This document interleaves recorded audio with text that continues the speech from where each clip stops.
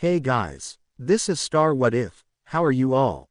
Please support to subscribe this channel for watching new interesting stories. So in this video, we will see what if Harry Potter faced Neville's ultimate betrayal. Here is short summary. When trust shatters and hidden motives surface, Harry discovers Neville isn't the loyal friend he once believed. As betrayal strikes from within, Harry must decide where his heart and loyalty truly lie. But before we start, if you want more stuff like this, then be sure to subscribe and like this video. And if possible, share this video with your friends. Now let's start the story. Ginny reached inside her pocket and retrieved a small article of clothing. I found these on top of my trunk on the overhang. Just how they got there I never want to know, she finished while waved a pink thong in front of her friend. Hermione quickly snatched it out of her hands and shoved it into her robe. Oh Merlin, oh Merlin, oh Merlin, you sure like saying that a lot. I wasn't aware he was also the patron saint of orgasms. Oh, shut it. So, I like a good shag. Does that make me a slut? Ginny laughed to herself. Hermione certainly had come a long way from the bookworm that she met just 5 years ago. Then again, hadn't they all? No longer was she the naive little girl that dreamed of marrying the boy who lived. Neville was cute and all, but he didn't do anything for her. Plus, he changed after the Chamber of Secrets incident. True, he did save her life, but he didn't do it alone. He had help, he always had help. Dumbledore was always there. She would be surprised if the man didn't hold Neville's wanker for him, when he used the loo. That and the Daily Prophet keying his ass every 10 seconds only made his head that much more overinflated, and it was big enough as it was. His grandmother made sure he had the best of everything, tutors, clothes, you name it he got it. She often wondered what Longbottom's parents would think if they could see him now. His grandmother was another story altogether. To say that Ginny disliked her would be an understatement. The woman was the bane of her existence. She didn't hate her as much as Tom, but she came in pretty blooding close. Her mother said to be respectful to her at all times. She a very powerful woman and we don't want to make her our enemy, her mother said on more than one occasion. Then again, her mother would be very happy if she became the next Lady Longbottom. Ginny wanted none of it, but her feelings weren't the issue. Dumbledore had become quite fond of reminding her that she owed Neville a life debt. If not paid by her 17th birthday, he could claim her as a wife, mistress, South Avenue, whatever he chose. Because Longbottom was the last of his line and of a noble house, Dumbledore reactivated an old law that said that he could have many wives. Well, one wife and a shite load of mistresses, so he could rebuild the family line with his seed. Seeing as she had little choice, she agreed to be his girlfriend. Ginny hoped that she could make him into something she could learn to live with. At least, that's what she told herself at the beginning. After the Department of Mysteries fiasco, she gave up such hope. Anything that was left of that silly crush she had died there. She would never forgive him for that. He wasn't a savior of the wizarding world like she was led to believe, he was a bloody coward. Ginny didn't know what was worse, the fact that her so-called headmaster was always spouting off that greater good shite, or the fact that the kid never once apologized for it.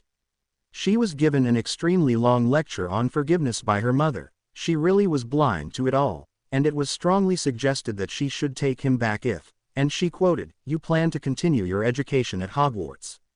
Bastard. It wasn't like she really had a bloody choice.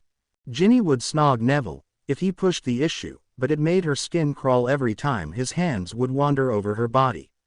You could only play the, "I'm waiting for my wedding night" card so much.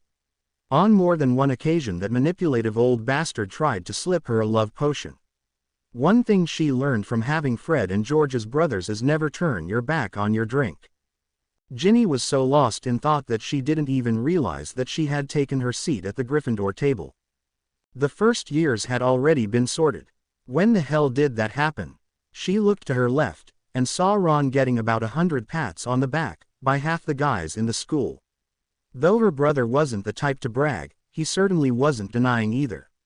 Hermione's face was even redder than it was before. If this kept up she would pass out any second. Thankfully, all it took to make the herd of gits to scatter was Ginny pulling out her wand. Her bad bogey Hex was known far and wide.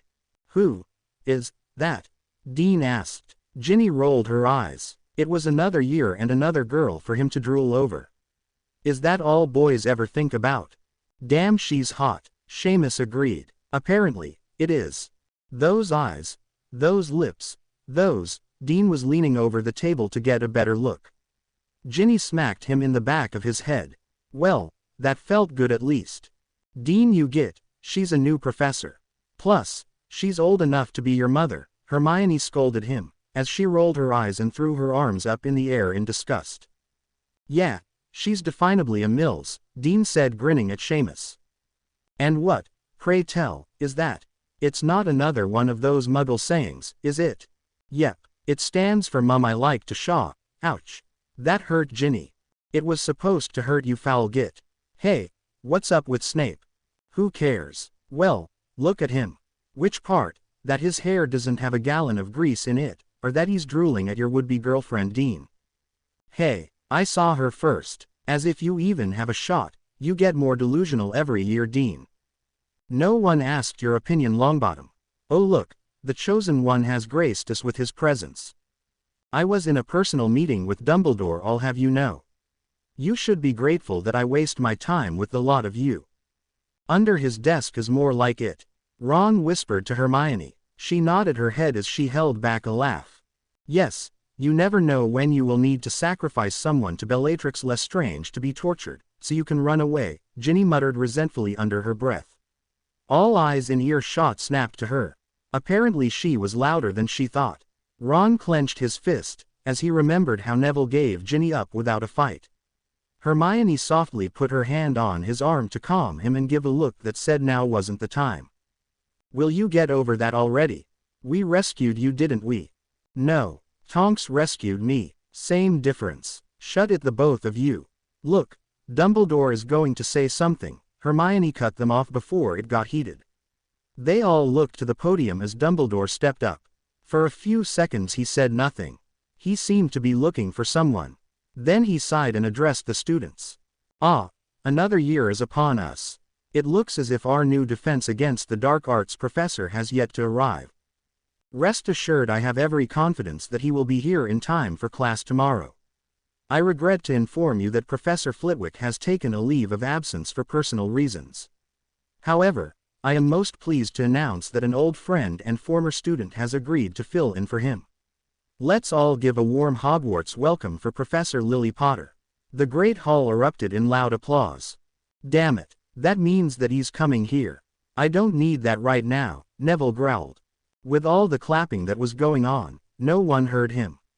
No one except Ginny, and it sparked her interest greatly. Neville looked worried. It was a warm welcome from his usual smug, pompous look. The applause was just dying down when a Patronus burst through the doors of the Great Hall. Not just any Patronus, but a full corporeal one at that. The silvery white stag charged down the row between Gryffindor and Hufflepuff tables. "Get out of the way. Get out of the freaking way," was what they heard as it passed by. Professor Potter leapt over the staff table with a twirling flip that left more than a few shocked. She landed gracefully before pulling out her wand. With a lazy flick of her wrists, a spell shot forth from her wand. The space between the two house tables tripled in size. Oddly, not a single student fell out of their seats, as the Great Hall itself seemed to expand. The red-haired woman stomped to the edge of the stage to meet the Patronus.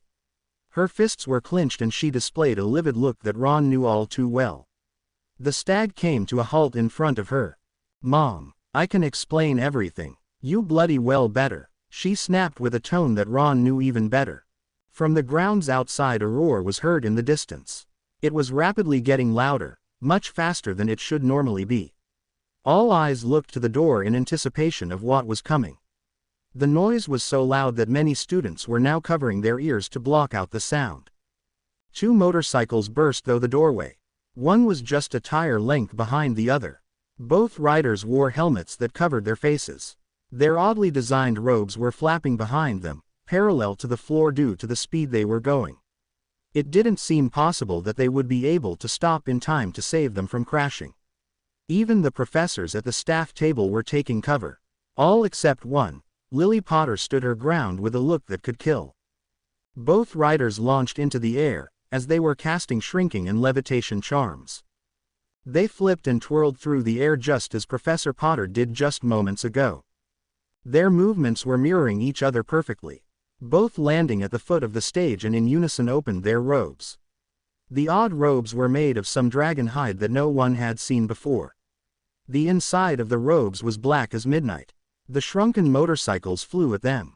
The black inside of their robes rippled as if it was water when the motorcycles passed through them. With a final wave of their wands, the helmets dissolved away, revealing their faces. The older of the two's hair was as black as his name. Only a few random hairs fell over his face. The rest was pulled back neatly in a ponytail. It was held in place by an elegant golden clip that bore the crest of the House of Black. He wore a neatly trimmed goatee on his handsome face. His eyes were gray and gave of an air of danger. It had the ability to stir something deep inside women that even Minerva McGonagall wasn't immune to. On the right was the younger of the two. His hair was just as black but only came to his shoulders. In contrast to the other's hair, his spiked all over the place in a wild fashion that oddly worked for him. He ran his hand through his hair, making it more wild than it was before. Ginny noticed the signet ring on his finger. Whoever he was a noble lord. Brilliant emerald green eyes scanned the student body. This wrought a sigh from more than a few girls. Even the Slytherin Ice Queen herself, Daphne Greengrass, had a dreamy look in her eyes. A slow sly grin slid over his young face, it screamed of mischief. He lazily held out an upturned hand to the other. "Told ya," he said with a grin. This made the other roll his eyes, as he pulled out a bag of gold and dropped it into his hand. "You got lucky, pup. That was pure skill and you know it." They shared a cheeky grin that Lily Potter knew all too well. It never ceased to amaze her how they could thrill and aggravate her at the same time. At this current time, aggravation was kicking Thrill's ass big time. She went into full mother mode. "Harry James Potter, Sirius Orion Black, you had better have a damn good reason for this. And remember, boys, your bits are on the line." Both of them jumped and shuddered as their eyes widened. "Why is she always threatening our bits?" Harry asked out of the corner of his mouth. Sirius opened his to answer, but was stopped when Lily flicked her wand and their heads smacked together. "Ow!" They yelled at the same time and started to rub their heads. "Because it's the only thing that seems to get your attention, that's why." "I hate it when she does that," Harry said to Sirius as they turned around to face the wrath of Lily Potter. Sirius put up his hands in defeat while Harry gave his best puppy dog face, working his eyes for all they were worth. Lily rolled her own eyes in disgust. "I don't believe that innocent look for a second," she said as she pointed her wand at Sirius, then she leveled it at Harry. "And two, that face stopped working on me when you're 5, young man." "Worth a shot," Harry said with a shrug. Lily scowled and he gulped. He was a good 6 inches taller than his mother, and his broad muscular form overshadowed her petite one. His magic was much stronger than hers, as was his knowledge of dark curses. There were lines that he knew that she would never cross. The same lines he put behind him long ago. Knowing all this, he still knew better than to cross her. "Now Lils," Sirius started before her head snapped back at him, stopping him cold in his tracks. "Don't you dare. Now Lils, me, and I swear if I find out that you dragged my son off to some damn succubus colony so you could go whoring, I will hang you by your bits from the tallest tower." 1. I didn't go whoring, as you so delicately put it. 2. I was introducing my godson to magical creatures as part of his training. One that we both agreed on, if you don't recall. I don't recall giving permission for my son to lose his purity to a damn succubus. Hey, I'm standing right here. Shut it. Both Sirius and Lily snapped at him before rounding back on each other. That would have happened sooner or later anyway, and you're being stereotypical. Succubi are seriously misunderstood magical creatures. That's true, Hagrid agreed from the staff table. Lily snapped her head to him. He lasted only 1 second under her scowl before he quickly ducked his head. It appeared that his spoon had a water spot that needed his immediate attention. Lily turned her glare back to Harry and Sirius. "I'll have you know they're quite lovely creatures. Their beauty is as much internal as it is external. They have a strong sense of family, as well as a playful sense of humor. Very playful, and energetic, limber, giving, adventurous, open-minded. Harry pointed out each adjective on a finger, and the things that they can do with their tails. Harry James. Oops. Did I say that out loud? Oh crap, she used my middle name. Your dad would have been so proud.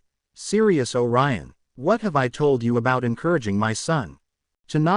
Sirius said, doing his best Tow Mater impression while looking at his boots, because he sure as hell knew better than to look her in the eye when she was like this. Don't make eye contact, pup. What?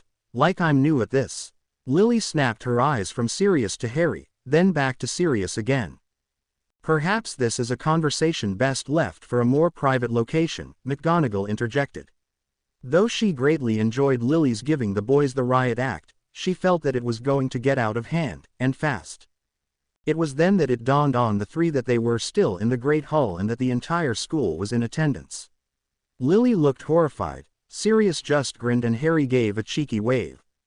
I do apologize for the boldness of our arrival, headmaster. Our meeting with the new Minister of Magic ran a little longer than expected, I'm afraid. Then we ran into some old friends, and had a rather spirited conversation outside of Gringotts. So sadly, young Harry missed the train. Well, no point crying over spilt butterbeer, as they say. Harry suggested it was a perfect time to test the limits of our new motorcycles. So to kill two birds with one stone, I thought it would do good to test the wards around Hogwarts as well, Sirius casually said as he walked past Lily. She understood what he meant and gave a look that said that they would talk later. And how did they hold up Professor Black? Dumbledore asked, catching the look that the two shared. He would have to keep an eye on the three of them. They were definitely not the same people that he knew. If that was for good or bad he wasn't sure, only time would tell. We got through, so I would say that they could use some improvements. I look forward to that conversation. As do I. Good, good. Now, Harry my boy, you still need to be sorted. He was the other one that the prophecy could have been about. Another pawn for the chessboard, this could be interesting. I think not, Harry told him flat out. This brought a gasp from several students, and a smile slid across Ginny's face. Got backbone. This one has. Cute too. Excuse me, a bewildered Albus Dumbledore asked. Not in all the years that he had been at Hogwarts had anyone refused to be sorted. He would put a stop to this and fast. The boy would learn just who was headmaster here and who was student. Dumbledore looked into Harry's mind and didn't like what he saw. With Lily as a mother he expected to find at least some kind of mental block. What he got was a full-blown trap. He stood on a vast desert. Before him, written in the form of fire ants, was the message. Get out of my head, old man. Then he felt himself sinking into the sand, as thousands upon thousands of fire ants swarmed his body. He could actually feel the stinging burn of their bites. Albus made a quick retreat from his mind, to find one Harry Potter grinning ear to ear. It's not every day that you can make a wizard of Dumbledore's caliber run like a little bitch. With all due respect, headmaster, regardless of the different social types, we are all here for the same reason, to learn magic. My mother has told me of the different houses and what traits they value. I am well aware of what traits I possess and what I value. Hardworking and loyal, intelligence and open-mindedness, cunning and driven, bold and passionate, I value them all, and I used all to get past your wards, did I not? I hold none over the other. They were meant to complement, not exclude each other. I understand tradition. I only ask that I be given time to get to know each house and their inhabitants before I chose which one best suits me. Lily beamed with pride at her son. He had grown into such a fine young man. Though she didn't always approve of his choices, he had the best of his father in him. It also looked like he actually learned some of her lessons, after all. You make a good point, my boy. Where would you like to begin?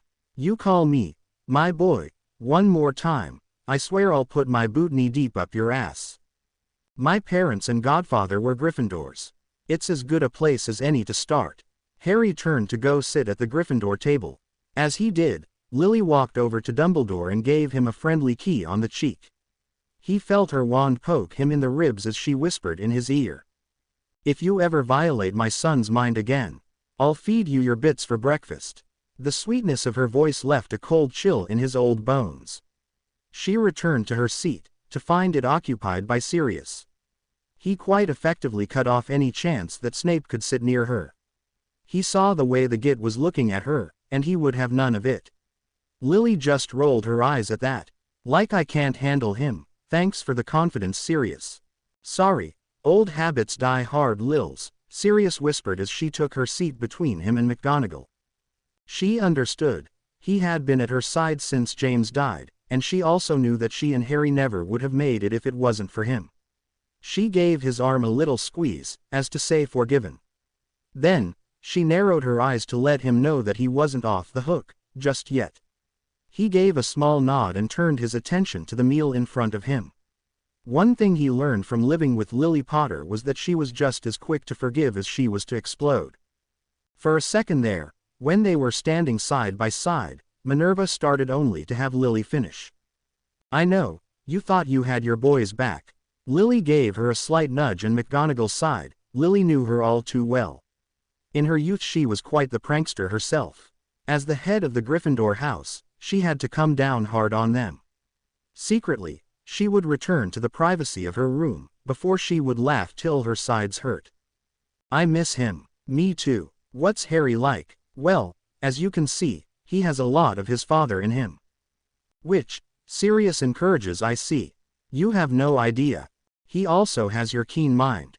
"That he does. Please tell me he doesn't remember that terrible night." "There are some things that you can never forget. It drives him, the things that he can do, it's just amazing. And frightening." "That too." As Harry made his way to the Gryffindor table, Neville got up and marched off to the staff table, making quite a display of it in the process. "I think I ruffled Princess's feathers," Harry thought as they passed each other.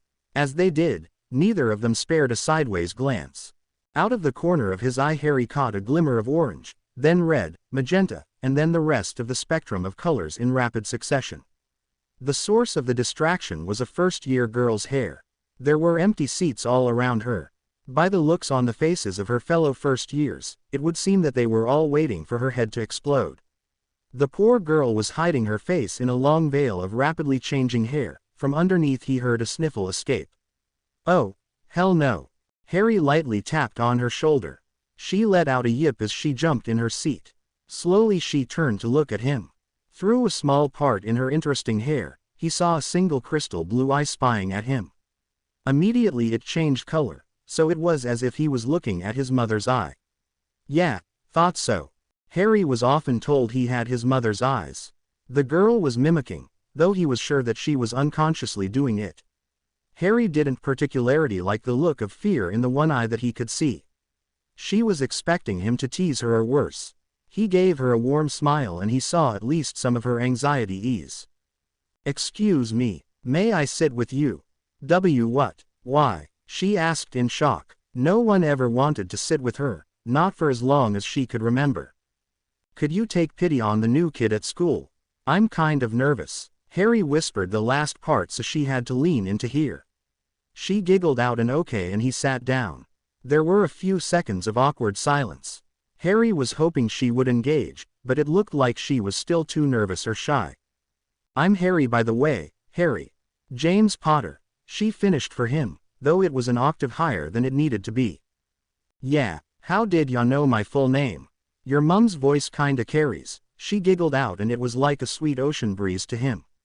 "It kind of makes you feel bubbly all over, when she does that.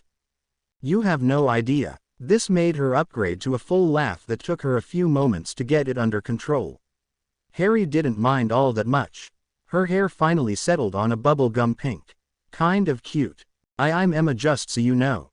She got out between fits of laughter. "Nice to meet ya, Emma, just so you know." Emma slapped Harry's arm with no real force.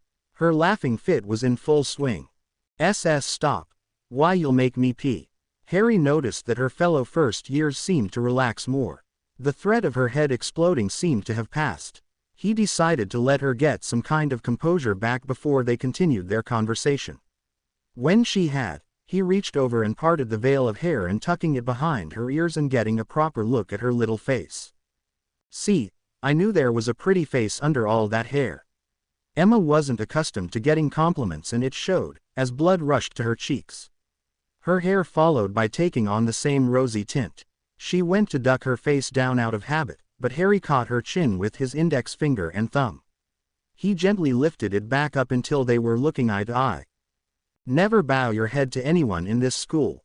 Especially some damn pureblood with a wand stuck up their butt. You have every right to be here, as do they. You have an amazing gift, Emma. I know a lot of witches that would kill to be a metamorphagus. Don't shun it, sweetie, embrace it. Emma's eyes widened and swelled up with tears. She then lunged at Harry and wrapped him in a fierce hug. She didn't know what a metamorph or whatever the hell it was, all she knew was that someone had finally accepted her. That was all that mattered to her. Harry was a little taken aback at first, but then squeezed her back. He got the distinct feeling she didn't get compliments very often. He planned to remedy that. He felt his shirt getting wet as Emma buried her face into his chest. What is a metamor? Asked a first year whose name was Mark. Metamorphagus. Basically, it means that you're a shapeshifter. It's a very rare gift. Emma, that's so wicked. Two girls squealed at the same time, as more and more of Emma's first years moved in closer to here. The uncomfortable ice was finally broken. I never knew. Didn't your parents ever tell you? Mark asked. No, they ditched me at an orphanage when my hair started to change colors. Emma said with bitterness in her voice. Harry placed a hand on her shoulder and she gave him a weak smile. Muggles, huh? Emma nodded. Freaked out a little, I take it. Gabby, a white-haired girl, asked Emma. Big time. That happens sometimes. I have some relatives, not the best example of muggles, mind you. Anyway, my so-called uncle called me a little freak once. Harry emphasized with a finger. That's horrid. Gabby, Emma and another girl by the name of Persa said at the same time. It's okay. Mom got him with her bitbuster hex. I hear that he didn't walk properly for a month. After that, if my mom threatened mine or Sirius's bits, you better believe we paid attention. What's a bitbuster hex? Exactly what it sounds like. My mom created it when she went to school here. Why? To keep a collection of gits in line, my father taking the part of head git. Your mum is kind of scary, Mark said, and the others nodded their heads in agreement. And don't you forget it. I bet you have it coming most of the time, don't ya? Emma pointed her finger warningly at him. Emma, my sweet, that's a big, really big given. That brought a laughing fit from all the first years. Harry leaned back and grinned. Mission accomplished. Harry slowly slid out of the conversation as Emma got to know her fellow Gryffindors better. She could be very chatty when she wanted to be. Her, Mark, Gabby and Persa were rapidly becoming best friends. All they really needed was a little nudge. From the staff table, Sirius was watching him with a satisfied grin on his face. He leaned over to Lily and whispered. Well, he always wanted a little sister. Lily looks up to see her only child sitting with a group of first years. The little girl that was on the verge of tears only minutes ago was now taking requests on what color to change her hair to. That boy is always picking up strays. Well, you can squat and push one out. My child-rearing days are over, Lily teased with mock disgust. You never know, Lils. One of these days you will fall to my magnanimous charm, Sirius fired back. Well, I do have my standards. Sadly, you come up a little short, Lily emphasized by showing the space between her thumb and index finger. She drawled out the last word an octave higher just to add insult to injury. She followed through with a cocked brow, daring him to challenge her. Subtle Lils, if you wanted to see it, all you had to do was ask. Her eyes widened and then narrowed. Oh, you're going to pay for that. Some of us are trying to eat black. Lily pushed Sirius back in his seat and leaned over and glared at one Severus Snape. He lasted longer than Hagrid, but in the end he succumbed to Lily's stare. Well, good luck with that, Severus. Lily snarled at him. He was smart enough to keep quiet. Sirius, however, was not. A little to the right, Lils, Sirius whispered in her ear. She looked down and saw just where her hand was. She quickly retracted it. Cheese. Curve. Card-carrying love. That earned Sirius a smack to the back of his head. And I'm done. Smart boy. Daphne Greengrass always prided herself on her prowess in observation. It was something that her mother instilled in her at a young age. Being from a noble family and the politics that came from being the Greengrass heiress, it was key to survival. The endless parties that her parents would throw were her training ground. She was seen, but not heard. She could have easily eavesdropped, but purebloods lied as often as they breathed. Body language was so much more revealing, and Daphne was a big believer in it. Through it, she read people like an old familiar book. She was able to tell which married couples were still in love and which ones hated each other. Who were secret lovers and whose love was not returned. She passed on everything that she learned to her mother, who would relay it to her father. Through the knowledge, her family was able to strengthen their position in wizard society. She was happy to do it. As heiress it was her duty, but it came at a price.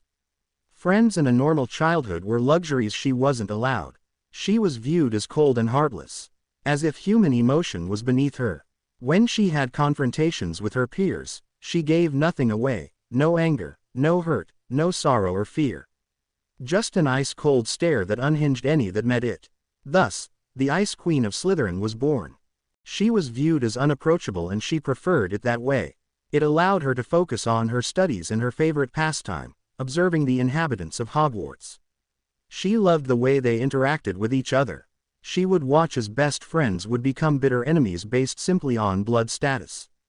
She saw girls have secret crushes on boys by night, but in the light of day sneer at them to save themselves from being labeled a blood traitor. She found the whole thing quite amusing. The word mudblood was thrown around the Slytherin common room so often that even the first years no longer were shocked by it. She never used the foul word herself, not once. Once Draco Malfoy challenged her as to why she never said it. She said the word was too filthy to soil her lips with as she looked down at him as if he was a house elf. She predicted that Weasley and Granger would end up together in her first year. That Professor Quirrell was too off, for lack of a better word. She saw little Ginny Weasley slowly deteriorate, while her brothers were blind to it all. Professor Lupin was a werewolf. Well, duh, figured that out 3 weeks into the year. Mad-Eye Moody was really an imposter. Have you smelled the man's breath? Polyjuice Potion has a distinct smell, honestly. Rita Skeeter. Don't even get her started. And so on through the years. But she kept it all to herself. Sometimes she felt guilty about it, but she was a Slytherin, and knowledge was power. This year, well, it was definitely looking good. The train ride itself was worth all the gold in Gringotts. Granger had recently learned the joys of Say Asterisk, and seems to be making up for lost time. The girl really had a good pair of lungs on her. Bad judgment, but good lungs. Good luck getting respect as head girl now. Then again, Ginny Weasley was more interesting by far. Gradually, since the chamber incident, she had slowly been pulling away from Longbottom. The chosen one was, as always, utterly clueless. She thought that he saw her more as a trophy than anything else. The girl was beautiful, so in that, he at least had some taste. There were times though, when she looked like a caged animal wanting nothing more than to run free. She could never figure out why Weasley stayed. It was a mystery that she would have to solve another day. Now, Professor Potter intrigued her. She was entirely too pretty to be a professor, or at least that was what a few of her fellow Slytherins said. She had to agree, Lily Potter's face was too warm and friendly. She lacked the cold, stern, detached look of Professor McGonagall. That and the fact that she was Muggle-born meant she would have a hard time getting the respect from most of Daphne's house. That was until she flipped over the staff table and widened the Great Hall wordlessly. That was an impressive feat and one that took everyone by surprise. The way she handled the two lords, well, that was just priceless. Speaking of which, not one, but 2 rebel lords have come to Hogwarts, and damn say why ones at that. She wasn't embarrassed to admit that she was affected by their bold entrance. She wasn't gay. It was just until that moment, there wasn't anyone that piqued her interest before. They got through the bloody wards of Hogwarts. Hell, not even who had been able to do that before. Draco Malfoy gave it a shot last year, and it almost earned him a cell next to his dad in Azkaban. How he managed to squirm his way out of that, she would never know. Lord Sirius Orion Black. Daphne heard stories from her mum about him. Word has it that he was a bedroom keyer, whatever the hell that means. Before her mum could explain, her father walked into the room and the woman clammed up tighter than Granger's bum. Her new Dada professor was certainly entertaining. Watching him flirt with Professor Potter and her giving as well as she got. It seemed more like a game between the two of them. She saw no real signs of intimacy between them though, it was clear that they were very close. That was something that was really irritating Professor Snape to no ends. For a Slytherin, he was being pretty obvious about it. Well, she guessed the man had a southeast drive after all. Daphne's eyes drifted to the new Lord Potter and a slow smile slid across her face. Damn, he's hot. Stop it, Daphne. You're stronger than this. He's just another boy like all the others. He'll just distract you. You have better things to do than drooling over some new boy that looks all devil may care. You're stronger than this. Oh damn it. Why did he have to take off his robe? Nice muscles. Very nice. Oh, bugger. I guess the gay rumors about you were false. Too bad, a girl can dream though. Daphne snapped her head to the left and shot Tracy Davis a cold icy stare. Her one and only friend had come out of the closet 2 years ago and had been actively trying to convert the witches of Hogwarts. Glare all you want, Greengrass, but you're drooling. Tracy rolled her eyes as she handed her a napkin. I can't really blame you. He is a nice little piece of man candy. If he had beasts, I'd have a go myself. 1. I don't drool. Pansy yes, me no. 2. I'm observing. What would that be, his biceps or his bum? Both are equally nice. So, who's your latest victim? Oh, I mean convert. Daphne quickly changed the subject. Tracy decided she would play along for now. Cho Chong, or was it Ramilda Vane? Maybe both. It was a good party if I remember correctly. There is always an open invitation for you, Daphne. You know, just as an observer, Tracy added with a wink. Daphne's face remained the same as she showed no sign of shock or disgust. Nice try. Damn, I thought I would have gotten you with that one. So, which one was it? You never answered the question. The Ice Queen rolled her eyes. Right. Like you wouldn't ride him proper if you had the chance. Before Daphne could deny, Harry looked over his shoulder and made eye contact with her. She stared right back. She kept her face neutral. She wasn't giving anything away. No one was better at this than her. Tracy looked from Daphne to Harry and then back to Daphne. Neither was giving an inch. Harry cocked one of his brows. The corner of Daphne's lips curled for just a second. Harry lowered one brow as he raised the other. Daphne's eyes widened. He made then do a wave. You're blushing. Tracy teased. Shut it. Daphne hissed back, not daring to look away. Harry grinned victoriously at her, before giving her a slight nod. Then he turned back around. That was check and mate. I hate you, but I love you, Tracy teased as she made a kiwi face at Daphne. Ginny saw Neville walk off with Dumbledore and gave a silent sign of relief. The old fart didn't look too happy about missing his dinner. Not that she much cared. Neville was a product of his doing, as well as his grandmother. She pushed the thought out of her mind. Ginny had gotten a reprieve from having to spend another meal listening to him go on about things she stopped caring about over a year ago. That was the day that her eyes were finally opened. The day that she saw the real Neville, not what she had pictured, hoped, in her mind that he would someday be. She wondered if such a man even existed. It was the day Bellatrix took her. She never talked about what happened that day, well, not to her friends, that is. She could talk to Tonks. She kind of earned her confidence, seeing as she rescued her and all. Tonks was a good listener. She never judged or told her what she was feeling wasn't right, just gave her a warm hug when she really needed it. She also gave her Shadow, her other confidant, a stuffed jet black panther that would purr when you scratched behind its ears. Okay, she knew she was too old for stuffed animals, but he kept the nightmares away. She was just happy to spend time with her friends and free of Neville for at least, she hoped, the rest of the night. She looked over at Luna at the Ravenclaw table. She smiled and waved back at her. She really missed her over the summer break. She was looking forward to catching up with Luna. She hadn't really been paying attention to the conversations that were going on.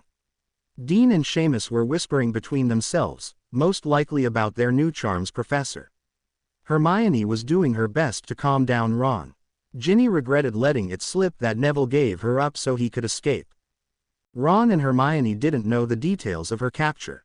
They had split into groups so at least some of them would get away and call for help. That was when Bellatrix cornered them and Neville showed what he was truly made of. It took 2 days for Tonks to find her. 2 days that she never wanted to ever talk about. Her friends really understood her wishes, even though it was killing them. Now, she just hoped that Ron didn't do something stupid. Oh, who was she kidding? Of course Ron was going to do something stupid about it. He was such a big brother. Sometimes it may have annoyed her, but deep down it always made her feel safe. Lavender, Romilda and the twins were going on about the mystery man that was responsible for their Neville-free night. Unknowingly or not, she would have to thank him for that. She chanced to glance down the table at him. He was sitting with a group of first years. The girl that was sitting next to him had hair that had actually turned green with yellow polka dots. She stuck out her hand with a satisfied grin on her face. He rolled his eyes and handed her a gold galleon, an actual galleon, like it was nothing. The girl gave a cheer and quickly tucked it away. He smiled at her warmly. He had a really good smile.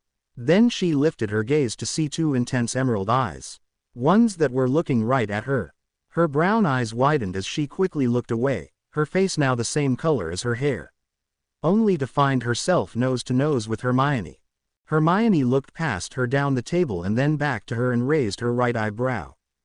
Shut it. I didn't say anything. I said shut it. And, I said, I didn't say anything, but, if I were to say something, it would be to remind you that you are a prefect and it's your responsibility to show the first years to the Gryffindor Tower. And, well, technically, it is his first year. I hate you. So do you want to tell me what happened outside of Gringotts? Lily asked Sirius as they strolled down a deserted corridor. She had already placed a silencing charm around them, just in case. No worries, Lils. You'll read all about it in tomorrow's Daily Prophet, Sirius chuckled to himself, irritating Lily in the process. She groaned and ran her hand down her face in aggravation. Why is it that whenever I leave you 2 alone, I have to read about it the next day? It's not like we go looking for trouble. Sure as hell finds you though, doesn't it? Now, are you going to tell me or do I have to? Yes, I know Bit's tallest tower got it. Sirius, please. Okay. My dearest cousin wasn't too happy about being disinherited. She brought a few of Voldy's bootlickers with her. Downside, the bitch got away. Upside, we thin buttheads heard a little. How did the ministry take that? Are you kidding? I've still got the minister's lip prints on my ass. So, he went for what you suggested. The man damn near danced a jig. He said it was about time civilians stood up to them. Expect some new laws to be passed soon. With Harry's and my 2 votes each, as well as rekindling a few alliances, it would be safe to say that things are going to change. Of course that's all above the table. Below the table, the Marauders have war privileges. We were asked just not to flaunt it. Wow, it did go better than we thought. The new minister must be really desperate. Does he know our true numbers? Not a bloody clue. I doubt that we would have gotten such a good deal if we returned last year like Harry wanted to. It seems that Dumbledore and Scrimgeour don't see eye to eye on a few things. All of them revolving around the Chosen One. Let me guess, Scrimgeour needs a poster boy and Dumbledore doesn't want to share. And the prize goes to the cute redhead in the middle. Thank God we dodged that spell. At least when this is all over, Harry can walk down the street without being hounded by the press. He'll be the flavor of the month after what happened today, but it will pass. What if Skeeter starts digging? According to her, the only way that James would marry me was if I overdosed him with a love potion. Already taken care of love. She knows better than to cross Lord Black. If that wasn't good enough, Harry reminded her just how protective he is of his mum. Sweet little git, do I even want to know? No. And I doubt she will forget any time soon. They continued on for a while in silence, familiarizing themselves with Hogwarts again. Every corner bringing back memories, some good and some not so good and some that just broke your heart. Lily stopped at a dark corner. She looked out across the grounds, over the black lake, to the mountains beyond and stopped at the rising moon. Silent tears poured down her face, as the memory took her. Her and James were supposed to be on patrol. Somehow they always found themselves sitting in this dark corner watching the moon rise. Lily's back snuggled up against James's chest. She was sitting between his legs and his strong arms wrapped protectively around her. She never felt more safe than when she was in his arms. She would always tilt her head to the side so her neck was exposed. An open invitation that he always accepted. "I love you, Lily," James whispered into her ear. He sounded so nervous when said it. She almost wanted to giggle, but that would have spoiled the mood. Then it hit her. He just told her that he loved her. Her heart jumped into her throat and she basked in the glow of the moment. For James it seemed like an eternity. She let him sit in agony for a few more seconds, before she took pity on him. "Well, it's about bloody time, ya get?" she teased James. "Lily, you're killing me here," James pleaded with her. She slowly turned around to look into his hazel eyes. She cupped his face in her hands. She searched his eyes for the truth. She found it, but she still needed to be sure. "Is this real? This isn't just to get into my knickers, is it? This is forever and beyond, right?" She was surprised by the desperation in her own voice, but it was too late, it was already out there. "I would die for you, Lily. Not even death would stop me from loving you." Do you know how corny that sounds? Doesn't make it any less true. It better, or so help me. Yes, I know Bit's tallest tower. "I love you, James." Lily crumbled to the floor. This was the very spot that they professed their love to each other. Sirius was on her in a second. He cradled her in his arms. She buried her face into his chest and unleashed what she had held back for 16 years. "Why, Sirius? Why did he leave me? Why did it have to be him?"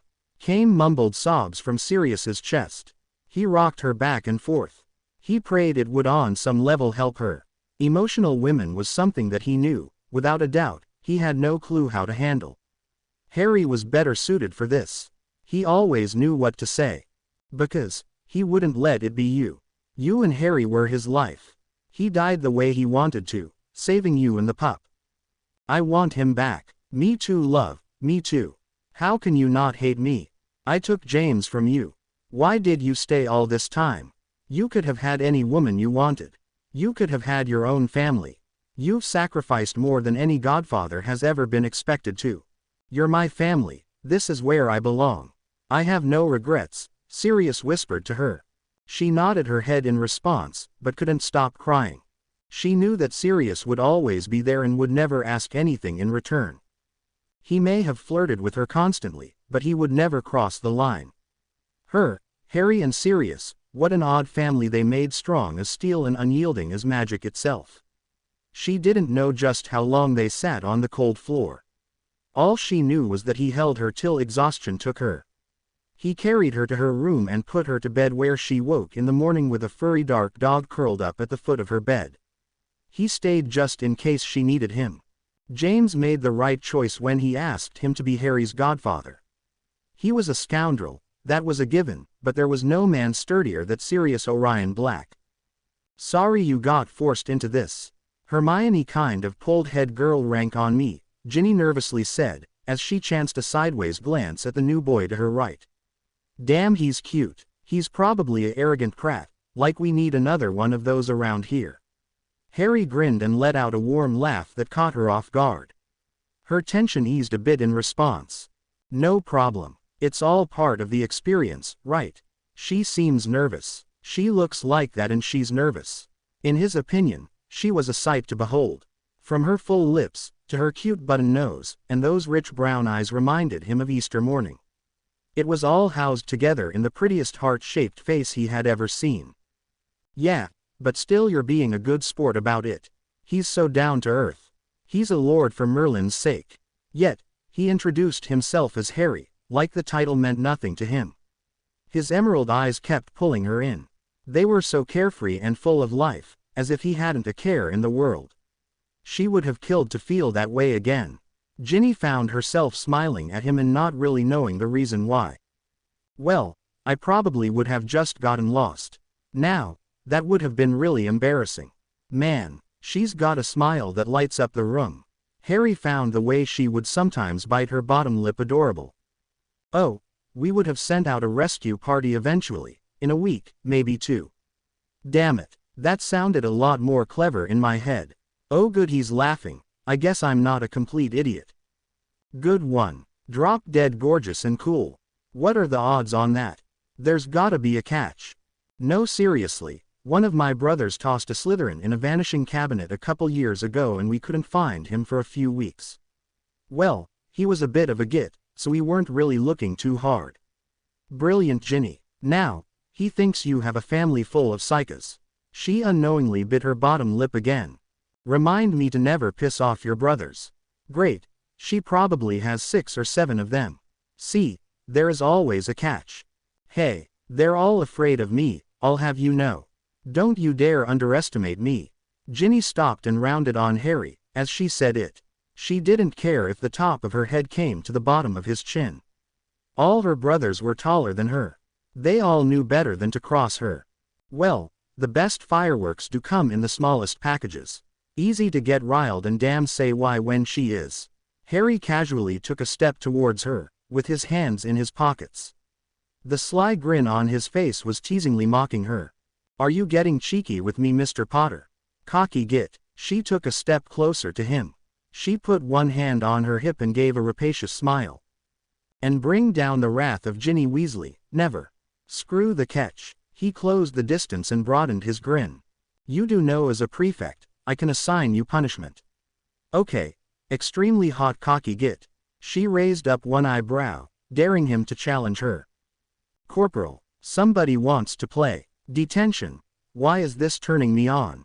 Pity, I was hoping you were a hands-on kind of girl. Tease. I'm a wands-on kind of girl. Hands-on. Definitely hands-on. Well, that can be fun too. Damn, she smells good. You're incorrigible, you know that right. I bet he's a really good keyer. And don't you forget it. Why is she grinning like that?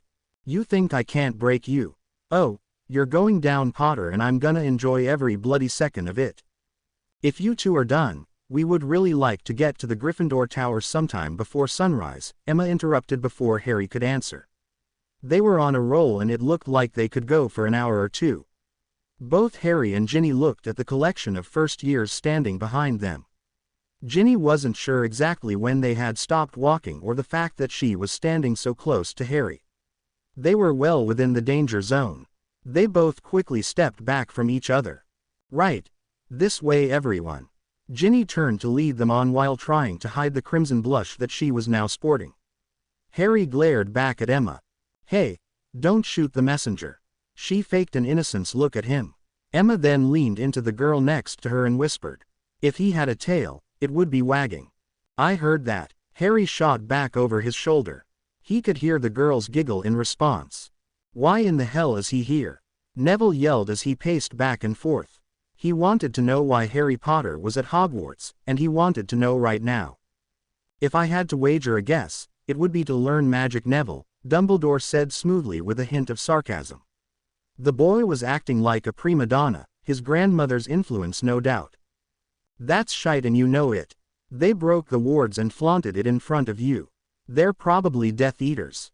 If they were, and I seriously doubt that they are, we would be fighting Tom right now. As it is, we are not. Don't give me that. If they're not Death Eaters, then where the hell have they been for the last 16 years? Professor Black took Lily and Harry into hiding after Tom killed James Potter. They went completely off the grid, as the Muggles would say. And yes, before you ask, I did have people looking for them. Professor Black is anything, if not resourceful. I thought he was the black sheep of that damn family. Wasn't he disinherited or something? By his mother, yes, however his father never formally did so. Sirius and Orion may have disagreed on their belief, but that didn't mean that he didn't respect his son's power. Disinheriting Sirius would only have weakened the Black family. Whatever. Do not underestimate him, boy. Dumbledore snapped at Neville. It was rare for him to lose his calm resolve. In fact, Neville thought that the man was void of any emotion at all. The fact that they got past his wards was weighing heavily on his mind. Dumbledore pointed to the chair in front of his desk. Neville took it without question. Once seated, Dumbledore continued. I assume that you heard rumors of a group known as the Marauders. Neville nodded. Good. There were 4 of them, Peter Pettigrew, Remus Lupin, James Potter and Sirius Black. Together they pulled pranks that made the work of the Weasley twins look like finger paintings. Although we always knew who were behind them, they almost never got caught. Peter was the spy, and for the most part the lookout. Lupin was the brains of the outfit, as he was the one that figured out how to pull them off. Sirius was the idea man and he was damn good at it. James was their leader and front man, and the only one that could talk Sirius down from his more dangerous ideas. If you don't believe me, you should ask Professor Snape sometime. And you're letting him be a professor. You're missing the point, Neville. He hid them for 16 years and without accessing his or the Potter vaults. Bellatrix's surname was originally Black, as well as Draco's mother's. So, trust me when I say, never, never, underestimate a Black. You of all people should know that. All right, I got it. What about Potter? Which one? Does it matter? James controlled Sirius, and Lily controlled James. That was 16 years ago. The years on the run has changed her, I'm afraid. She was gifted back them and now, well, we will play the waiting game on that front. I still think that she will be the key to controlling the other 2. And him. I honestly don't have a clue. Albus had his suspicions, but he wasn't about to reveal them. Didn't you probe him? Yes. Well, in all the years that I have been here, I can count on my right hand the number of whose mind were strong enough to stop me. All of them bore the name Black. Of them, only one had the audacity to attack and force me out. Harry just beat Bellatrix's time by 2 full minutes. He is as much a Black now as he is Potter. So we wait and see. We wait and see. Now that we have that settled, I would very much like to get something to eat. We have another problem. Dumbledore let out a heavy sigh as he started to massage his temples. And what problem would that be? I think you need to tweak Ginny's attitude again. She let it slip how she got caught. To your inner circle, I assume. And a few others that were in earshot. I'll talk to Ms. Granger. She should be able to keep the other in line. What about Ginny? The girl will not make eye contact with me anymore, and the potions never seem to make it to her lips. The girl is very clever and at Marauder level, one might add. Tom was very wise in choosing her as a vessel for his attempted return in her first year. What, do you honestly think that she was chosen for her connection to you? She is the 7th child of a pureblood family. A family that has produced some truly brilliant wizards, plus she's the first female in 7 generations. You know Tom's obsession with the number 7. She has a very strong magical core, it would have served Tom well. Then make her serve me well. There was a time that she was blindly loyal to you. If you had treated her better, she may have willingly surrendered herself to Bellatrix. You and Gran both told me to view all of them as tools and disposable. Yes, but not to treat them as such. They follow you because they think you're the chosen one. Not because they like you. Like I care. You should. Loyalty is a very powerful tool and one that you no longer have, I'm afraid. But the life debt. Boy, there is no life debt. There never was one. I saved her life. Not once did you selflessly put your life in mortal danger to save her life. That is the only way that a life debt can be made. You only opened the chamber for Professor Snape and I to destroy the basilisk, the diary and Tom. We never even came close to dying. But you said she owed me a life debt. 1. It was the best way to ensure the Weasleys' blind loyalty, and 2. You were obsessed with the girl. And by the looks of it, still are. She's the best and I deserve the best. Then, perhaps you shouldn't have given her up to Bellatrix. I hear young girls frown on that kind of behavior. I don't care. Just fix her, and make her more friendly this time. Hasn't that poor girl suffered enough because of our actions? Neville stood up and walked to the door. Before exiting the headmaster's office, he looked back and said, "Make it happen or should Gran have another chat with you?" Then the door slammed shut behind him. Dumbledore looked over at his faithful pet fox and gave a heavy sigh. I miss him already. Drumming his fingers on his desk, Dumbledore contemplated the new developments. Neville should have started to show signs of coming into his power by now. Perhaps all he was ever meant to be was a sacrifice. If that was the case, he looked forward to the day. Sometimes he truly despised what he had to do for the greater good. With a heavy heart he retired to his bedchamber. He had long since lost his appetite. I'm telling you for the last time, I am not James Potter. I'm Harry James Potter. I just look like my dad. I got freaking green eyes, for crying out loud. Harry threw his hands up in the air and started to pace back and forth. Ginny, Emma and the rest of the first years were finding the whole situation very funny. They even fanned the fire by making comments of how cute Harry was when he was angry. Well, there is no need for that kind of language, young man. There are children present. You know very well, James, that I'm colorblind.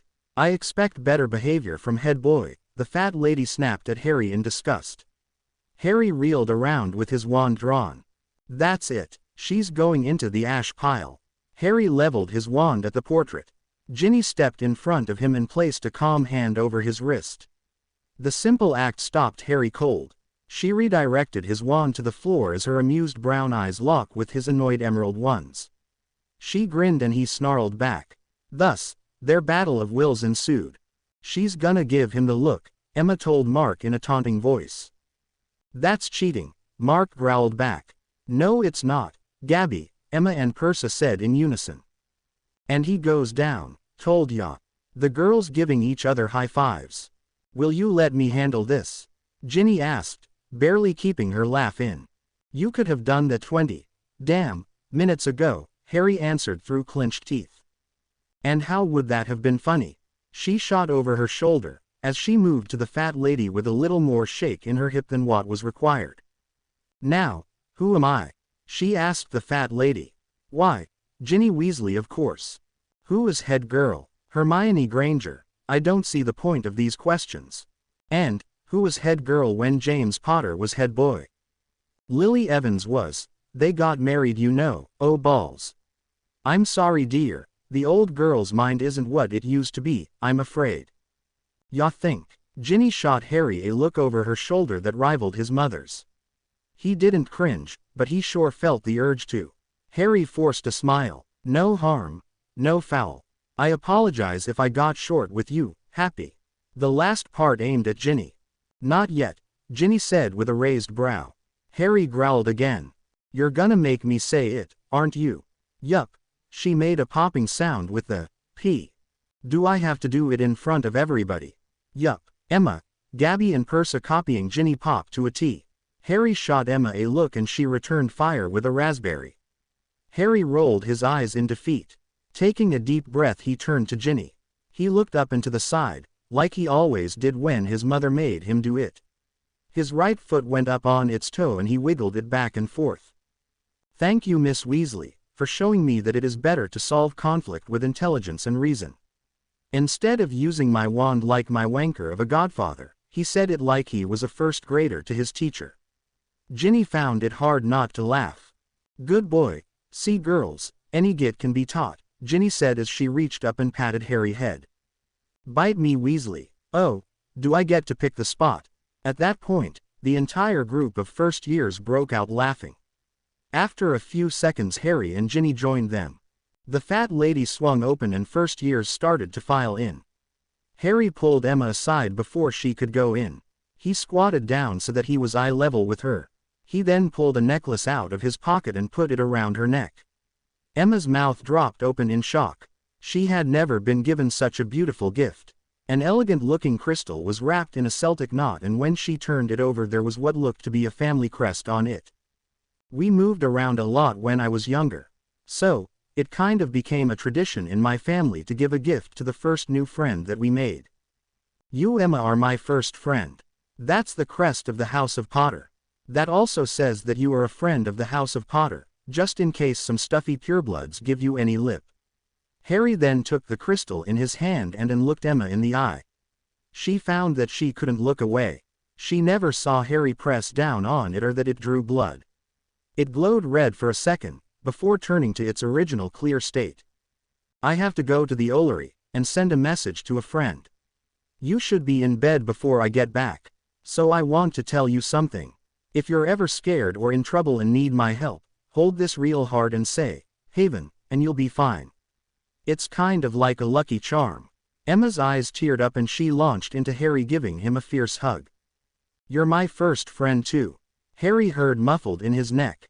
He rubbed her back to calm her down. After a minute she loosened her grip and backed away. Now, go spend time with your other new friends and I'll see you tomorrow. Okay. Good night, Harry, Emma said before she turned to go through the Gryffindor entrance. Night, sweetie, Harry said as she disappeared from sight. He turned to leave but was thrown against the wall by Ginny, with her wand pushed into his neck. Feisty little thing, aren't ya? I saw what you did. Glad to see you're keeping up on current events. Now, you wanna get your wand out of my neck. Harry had been pressing his thumb against his index finger to stop the bleeding. Ginny grabbed his thumb and saw the wound had closed, but blood was still on his thumb. Oh, looks like I cut myself. Or, just used blood magic. Saw that, did you? You're not denying it. You know, you being pressed up against me like this is really starting to turn me on. Ginny jumped back, but still kept her wand leveled at Harry. Jeez. Don't change the bloody subject. Now, who's not using intelligence and reason, went straight for the wand I see. Wands on kind of girl, remember? Yeah, I noticed that all by myself, but hey, thanks for that clarification. Quit being an ass and answer my questions. Okay, but you have to ask me in your say why voice. Potter, you call that say why? Okay, no need to get your clothes in a twist. I'm trying to protect her. Why does she need protecting? Are you shitting me? Well, let's think about it. 1. She's an orphan and alone in this world. 2. She's a muggle born first year. 3. We're in the middle of a freakin' war based on blood status. And last but not least, she a female metamorphagus. It's not like there's a say trade for someone like that out there. Pick one. During Harry's rant, he was walking towards Ginny. With every step, she was stepping back. By the end, her back was against the other wall, yet her wand was still on Harry's neck. The intensity in his eyes mixed with the anger in his voice told her that he was telling the truth. His only thought was to protect Emma. She had never heard about the metamorphagus say trade before, but she planned on asking Tonks about it the first chance she got. She had jumped to the wrong conclusion without a second thought. She wanted to apologize, but her mouth wouldn't work properly. She could have sworn she saw hurt in his eyes before his anger flared back. You know, I don't owe you a damn explanation. Believe whatever you want, Weasley. Harry stormed off down the hall. Ginny just stood there, leaning up against the wall, dazed. Why didn't she give him the benefit of the doubt? Because she gave Tom that, and look where that got her. Then her Weasley anger kicked into high gear. She charged after him. Harry managed to get halfway to the Ollery before Ginny caught up with him. Harry, damn it, Potter, wait up. Harry didn't know why his feet followed her commands. He was pretty pissed at her, more that he should be for someone he just met. Nor didn't really understand why he cared about her opinion of him. More to the point, the fact that she thought he would do something bad to Emma. That she even thought he was capable of something like that. Ginny grabbing his arm and spinning him around to face her. She was ready to unleash her anger on him, Molly Weasley style. When she saw the look on his face, her words got caught in her throat. She looked down, because she couldn't bear for him to look at her that way. I'm sorry, I misjudged you. Okay. Harry, you have to understand. Every year bad things happen around here. You kind of expect the worst out of habit. I just met you and, Ginny struggled to say. She felt a warm comforting hand on her shoulder. She looked up at him. Blind faith in someone you just met is a luxury you can't afford, Harry finished for her. His anger gone as quickly as it came. Ginny gave him a thankful nod. I get that. Your first instinct was to protect Emma, and it always should be. Ginny interlocked her fingers with the hand Harry had on her shoulder and gave him a weak smile. Sorry, I threw you up against the wall like that. I actually liked that part. See, I knew you were a hands-on kind of girl. He started to tease her again. "Git," Ginny shot back at him. Though, this time it was more a term of endearment than an insult. "I wasn't having a good day, night, oh whatever. I think I stopped caring 20 cuts ago."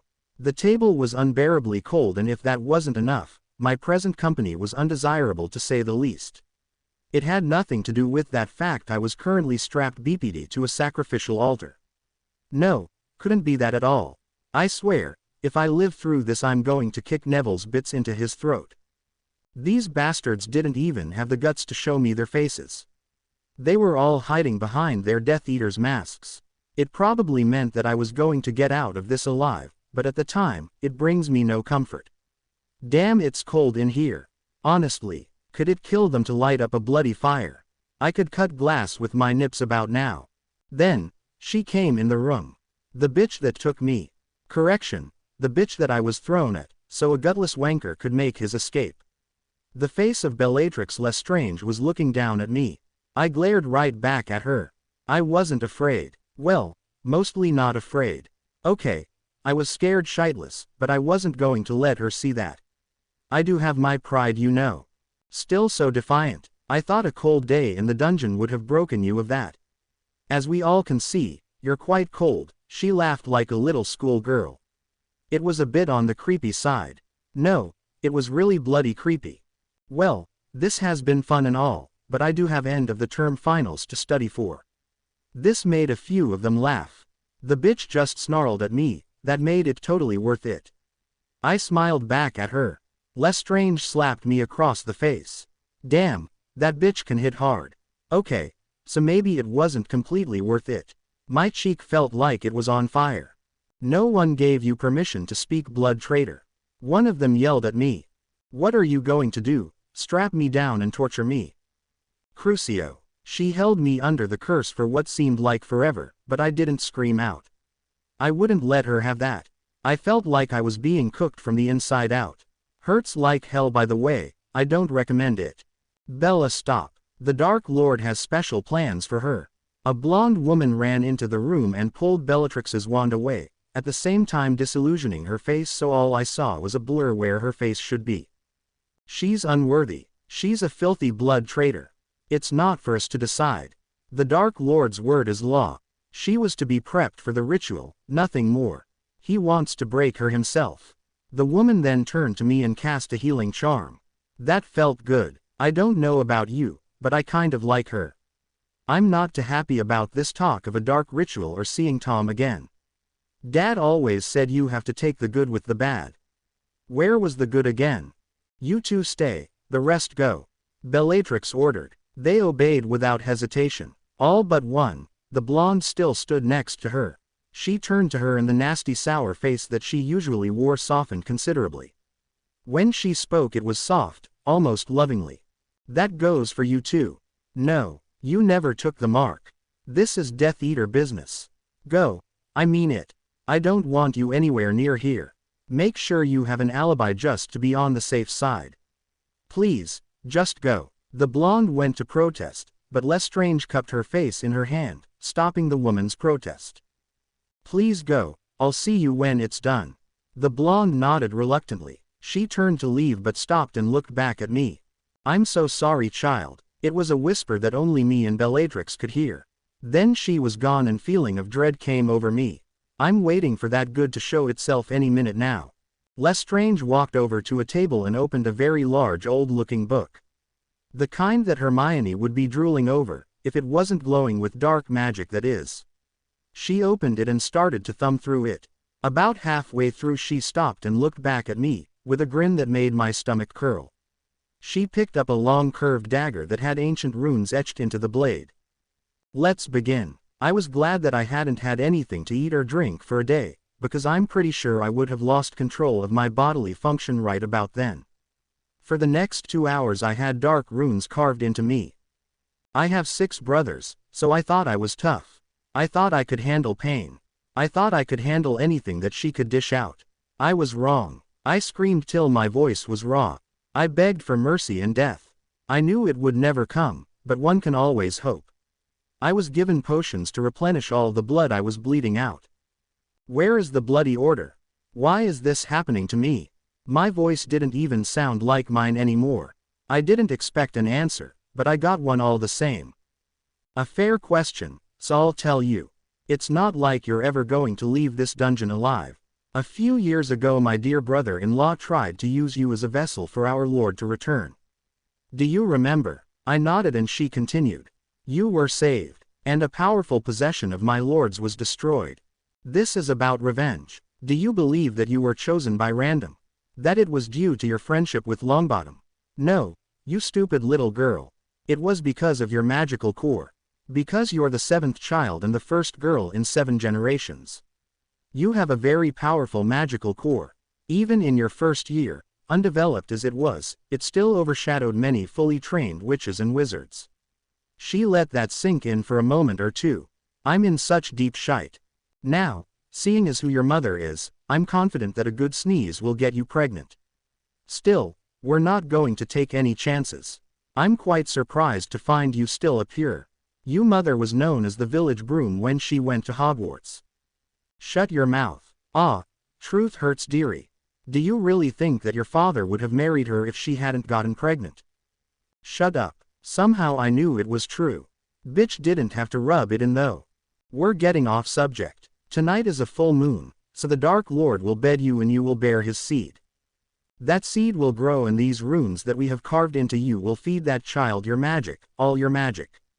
When you give birth you'll be no more than a squib.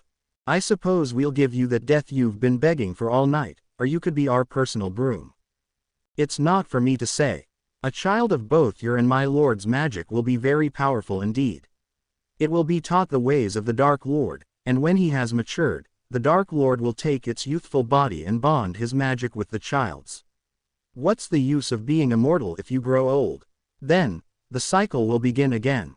Things got a little hazy after that. I kind of passed out. That didn't stop them from continuing with their work. Oh no, they had a timetable to keep after all. I woke to the sound unlike anything I ever heard before. It sounded like some kind of wild animal. It seemed to shake Bellatrix though. You two, stay here, lock the door and let no one in. Save me or the Dark Lord. She stopped at the door and turned and looked at me. She pointed her wand at me and casts her spell. My skin paled and my hair turned white, then she was gone. Even if they did find me, they wouldn't recognize me. I am so shafted. I'm gonna die here. Ginny woke up screaming. It had been weeks since she had that nightmare, no memory. That would be more correct, wouldn't it? Luckily for her dorm mates, she had cast a silencing charm around her bed before she turned in. It was a force of habit now anyway.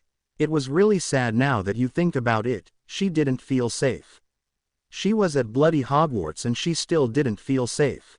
She cast an illumination spell and pulled the Marauder's map from under her pillow. Thank Merlin, the twins gave it to her before they left Hogwarts. It had saved her bacon more times than she cared to remember. A quick look revealed that no one was lurking around in her room, or in Gryffindor Tower for that matter. She let out a shaky breath and relaxed. She quickly reached into her trunk and retrieved Shadow. She pulled her stuffed Black Panther close to her chest and stroked its spine. It immediately started to purr. She curled into a ball and started to drift back to sleep. It was a crutch, she knew that, but it would be the only way that she would be able to get back to sleep. Harry was on his second lap around the Black Lake when the sun came up. It was hard to believe that there was a time that he dreaded getting up early to run. Hell, sometimes Sirius literally had to drag his butt out of bed to run. Now, it was as natural as breathing to him. Of course, this was just the first part of his morning regiment. Second, he would work on his sword play, then on to his hand-to-hand combat, followed lastly with combat magic. That is, if his mom and Padfoot would get their lazy asses out of bed and join him. He just finished his second lap when the old dog came up beside him. Make someone a professor and they go all soft on you. Harry shot at him without losing his pace. Your mum had a bit of a bad night, pup. What? Is she all right? Where is she? Relax, she's over there meditating. Sirius pointed to the other side of the lake. Just like his godfather said, Harry saw his mother sitting on a blanket, the picture of calm. It just hit her all at once last night.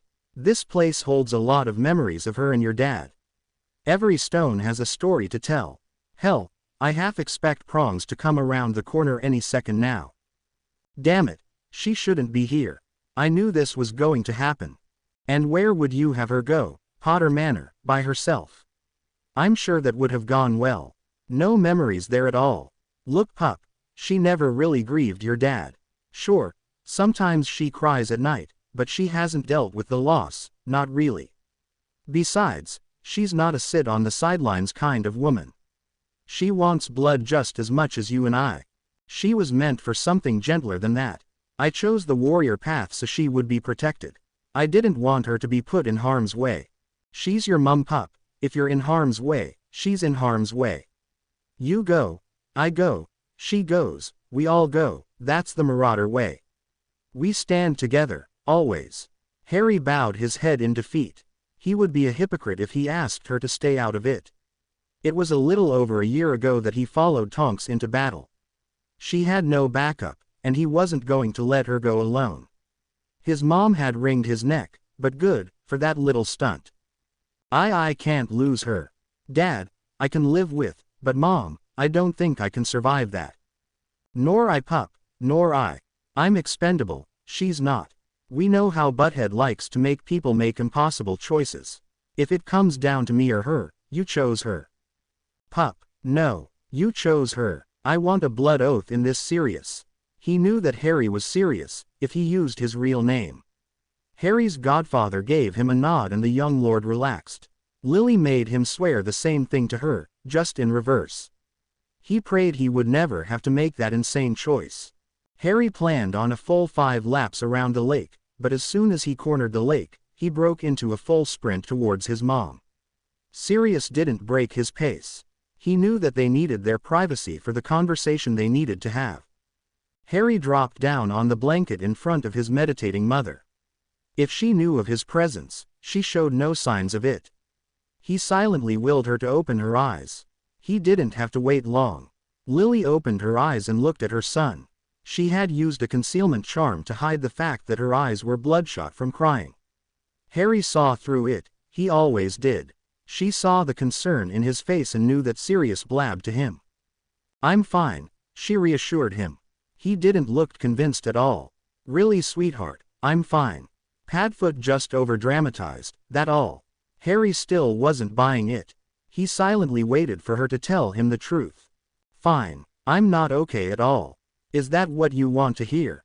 Everything reminds me of him. The lake, the castle, even that git Snape reminds me of him. Just let me deal with this in my own way. Harry's features softened a little, but his concern was as strong as ever. She hated that her son could read her so well. She cupped Harry's face in her hands and leaned in and keyed his forehead. I'm looking at the best part of James. It is a blessing that I don't deserve, but sometimes it can be a curse too. The fat lady thought I was Dad last night. I know you all say I look like him, but until last night I thought you were all exaggerating. I don't regret that you look like him, sweetie. He lives in you and that's enough for me, it really is, but sometimes, it just hits me all at once. But Mom. But nothing, you can't fight this battle for me, Harry. I'm a big girl and I can take care of myself. Fine, but just don't expect me not to worry. Deal. Now, there are a few things we need to talk about. First, I want grandchildren. Not right now. I'm not giving you permission to go shagging half the witches in the school. I know that ridiculous law says you can marry several witches, don't. Love only one woman and love her unconditionally. Trust me, you both deserve that. Don't you do this. Don't you give me your goodbye speech.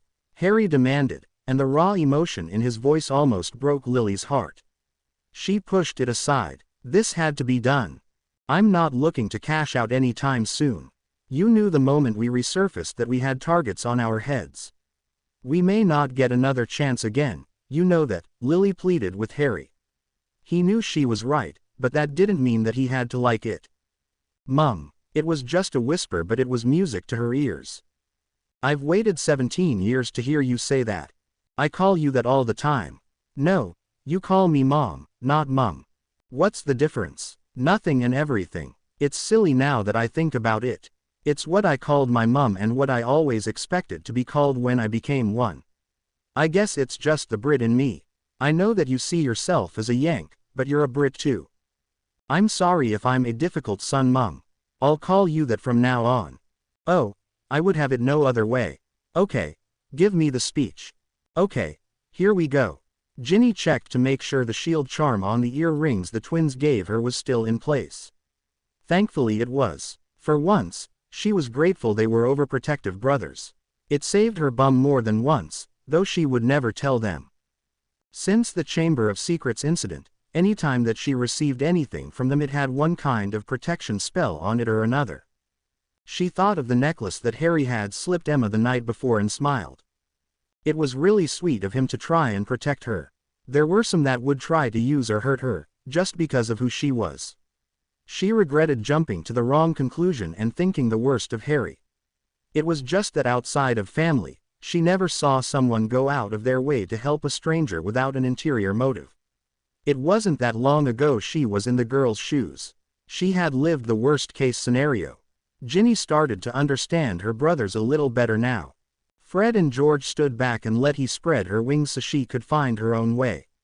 They didn't hover over her like Ron did. She knew if she needed them to, they would move heaven and hell for her. With a long breath she steeled herself for the confrontation she was about to have. She turned the corner to find the door to Dumbledore's office open and the man at his desk patiently waiting her arrival.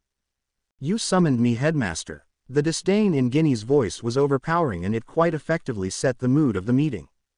"Ah, Ms. Weasley, thank you for joining me so promptly this morning. Care for a drop?" "No, and I don't want any tea either. Let's just get this over with," Ginny said as she plopped down in the seat across from Dumbledore. She focused on his crooked nose so to avoid direct eye contact. Dumbledore tilted his head down and peered over his spectacles. Ginny causally inspected her fingernails with a slight smile. Harry Dumbledore signed. "Clever girl. When I made you a prefect I assumed you understood loyalty and duty, Ms. Weasley. There are certain details that happened at the Department of Mysteries that need not become public knowledge. No, you made me a prefect so you could tighten that leash you saddled me with. That and so you could keep a better eye on me. Now, as for what I said at dinner last night, your golden boy's shortcomings aren't my problem anymore. You have Bellatrix Lestrange perform a dark ritual on you, and see if you don't get a little pissy about it. Ginny, you have every right to be angry with Neville, but I must remind you that. Yes, I know, we're in the middle of a war. Sacrifices must be made. The greater good, blah, blah, blah. You weren't stripped beep-d on a sacrificial altar and had dark runes carved into your flesh. So you don't get to judge me, you self-righteous ass." Ginny launched out of her chair and slammed her fists down on Dumbledore's desk.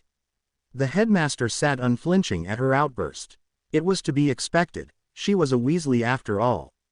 Several of the portraits of Hogwarts' previous headmasters and headmistress yelled out in outrage. Not for her behavior, but for what the girl had endured. The most vocal was the portrait of Headmistress Derwent. Ginny looked up to meet her gaze, and saw outrage and shock. "Albus, you never mentioned that. What this child has suffered." "Not now, Dilys." Dumbledore snapped over his shoulder at the portrait, which earned him a hateful glare. She then looked back at Ginny and mouthed the words, "Room of requirement." The slightest curve of Ginny's lips acknowledged the message received. "Ms. Weasley, we rescued you before the ritual was completed, if I recall, and you have no lasting effects of it. I dare say, you don't have so much as a scar." There was no we involved in my rescue. You couldn't be bothered. You said that it would have cost too many lives to come get me. What did you call me again? Oh yes, a bloody casualty of war. If it wasn't for Tonks and Shadow there is no telling what they would have done to me." Ginny's eyes widened with fear by what she had just let slip. "Damn it. Shadow. Who is this Shadow you speak of?" This had Albus's attention. There was never any mention that Tonks had anyone aid her when she sneaked into Lestrange Manor. He knew that the only way that she was able to get past the wards around the manor was because of her blood relation to Bellatrix. Once again he had underestimated the ingenuity of a Black, but who was this Shadow and how could he make use of him? "When it becomes your business, I'll let you know." I must insist, Ms. Weasley. Insist away. I'm still not telling, Ginny snarled as she withdrew her wand. She knew she couldn't win, but she would still have a go. Has it really come to that between us? I'm done being the bloody victim. I'm taking back the life you and Longbottom took from me. Ginny ripped the prefect badge from her robe and threw it on his desk. She turned to storm out of his office. She had to get out of there, before he could stop her. She was a foot shy of achieving her goal when he did just that. She felt herself being bound and levitated gently back to the chair she recently vacated. Ginny shot daggers at her headmaster as he invaded her mind for the information he wanted. Her most private memories, thoughts and feelings were his to view and manipulate to achieve his goals. A single tear escaped her eye and ran down her cheek, as her new self-proclaimed independence was being crushed under his boot. He never saw her wand slowly point at him. Her hand was shaking violently as she fought for her mind. Albus was hit with a very powerful silent bad bogey hex. It hit him with enough force to knock him out of his seat. Ginny broke free of his probe. She heaved over, breathing heavily from the strain she was under. She should have known that Fred and George's spell wouldn't have stood up to his. She wasn't sure if she had enough in her for another round against Dumbledore. He was already casting the counter curse. She had no choice. She had to use her weapon of last recourse. She knew what the bastard had planned for her. Winky. A pop was heard and Winky the house elf appeared beside her. Yes, Mistress Ginny, how may Winky serve you? Defend you, Mistress Winky, yelled down the portrait of Phineas Black. It surprised even him that he yelled it. The portrait of Dilys Derwent looked to that of Phineas Black. He in turn gave her a nod. A secret pact was made between the most popular headmistress and loathed headmaster that Hogwarts had ever known. Dumbledore had lost their faith. A look of rage spread across the house elf's face. She sent a wave of magic that sent Dumbledore on his back again. The house elf's magic had become much more powerful since she bonded with her mistress. She hopped on the headmaster's chest and pointed her hand at him. The look in her eyes said she would kill to protect her mistress. Ginny dear, we will not speak of this, but you must obliviate him now.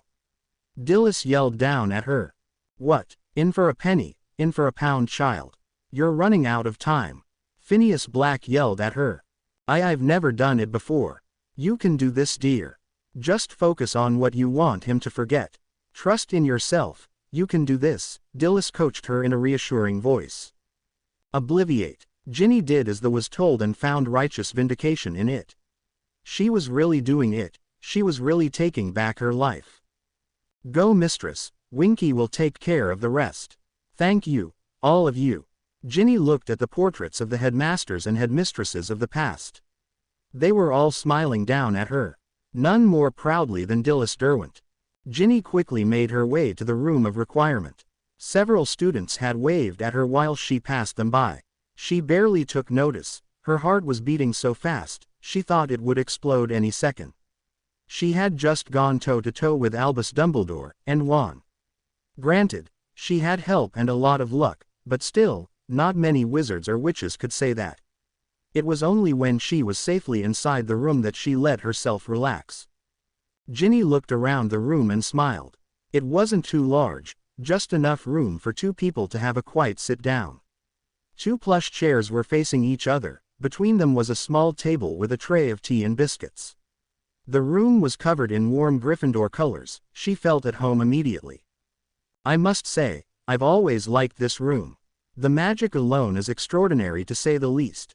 But to have a body of flesh and blood, well, thank you my dear. It's only been about 200 years, give or take a year or two. Ginny spun around quickly with her wand drawn. Staring back at her unfazed was not the portrait of Dilys Derwent, but a woman of flesh and blood. The approving way she was looking at her filled Ginny with warmth down to her very core. Nice reflexes my dear. Dilys' eyes shot down to the wand that Ginny was pointed at her and then back at her face. It was then that Ginny realized she was still pointing her wand at a former headmistress of Hogwarts. Ops, sorry about that, Ginny fumbled out as she returned her wand to its hidden holster. Don't be dear, we're given survival instinct for a reason. Now, that being said, I know this is very vain of me, but would you mind terribly much? Dilys pointed to the age spots on her hand and Ginny got the meaning instantly. My age work for you? Oh, heavens no, I would like to pass on puberty again, if it's all right with you. Sometime before things started to sag would be lovely though. Ginny chuckled at the former headmistress's antics. She thought of an age that she would approve of and let the room do the rest. Dilys Derwent was a sight to behold. Her hair changed from gray and frizzy to a bold shiny auburn red. Wrinkles and age spots gave way to young vibrant skin. Her beasts literally bounced back into place. The woman actually giggled when it happened. Ginny had to admit it was rather funny to watch. Dilys' hands first went to cup her beasts and then to her bum. She grinned broadly at the firmness of them. Bless you, child. Ginny couldn't help but laugh at that. Her current clothes wouldn't do at all. No, they were way too far outdated. Ginny thought of Professor Potter and what she was wearing at the feast last were proper, but very flattering. Dilys's clothes changed instantly and clung nicely in all the right places.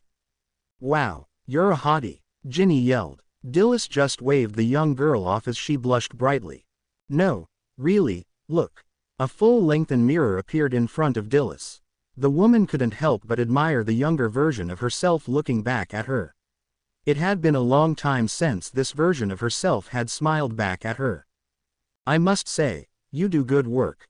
Thank you. Now, I think that we have indulged the old girl's vanity long enough. Please take a seat, we have much to discuss. The much older woman waved to the two plush chairs. Ginny nodded and took her seat, as did Dilys. What you did in the headmaster's office was simply amazing. It took a great amount of willpower and magic to break free like you did. I've never seen a bat bogey hex with that much raw power behind it before. Well, it's all in the wrist, you know.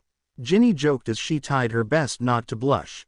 It's not every day that a girl get praise from a witch of Dilys Derwent caliber before. The woman seemed to sense Ginny's embarrassment and softly patted her hand. Ginny lifted her eyes until she met Dilys's. Her eyes projected understanding and it put Ginny at ease. You're an amazing witch and don't let anyone tell you different. Ginny nodded back at her, as she pushed back the tears that were fighting to get out. Why don't my mum ever say things like that to me? Thank you, but I know a lot of that was pure luck. You could have just accepted your fate, but you didn't, and that my brave young girl makes all the difference. Forgive me, but aren't all the portraits honor-bound to aid the headmaster? Yes, that is true. But Albus crossed the line today. Because of that, I was able to break free of the spell that held me. How? Blood, it is the only thing that could have overcome it. I don't understand. He knowingly and purposely brought harm against student and one of my descendants. It's the only logical explanation that I can think of. Then that means, yes my dear, Weasley must have come from Derwent. I would keep that information under my skirt if I was you. At least until you get yourself to Gringotts and claim what is rightfully yours. But, wouldn't your? No, I'm the last of my line, or so I thought. Unbridled tears fell down her face. It means that my daughter lived, it means that. No longer being able to control herself, Ginny lunged into the woman's welcome arms. She found unconditional acceptance in them. That was something that she hadn't had since her first year. Both of them held on for dear life. I have a granddaughter. How many greats does that make? Let's leave them out of it for now, thank you very much. Can I still call you Granny? Ginny teased. Not if you expect me to answer. Dilys fired back with a wink. I guess I'll have to stick with Hottie. I kind of like that one. It does wonders for a girl's ego. I aim to please. Now, to your current problem. As I see it, you have to learn to keep Albus out of your head. He will most likely try to gain control over you again. Next time, you might not be so lucky. I'm not going to be of much help in that area, I'm afraid. I'm a healer, the mind arts were never my forte. What you need is a black to teach you. They are the best at that, after all. Wait a second, how did Headmaster Black break free of the spell that held him? Remember what I said about blood.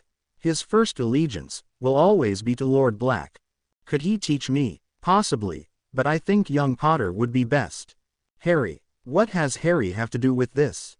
As I heard it, he attacked Albus when he entered his mind last night.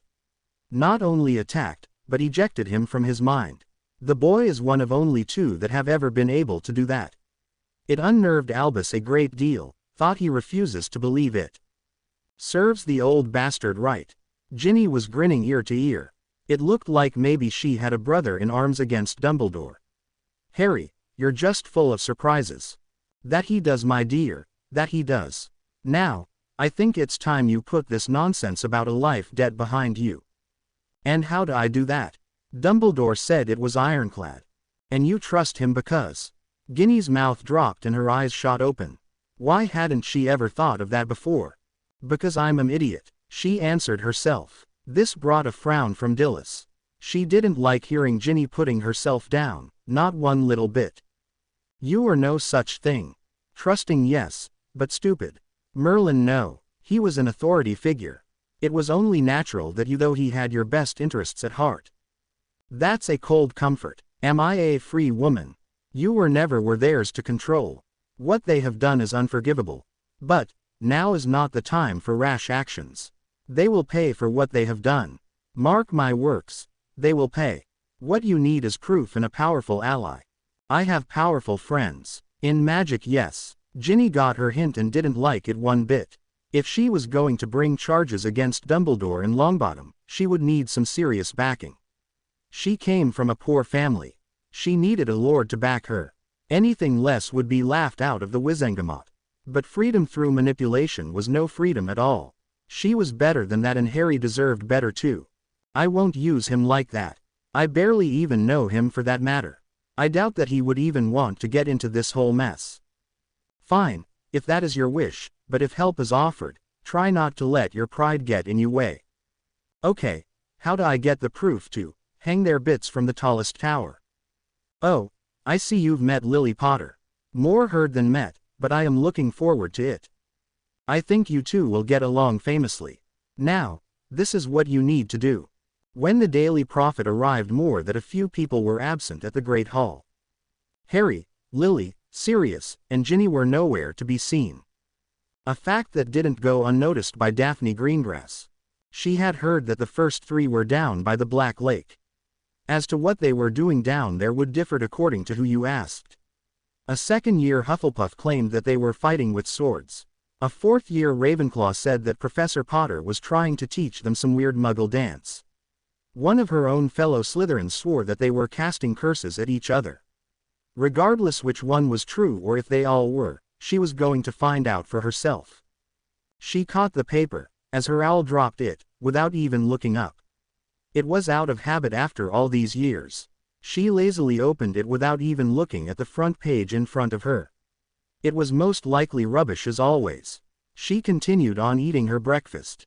It would be more interesting by far than anything the prophet had to say. Tracy took this opportunity to read the paper first. Sweet Merlin, she yelled as she looked at the picture that covered the front page. Daphne turned to scold her friend for such a rude outburst, but the front page caught her attention. She quickly snatched the paper up to get a better look.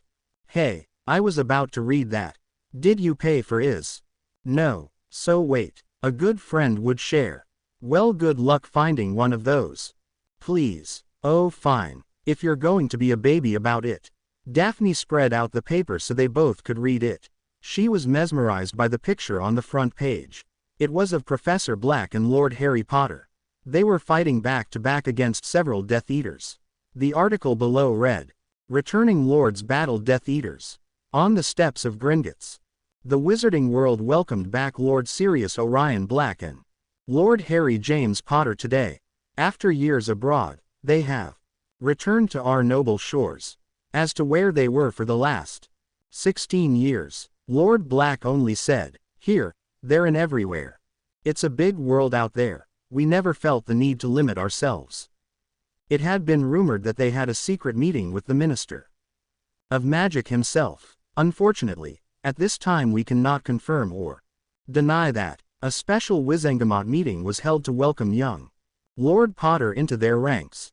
Move over, Neville Longbottom, the chosen one has some competition. As Harry Potter now also falls under the Noble House Restoration Act. That Albus Dumbledore reinstated last year. Judging by the reaction of some of witches I've talked to, Lord Potter will have to buy a dragon to keep them at bay. As his first act as a member of the Wizengamot, Lord Potter invoked his right of satisfaction against he who not be named himself. He claimed that on the night of October 31, 1981, the same night that he fell from power, he who must not be named broke into his family's home and attempted to genocide the last of the Potter line. Lord Potter submitted his memory of the night in question as proof of his claims. The memory was viewed of private by the ruling council. Upon living the viewing camber, one would be hard-pressed to find a dry eye. Brave and noble to the very end, Madam Bones was heard speaking of James Potter's noble sacrifice to save his family. Due to the right of satisfaction law of 1759, no trial is requited if irrefutable evidence was given. Wizengamot voted unanimously in favor of Lord Potter. By magical decree, all said properties, Wizengamot's votes and vaults under his control are surrendered to Lord Potter. One of my reliable sources within the walls of Gringotts claim that he now the proud owner of the key to the Slytherin vault. This will not bring my father back or any that have fallen to that snake-faced bottom-feeding pile of dragon dung and his collection of bootlickers. But, at least it might slow them down a bit. If he has a problem with that, he could always face me like a real man. But, I hear he's more fond of going after little boys. Lord Potter told this reporter. Lord Potter and Black got their answer on the steps of Gringotts no more than 30 minutes after he made the bold statement. A group of no less than 7 Death Eaters attacked them. One of our own photographers was there to catch the amazing battle. The photo tells the story so much better than I ever could. When the last curse was cast, 5 Death Eaters laid dead, 2 fled, 1 being Bellatrix Lestrange, Lord Black's recently disinherited cousin. Lord Black killed 3 and Lord Potter took 2, both with hardly so much as a scorch mark, to show for their trouble. By the right of satisfaction law, to the victor goes the spoils of war and their vaults. One thing's for certain, the winds of change are upon us. I for one will sleep better knowing that powerful wizards like Lord Potter and Black are not afraid to fight for what is right. Rita Skeeter. Ho, Lee, crap, was all that Daphne could muster. It wasn't elegant or refined, but it cut to the point. Her eyes shot back up to the photo. There stood Potter and Black back to back, curses flying in every direction. Both men were giving as good as they got. Without looking at each other, they covered the other's back, as if it was as simple as breathing. That wasn't the thing that hit her the hardest. It was the look on their faces. They had the biggest grins on their faces and gleams in their eyes. She had the distinct feeling that they were having the time of their life. Then it hit her, they had planned this from the start. What they did at the Wizengamot, they set a trap and the Death Eaters fell right into it. It was brilliant, now that you think about it. No one could dispute their claims. The Death Eaters proved their point. Anything that they did from this point forward would be, without a doubt, justified. The most important thing was they showed that Death Eaters could be fought, they could be killed. They weren't light wizards, that was for sure, but they weren't dark wizards either. Gray wizards, yes, that best described them. Rita was right, things were going to change. Finally, a side in the war had emerged that she could see herself choosing. I'll say this for them, they know how to make an impression. Tonks said as she put down the paper and laughed. This caught the attention of Remus. Looking over his shoulder, he saw his new wife had already finished off her ice cream and pickles. He gave a little shudder. Even for a witch she had bizarre cravings. Tonks caught his look and glared back at him. Don't give me that look, Moony. It's because of you that I'm in this condition in the first place. If you say so, Trixie, but if he comes out with green eyes and unruly hair, I'm going to have to kill my new boss. It was just that one time. What? Remus spun around with a look of shock and outrage on his face. He knew that they flirted with each other constantly, but this, how could she? Gotcha. Tonks almost fell out of her seat, she was laughing so hard. Why, your face, PP priceless. She managed to get out between fits of laughter. Remus growled at her and turned around to finish making his breakfast. Once there was no chance she could see his face, he smiled. He had walked right into that one. Oh, don't be so moody Mooney, moody Mooney, moody Mooney, say that 6 times fast. Ha ha ha. Tonks had to stop, she was laughing so hard. You knew I was a trickster when you fell in love with me. Tonks got up and walked over to her husband. She wrapped her arms around him and pushed her ample beasts into his back. That's cheating, Remus said over his shoulder. Boo-hoo. You know that boy would shag you the first chance he gets. He said in mock resentment. He knew Harry and Dora would never cross that line. It was all part of the game. He knew that his wife was in the mood before she got out of her chair. The one advantage of being a werewolf was an amazing sense of smell. His was so much more keen than of Padfoot's and Shadow's. Not that he didn't share that little trick of the trade with his best mate and the boy he considered a son. They may have gained the heightened senses from their animagus forms. But they didn't know just what pheromones to look for. Okay, it might be cheating, but in the words of Dr. Evil, boo freak a die who, it's not like the girls play fair either. Remember that. If you take a step out of line I just might let him. Tonks knew that Harry got over that crush over a year ago. But Remus didn't need to know that. It would keep him on his toes and off balance. Just the way she liked him. The flirting was the easiest way to get Harry over his crush, and it worked famously. Now it was just a competition to see who could make the other blush first. If the side affect was that her husband wouldn't stop appreciating her, who was she to argue? All's fair in love and war after all. Remus swiftly spun around to face his wife. It shocked and excited her at the same time. The hungry look in his eyes she knew all too well. The man really did know how to take a hint. In one fluid motion he threw her house robe across the kitchen, to reveal a BPD quite delicious-looking metamorphagus. I've changed my mind. I fancy a little protein for breakfast. Remus lifted Tonks up and set her down on the kitchen countertop. She wrapped her legs around him and pulled him to her. You are a wolf after all. Oh Merlin, that feels good. Dora moaned out as the old wolf slid his lips slowly down her neck. Her voice hitched when he found a particular sensitive spot and nipped at it. Yes, and we like to play with our food too. Tonks pulled his head back by his ears and looked squarely into his eyes. Shut the hell up and ravage me, she demanded. He was about to do just that when they heard the tapping of an owl at their window. Remus and Tonks chose to ignore it. Tap, tap, tap. Go away, Dora yelled. Tap, tap, tap. Remus gave a wolf growl but the owl continued on. Tap, tap, tap. You have got to be kidding me. I thought that always worked. Not if it's been charmed. They both looked at each other and growled. Harry. It's going to keep on doing that, isn't it? Yes, I'm afraid so.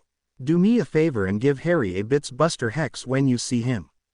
If mine are going to hurt all day, so should his. I'm gonna go get ready for work. Remus turned and left the kitchen. Tonks looked at the bulge in his trousers and giggled. Nice pop tent love. After retrieving her house robe she opened the window and let the owl in. It dropped the letter it was carrying in her hand and flew out the window. She looked at the letter. It was from Harry. She would have to make him pay for ruining her protein breakfast. Some nice Italian pumps would do nicely, she thought to herself. Auntie Nimpy, tell Uncle Mooney to get off of you. I'm paying him to be mine and Padfoot's liaison to the minister and to vote for us, not to bang you. That's my job. Seriously. I will have you. Tonks narrowed her eyes at what he called her. That was going to cost him. She looked at the last part and laughed. He really is a randy little bugger. I need to see you. I met a muggle-born metamorphagus that needs your help. Her name is Emma. I'll tell you more when you get here. Please. I'll buy you a pair of Italian pumps, with stiletto heels. They can even be dragonhide if you want. Maybe a matching purse to go with it, but nothing more. I'm not going to cave in and give you a full outfit like last time. I don't care how much cleavage you show. Oh yes you will, Dora countered. He always caved in and he always knew what she was eyeing. It was a little creepy, but yay. She was getting new pumps. P.S. She's not here. She said she went to Hogwarts. Look, I know you can't tell me who she is or if she's in a safe house. If she is, have Padfoot put some proper wards on the place. We both know Dumbledores are shit. I just want to know that she's safe. If she needs anything, just let me know. Shadow, she's a lot closer than you think, pup. Tonks regretted keeping their real identities from each other. It was for their own safety. He and Lily were still in hiding at the time. The Death Eaters were out in full force looking for her. Voldemort wasn't very happy that she escaped. Tonks thought back to her secret meeting with her aunt. I walked into the front door of my mother's house, to find the last person I ever expected to see. Looking up from the sofa was none other than Narcissa Malfoy. My first instinct was to pull my wand. I followed it. My mum knew me all too well and stepped in front of her. "This my house, young lady, I will have none of that here." Was she mental? That's Narcissa Bloody Malfoy standing in my mum's living room. I didn't care if she was my mum's little sister. I thought for a second that she was under an imperious curse, but her eyes told me different. "She's a bloody Death Eater, Mum." "Really? Do you see a dark mark on her arm?" "I thought I raised you better than that." I checked her arm and sure enough they were clean. There was no trace of magic on them. She may not have been one, but she laid with one. That was good enough for me, but Mum was a different story. I put my wand away, but kept it close, just in case I needed it. "I expect you to hear what she has to say, young lady," my mum ordered. I opened my mouth to protest. Mum raised her wand in a warning manner. "Not a word till she's done." I nodded. I knew better than cross my mum when she's like this. "Thank you, Andy. I don't expect you to believe anything I say to be true. So, I swear on my magic that I will not lie to you," Narcissa said as she pointed her wand at her own chest. She glowed for a moment, as the spell took hold. Then she continued. "I was forced to marry Lucius through a marriage contract. The details are not important. Know that my first loyalties will always be to Lord Black. Andy can explain everything later. Time is short. Once Bella get going, there will be no stopping her. When the Dark Lord arrives, all chances of saving Ginny Weasley will be lost. She's being held at Lestrange Manor. This map will shows you her location. Last I saw her, she was in the altar room. The wards around Lestrange Manor are blood-based. As Lord Black, Sirius can get through those wards. I know you're in contact with him." She had my attention. Ginny was alive, more importantly, she could be saved. "And if I can't find Sirius?" I cautioned her. She closed her eyes and weighed her options. Ginny life against her own. After a long breath they opened. They had a resolve in them I've seen in only a precious few. She reached into her robes. She pulled out a small pouch and handed it to me. "This has a vial of my blood, some ward runes, instructions on how they work and a portkey that will take you outside of Lestrange Manor. It will open a small doorway for you to go through. It won't last long, maybe a half an hour at best. You have to hurry, she has 3 hours tops." I take it and head for the door. I look back at my mum, for what might be for the last time. I saw love and pride in her eyes. It was what I needed. I give my aunt a slight nod and then I ran into the night. Finding Sirius's safe house was too terribly difficult. Getting someone to open the bloody door was something different. I got tired of banging and finally used an Alohomora to open the door. I got pounced on by a 300-pound Black Panther. I dropped my wand somewhere in the fall. His fangs were at my neck as a low-hot growl invaded my ear. In my defense, I didn't pee my knickers. I wanted to, but I didn't. Good thing too, he would have never have let me live it down. A green eye winked at me and then I got licked from shin to hairline. Okay, now that was just gross. "Get off, ya git." I yell at him and he hops off me, then he prances into the house. As soon as I get my wand, I'm gonna hex him. I push it aside. I have more important thing to do right now, but later. Oh, he was going to pay. "Where is Padfoot?" I ask. He motioned to the open window. I go over and look out it. The full moon smiles back at me. "He's running with Moony, isn't he?" He gave me a affirming nod. "As you mum here." Harry shakes his head no. "Damn it, I really need backup on this one." He lets out a roar that makes me jump. I have to say, he got that whole roaring thing down cold. It really unnerves you. No, you're not going with me. He growled in response. 1. I'm going to sneak into Lestrange Manor. 2. It's full of Death Eaters. 3. You have another 2 weeks before you can change back into your human form. Don't you give me that look. Padfoot's rules, not mine. 4. Your mum will kill me, your mum will kill me, your mum will kill me. He whimpered at me and I roll my eyes. I didn't have time for this. Guinea's running out of it. I make for the door, but he blocks my path. You can't go with me. A friend of mine life's is in danger. I have to go. I kneel down and look into his eyes. If I don't make it back. I couldn't say it. He looked so sad. How could I tell him goodbye, knowing it could possibly the last time I ever see him? I give him a long hug and hope he understands. Then I leave once again into the night. The full moon shined brightly in the night's sky. I never saw the little shit dive into my shadow and disappear. Love, are you all right? Remus was leaning over his wife with a look of concern. She was off in her own little world again. She blinked a few times and shook herself out of her memory. She gave her husband a weak smile. I'm all right, Mooney. I was just thinking about that night we got Ginny back. Harry really saved my bum that night. Of course he saved your bum. He's been after it for years. Remus joked. It helped a little. So I guess I shouldn't be too terribly hard on him for interrupting our morning. Yeah, I don't even want to think how close I came to losing you that night. Funny how a near-death experience will make a get ball up and ask a girl out.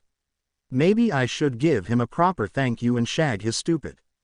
That's it, Trixie. We're having a go right now, Remus said as he pulled her out of her seat. Tonks tossed her robe across the room and eyes her man. Sometimes it's just too easy. Yay, I'm already dressed. Now, get those cloths off, mister.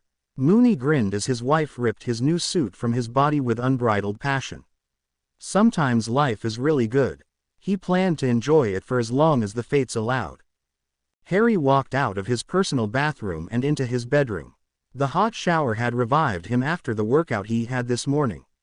Harry quickly got dressed. If he didn't hurry, he would be late for his first class. He was glad that he brought his special trunk. It always was nice to have his own apartment. Longbottom commented on why a supposed noble lord would carry around such a ratty-looking old trunk. Idiot if he only knew. While he had endured the inharmonious snoring of his dorm mates, Harry was in his own room with all the comforts that came with it. It was a massive apartment, with its fully functional Muggle technology. Padfoot and him figured out how to bypass the little problem of magic mucking it up. Plus the added affect that he could use it as an exit point to come and go from Hogwarts without the old coot finding out. The one thing that they learned, all those years on the run, was how to hide in plain sight. The trunk looked ratty for a reason. The more undesirable it looked, the more it was left alone. He told the pompous *S that it had sentimental value to him. They all seemed to buy it. Well, he didn't know about the one they called Ron. He hadn't met him yet. He didn't sleep in the room last night. According to Dean, he was with a girl that they all called the Lungs. His trunk was warded, to keep out unwanted visitors. It would become his base of operations while he was here. Or as he christened it, the Marauder's Den. In the months to come he would slowly recruit students into the Marauders. It was the main reason he wanted to spend time in all the houses. This school needed to be united, and it sure as hell wasn't going to happen while Dumbledore was running the show. The man was too set in the old ways. The next generation of Marauders would walk the school again. Unlike his father's crew, his would be larger in number and would hold to the ideas of all 4 of the founders of Hogwarts, not just one. They would not only learn how to fight, but to outthink, outmaneuver and outclass their enemies in every way. He would have his fighters, healers, spies, and politicians. They wouldn't just fight in just the battlefields, but in all the arenas. The last time the war ended, nothing changed, and that led to the war that they are in now. Things needed to change, and change they will. In the last 16 years, his mum and godfather had made alliances and earned the favor of both light and dark witches and wizards in every country. They could be called upon at a moment's notice. They, however, were Sirius's and his mum's Marauders. Though he was a member and loved them all dearly, he wanted something of his own. Ever since that night he followed Tonks, his eyes were truly opened that night. It wasn't just about avenging his dad anymore. Innocents were being victimized simply because no one was prepared to get their hands bloody. Blood, blood, just the thought of it brought back so many memories. She had lost so much blood. It was everywhere. The altar, the grounds, on Tonks, that bitch, his fur, he couldn't get the smell of it out of his fur. Even now he couldn't remember what her natural scent was. Her blood overpowered it. It would be the only way that he could truly identify her. I jumped into Tonks' shadow the moment she turned her back. Did she really think that I would let her go alone? I could smell the fear on her. She didn't think she was coming back. She accepted that and still she went. It was one of the things that made Nimpy so hard to get over. It was so damn easy to fall in love with her. It had nothing to do with that killer bod of hers. That didn't hurt though. No, she was selfless, caring, and totally understanding when a scrawny kid with glasses and acne follows her around like a puppy. Apparently, according to my godfather, I drooled a lot more than one. Okay, maybe she took a little too much pleasure in making me blush like a tomato. It toughened me up. I suppose I'll always want her on some level, but I'll deal with it. I guess that was why Padfoot dragged me to the succubus colony. A week there will certainly clear up your completion, as well as your attitude towards unrequited love. Now, one of the benefits of being an animagus is that you gain some of the traits of your form. In my case it was speed, agility, a heightened senses and the fact that I never need to wear those ugly glasses ever again. I don't care if my mom thinks it makes me look distinguished, they're freaking ugly. The best birth control in the freaking planet, I shit you not. I still can't believe that my animagus form is a shadow panther. A magical freaking creature. Shadow teleportation is so wicked. Not that I'm bragging. Okay, I'm totally bragging. Now, a few things can happen when your mom go off and helps out a sick friend and leaves you alone with your godfather. One is that she's not around to tell you to eat properly. 2. To make sure you go to sleep at a decent hour, and 3. To never, never, never, under any circumstances listen to Padfoot when he says that he's got a brilliant idea. Hey pup, I got a brilliant idea. What did I tell you? Since your mum's gone, that should have been my first warning. Why don't you stay in you panther form for a month to truly become one with the creature? Now that sounds simple enough when he says it like that. He left the part out about him going off and sniffing some butts, breaking some hearts and going to run with Uncle Mooney the next full moon. He might have mentioned something about convincing him to pull his head out his ass. I'm not really sure. Now, what happens when a 16-year-old that is in the form of a shadow panther does when he's not properly supervised? Pay attention class, this is where it gets interesting. He learns that he has a hybrid form of a shadow panther. It's kind of like a werewolf, but I can do some wandless magic. I'm not really sure how that works yet. I'm not about to look a gift horse in the mouth. I'm sure my mom will figure it out, she's good at that kind of stuff. That it, after she's done freaking out, or gets tired of hexing Padfoot's bits. I never really tested the limits of what each form could do before. Tonight, I put them to the test. I waited until Tonks breaches the wards around the old manor before I jump out of her shadow. I was so quiet that she didn't even knew I was there. She has this intense look on her face as she surveyed the grounds and planned out how she's going to get in and out. I'm picking up a lot of sense in there. If she's discovered, it will be a running fight to get out. I half expected the sense to be evil in nature. That would have made this easy. There would be no moral compromise in taking them out permanently then. Don't get me wrong, they were foul, just not evil. They were still someone's brother or sister, someone's son or daughter. Did I have the right to end that just because they were on the other side? How many times did I hear his mom and Padfoot debate that point till all hours of the night? It always ended the same. Sirius would tell her to ask James that question. She would hex his bits, then go in her room and cry. When he could stand upright again, I'd kick him in the boys because he made her cry. It really is a wonder that they work at all. Anyway, the next day they would apologize and forgive each other. It was a weird cycle, but I got the message clear enough. It wasn't about right or wrong, it was about live or die. Morality had no business on the battlefield. Tonk's heart was beating really fast and I smelled her fear. I knew she would push it aside and do what was needed. It was in her nature. I'm standing beside her and she still hasn't shown any signs that she knows I'm there. She's knelt down beside a bush so she wouldn't be seen. I lick her face so she knows I'm here. She damn near jumps out of her skin when I do. Any other time I would laugh at that. But right now, being quiet was a matter of life and death. "What the bloody hell are you doing here?" she hissed as soon as she recovered her composure. I swatted her butt with my tail and Hope understands. "The hell you are." I nod my head at her and she narrows her eyes to a thin slit. "No you're not." I show her my fangs. "Don't you take that tone with me." I pounce on her and growl. Only my mom gets away with that. I have her arms pinned under my paws. I love being a panther. "Okay, so maybe you can take that tone with me." I like her cheek. "That's really gross by the way." That earned her another lick. I'll probably pay for that at some time, but what the hell, it was fun. All right, all right, all right. You can come with me." I get off her and prance around. She shakes her head and rolls her eyes. "Just remember, if your mum kills me, I'm gonna come back and haunt you," she said, pointing her wand at me. I give her another nod and she rolls her eyes again. "Okay, as far as I can see there are at least 10 guards patrolling the grounds. I need them on the other side of the manor, when we make our way out. If we're not here in 20 minutes, get your ass on the other side of those wards. Don't give me that look. You follow my orders." She stares me down till I nod. I think Mom taught her how to do that. It's really creepy. Give me 5 minutes to get inside. I'll probably be looking like my insane aunt coming out, so don't bite me. I give her a good sniff to lock in her scent. I really didn't need to. I just like messing with her. In 5 minutes, I'm gonna need a big distraction. A big one. Well, I guess this is it.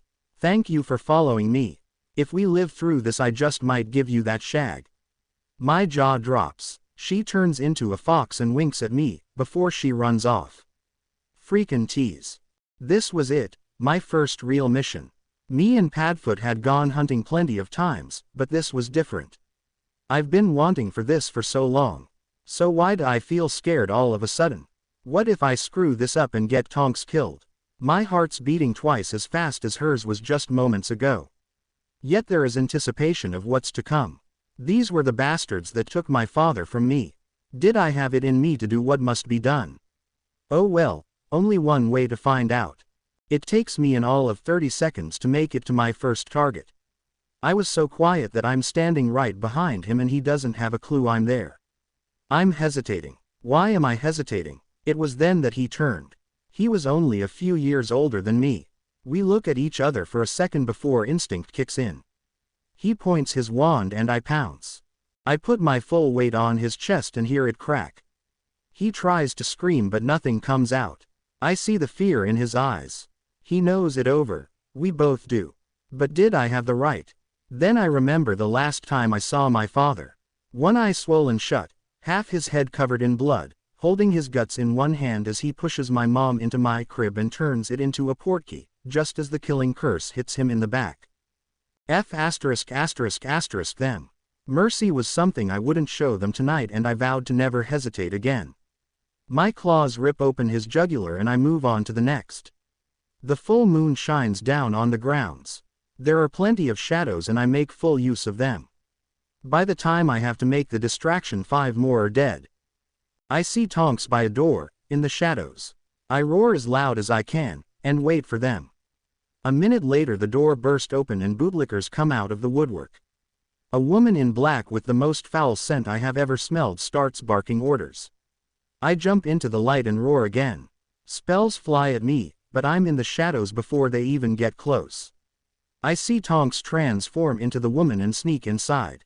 For the next 10 minutes I lead them on a game of cat and mouse. The idiots actually thought they were the cat. Little by little I thinned the herd. I used their own shadows against them.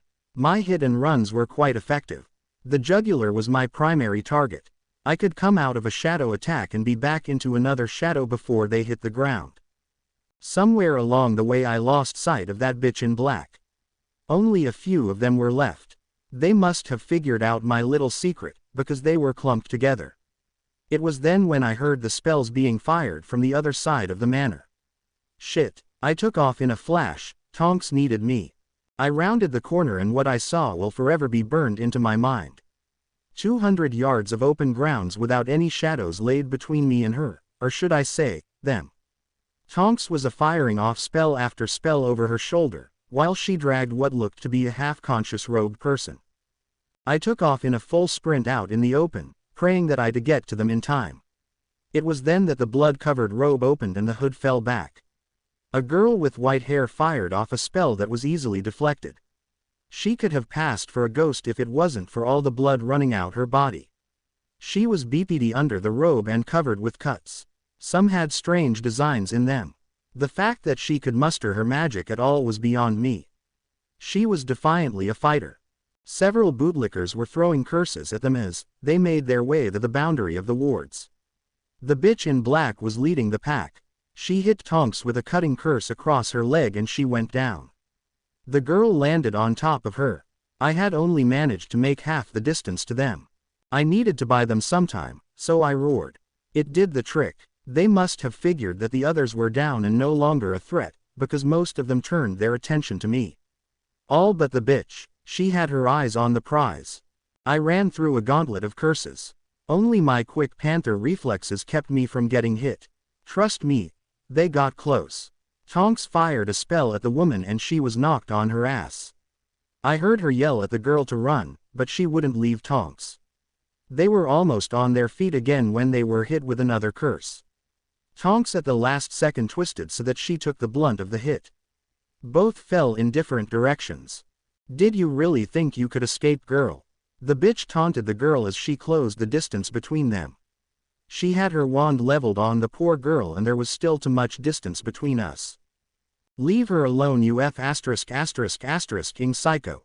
Tonks had managed to get on her hands and knees. She was shaky at best. Get used to that position, slut. My men will put you to good use. I think I'll send pictures to Andy as Christmas cards. Like hell she will. That was when fate lent me a hand, or maybe it was just dumb luck.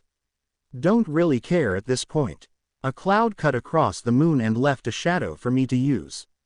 And did I ever? I came out of Tonks's shadow, leapt over the girl, and landed right in front of the psycho. I roared at her. I wish I could say that I saw her pee, but I definitely smelled it. She recovered quickly though. I guess that was why she was the boss. She knew how to put her fear aside. I recoiled and readied to pounce, as she leveled her wand at me. ******, you cunt. A spell whizzed past my ear and hit her square in the face. Boogers erupted out of her nose and formed bat wings. They then attacked her. Now, that was freakin' priceless. The bitch screams like a banshee. I looked over my shoulder and see the girl eyes are barely open, but she has a satisfied smile on her face. She gives me a look like she didn't know what to think of me. I lick her across the face to let her know I'm her friend. I expected her to react like Tonks, but she didn't. She wrapped her arms around my neck and hugged me. I gave her another lick and she giggled. Shadow. I look over at Tonks confused. That's right, from now on you're Shadow. I give her a nod and she continues. Get her to the portkey. I growl at her. I know what she's getting at, but she doesn't back down. Now, that's an order. Now I never shadow teleported with someone with me before, but it wasn't like I had a lot of options. We go into Tonks's shadow and come out by the exit point. We make it to the portkey in no time. Gee, thank you. Her voice is raspy, but her intent was sweet. I give her another lick and find it surprisingly nice that she doesn't freak out about it. I'll be fine. Go help Tonks. Like I have to be told twice. I go back though the wards and smell the foul stench of werewolves. This is bad, very, very bad.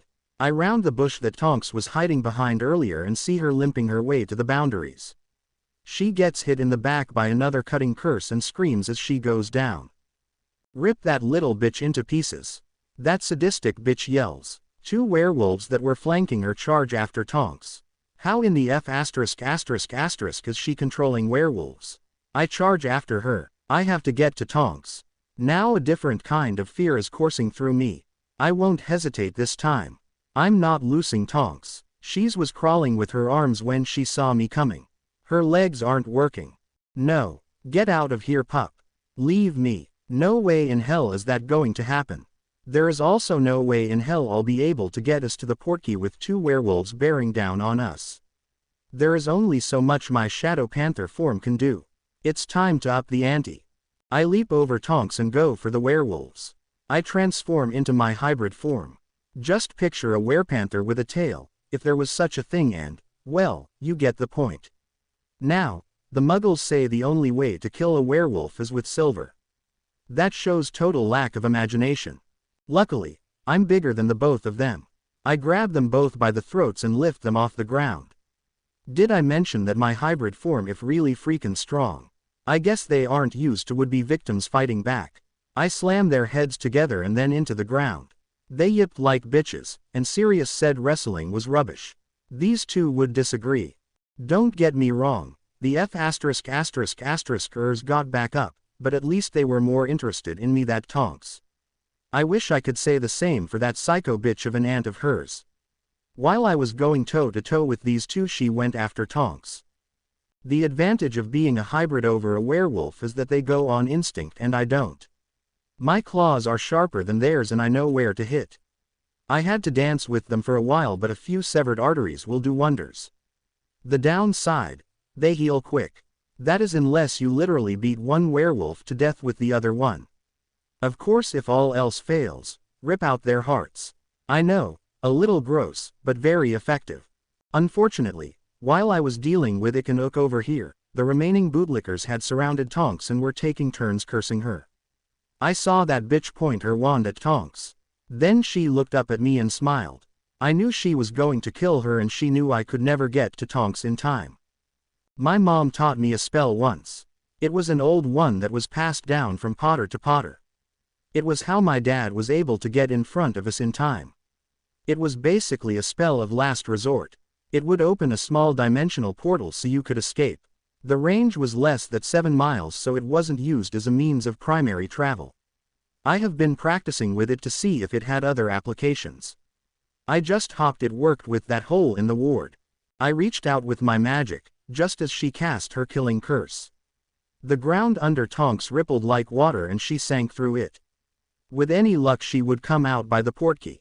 To my horror, the curse went through the portal as well. I don't know if it was that or that bitch's laughing that sent me over the edge. All that I did know was the panther in me got out. I ripped into those bastards with a bloodlust that would put a vampire to shame. Fang, claw and magic was unmercifully unleashed.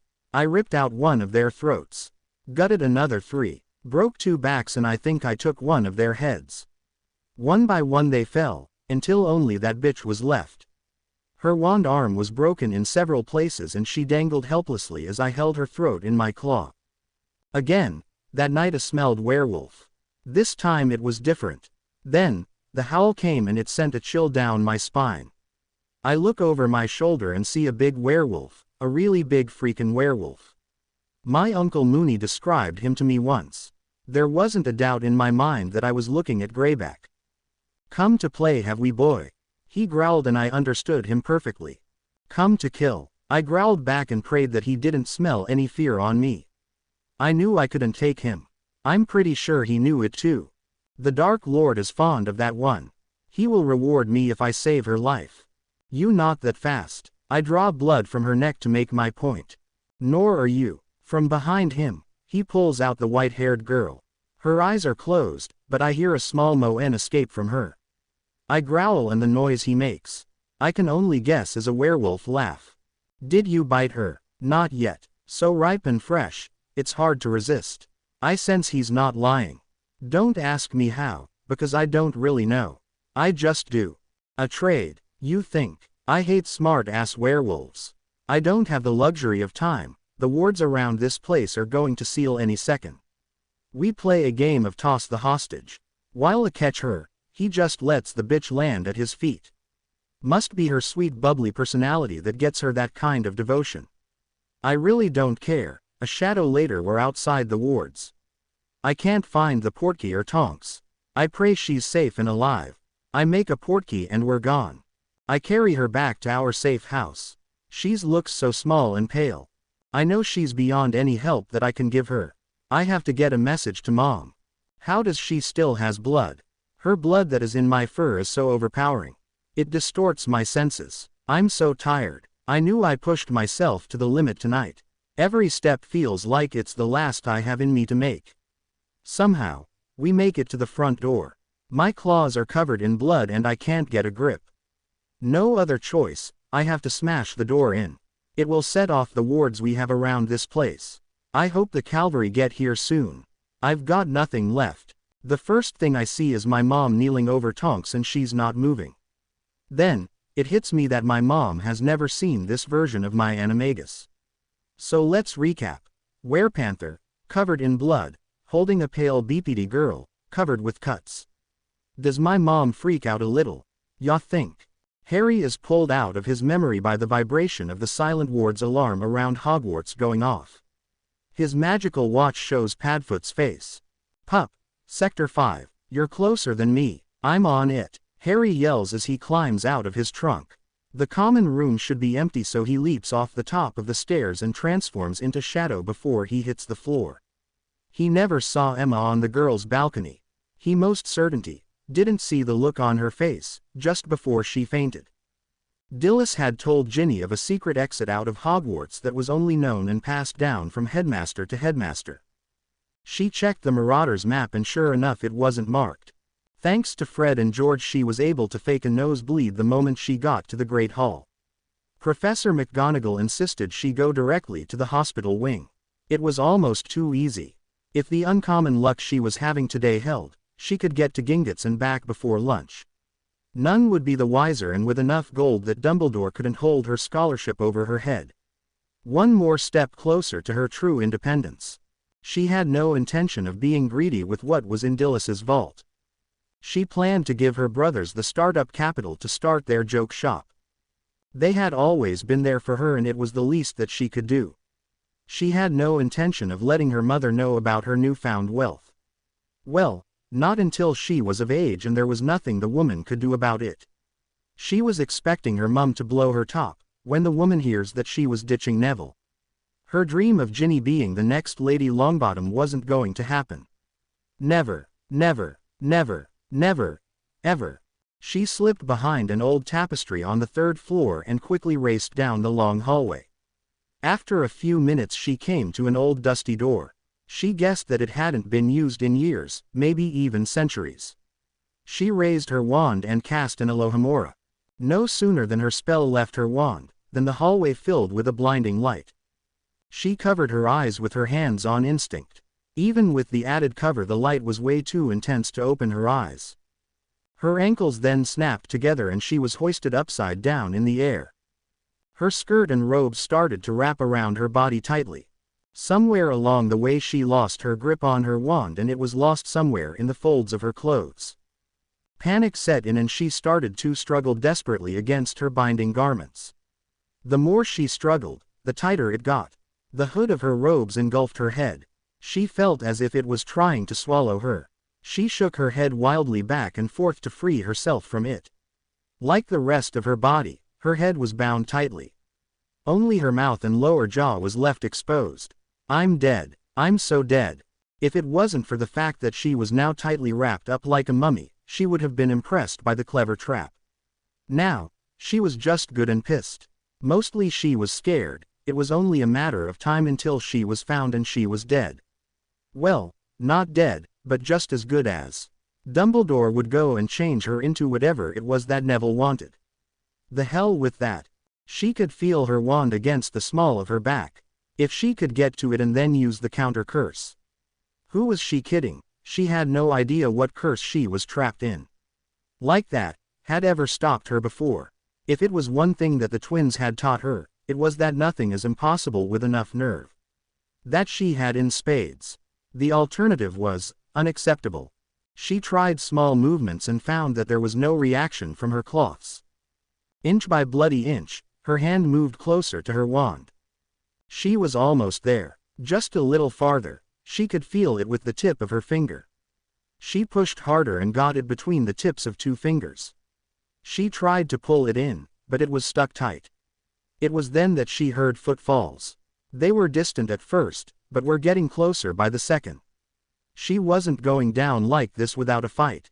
A steady flow of swear words escaped from her mouth as she tried desperately to get a grip on her wand. Harry was leaning up against a wall and watching the show with some amusement. In his panther form he was able to quickly and quietly sneak up on her. The castle was so full of shadows that he was able to get here without even coming close to being seen. He knew he had a few minutes before Padfoot and the others would get here. Whoever was trying to get out of the school had got caught in his trap. He and his godfather had developed wards that not only repelled, but attacked as well. And in the case of today, capture. It was quite a view. The girl was upside down. Her clothing was wrapped tightly around her body. So tightly, that there was little room for movement.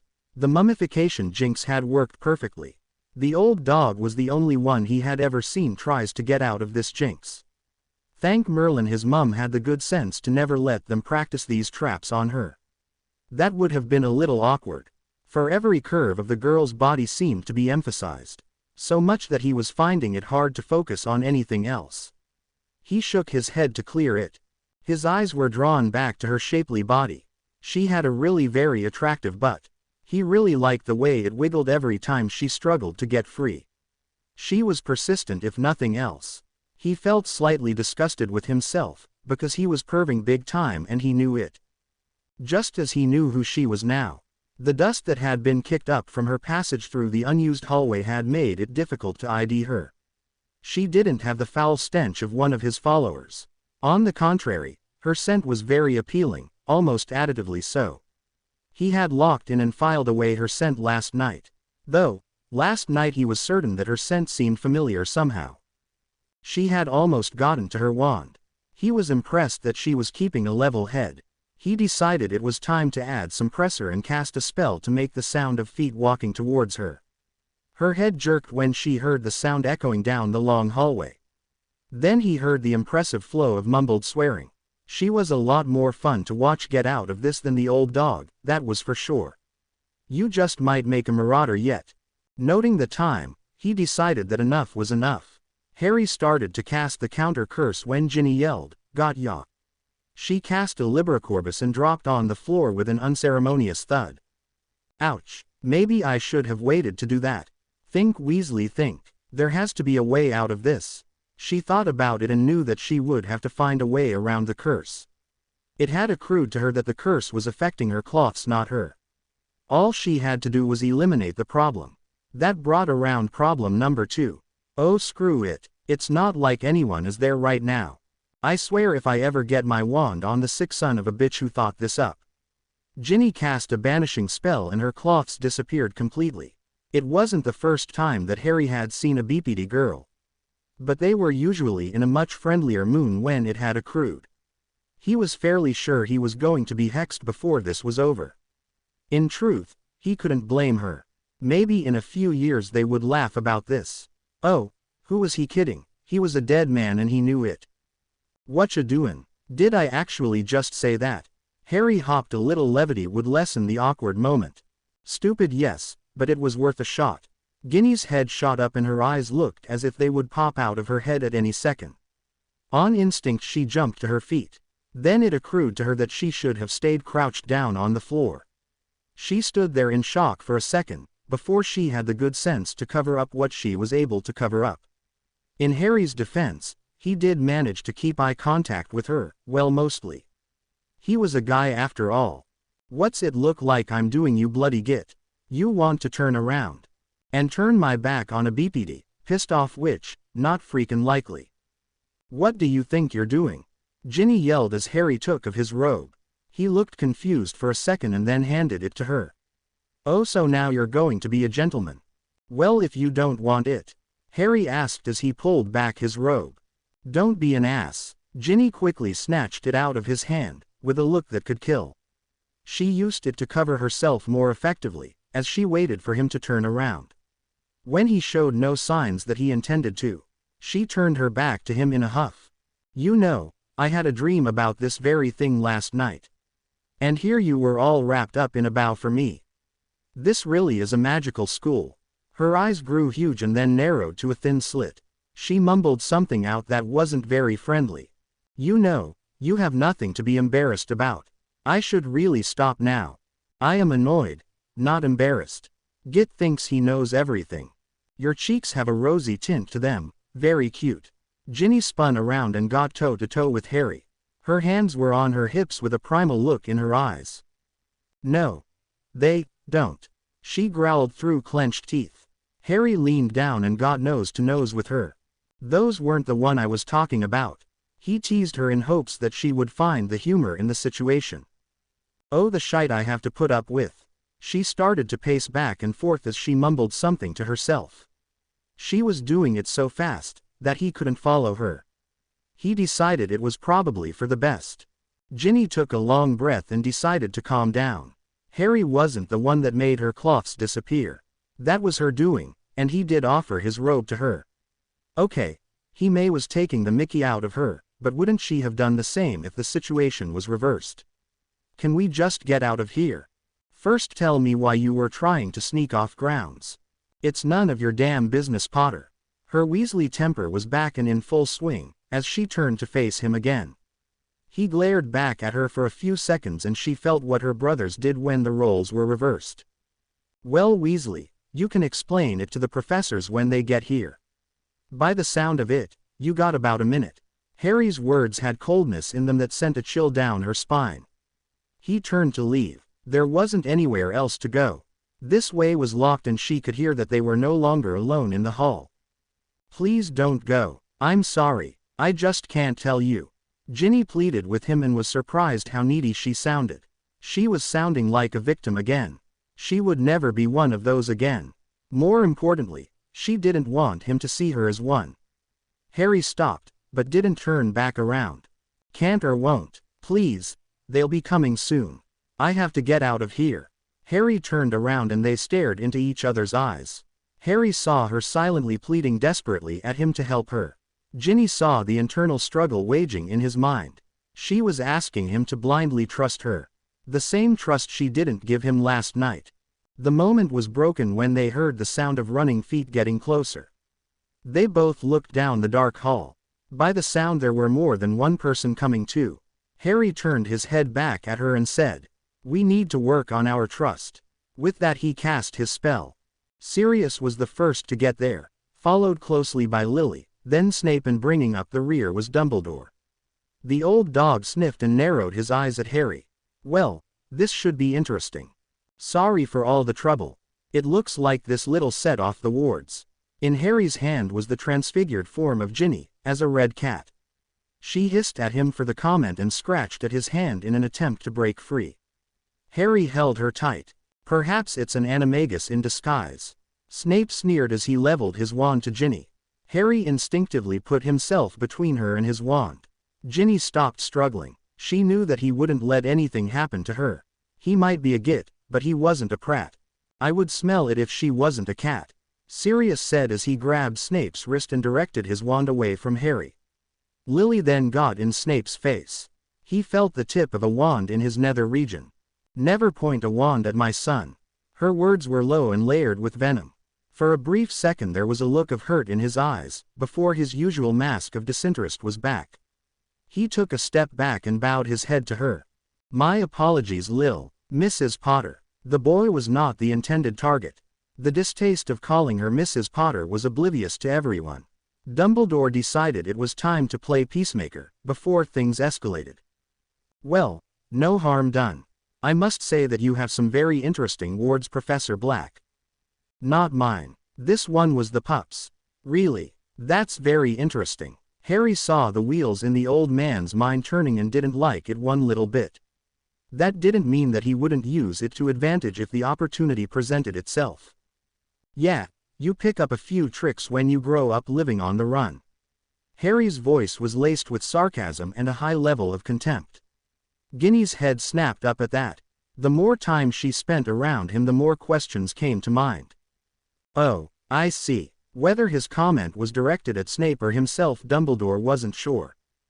Don't worry, I'll adjust it so that no one else pets get caught in it. See that you do, pup. Sirius answered with a look that told him that he would follow his lead. His mum gave a look that told him to tread carefully, but that she would back him up if it came to that. It will only take a few minutes to reset the wards. Then I'll make sure this little one gets back to her master. Again, Ginny hissed at him for the cheek. That's a fiery one, pup. She just might get the best of you. Oh please. Harry boasted and winced when he got nipped by Ginny. He sent a warning look at her and she stuck out her tongue at him. Try as he might, he couldn't help but smile a little. Fiery little thing indeed.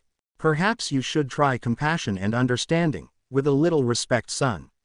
Lily added. Harry got the message and nodded. What are you two rambling on about? It's just a stupid cat. That's not the point, you wanker. It's not one of your precious potions, it's a living thing. This is a pointless conversation.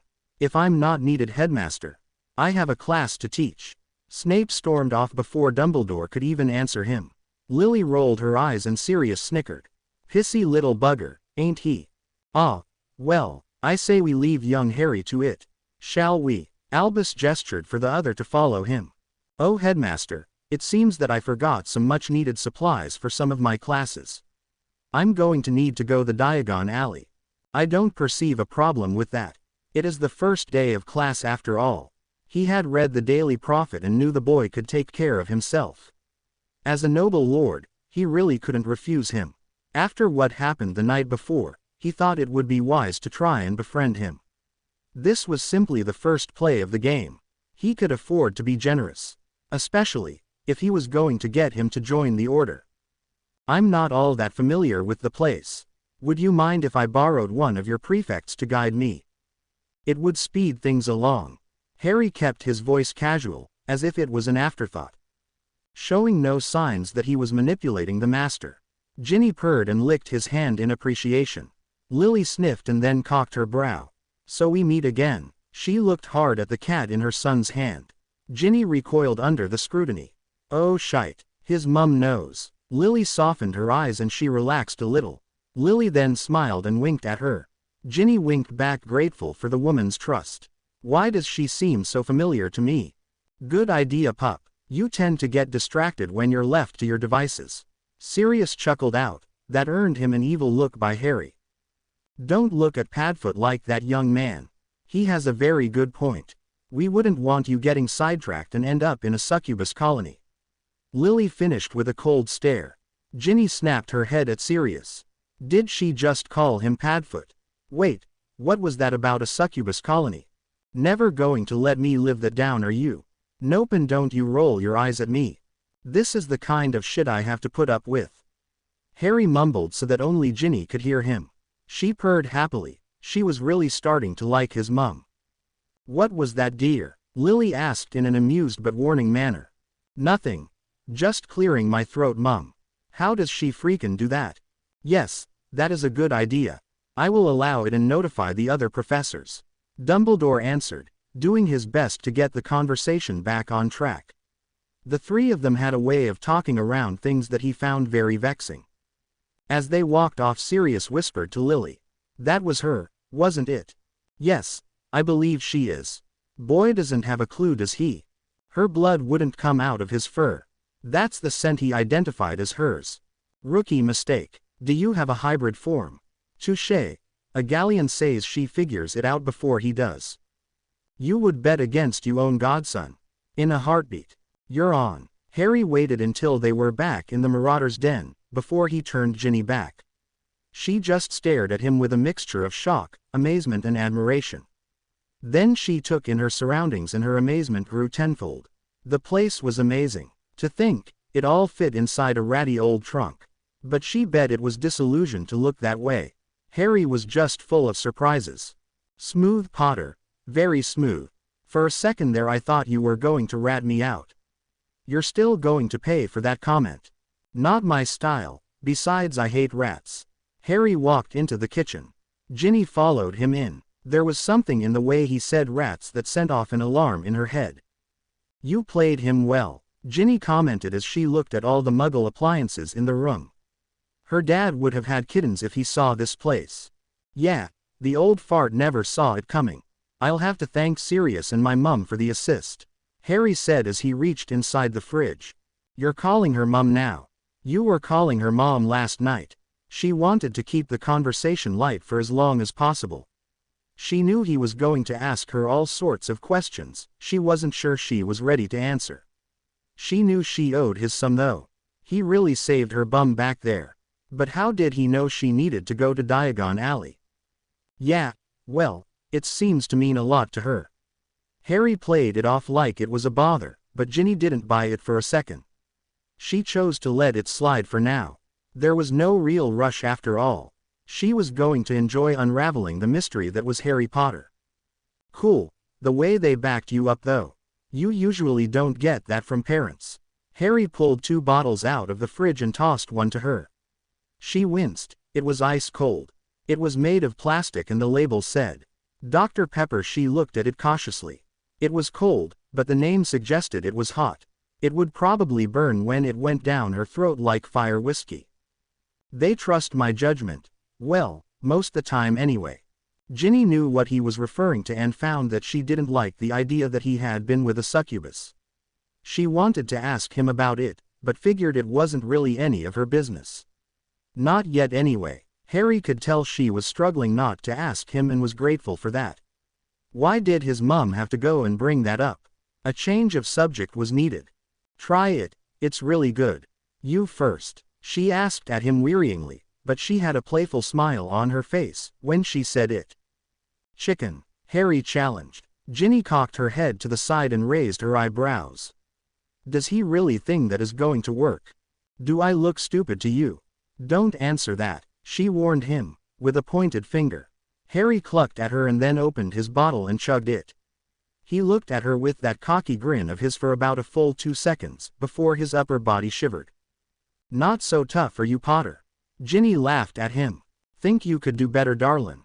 Harry egged her on and she smiled at the challenge. Oh please, you wouldn't last 2 minutes in my house. The twins would eat you for breakfast, Ginny said as she rolled her eyes and then took a large gulp. She expected it to burn on the way down. It did the complete opposite. It was cold and sweet and had a bubbling sensation as it went down her throat. See, that wasn't so whoa, Ginny yelled as her whole body shivered. Told ya, he shot at her with a grin that was ear to ear. Git, she fired back at him and then took another drink.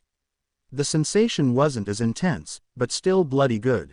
I'm glad I was able to give you your first pep-gasm. My first pep what? You know, pepper, orgasm, pep-gasm. Oh, screw it, it's not as funny if I have to explain it. Well, I've never had one of those, so I wouldn't know.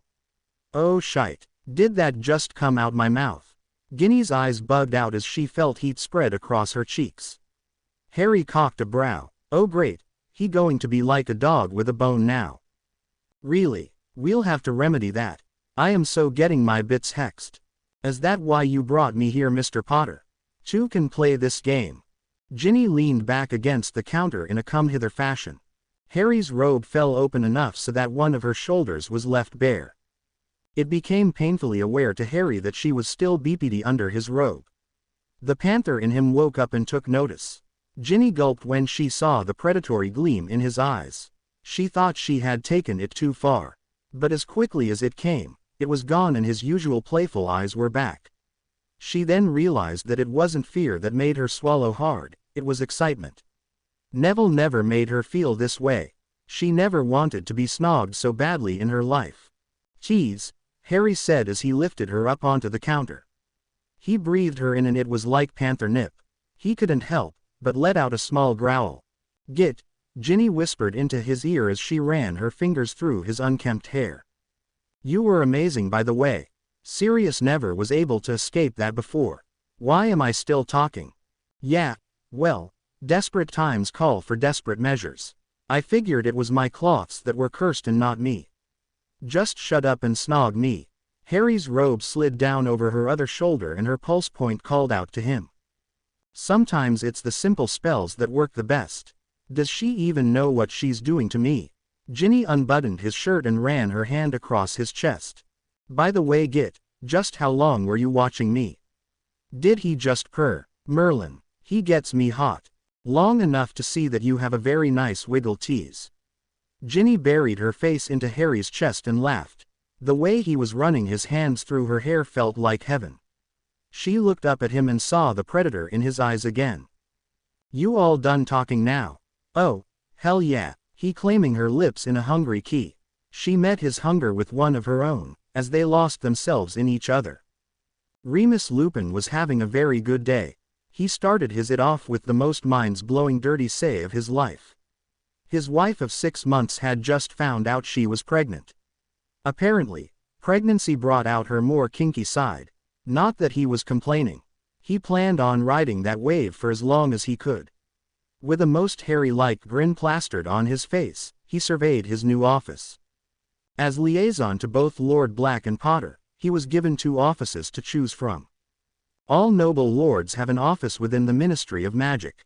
Lupin chose to occupy Charles Potter's old office. The man had always treated him like a son, regardless of his hairy little problem. He even went so far as to offer him a job right out of Hogwarts, in this very office no less. Remus was young and let his pride got the better of him. He was determined to make it on his own and refused to be a charity case.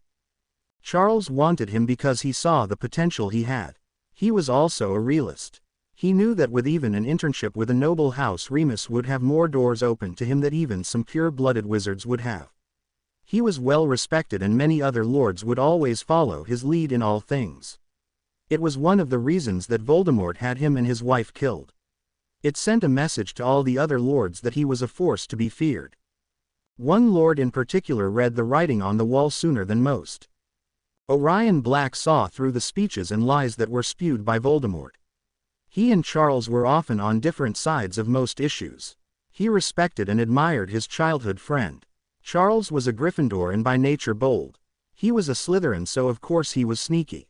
He could smile in his face of a madman while he plotted behind his back.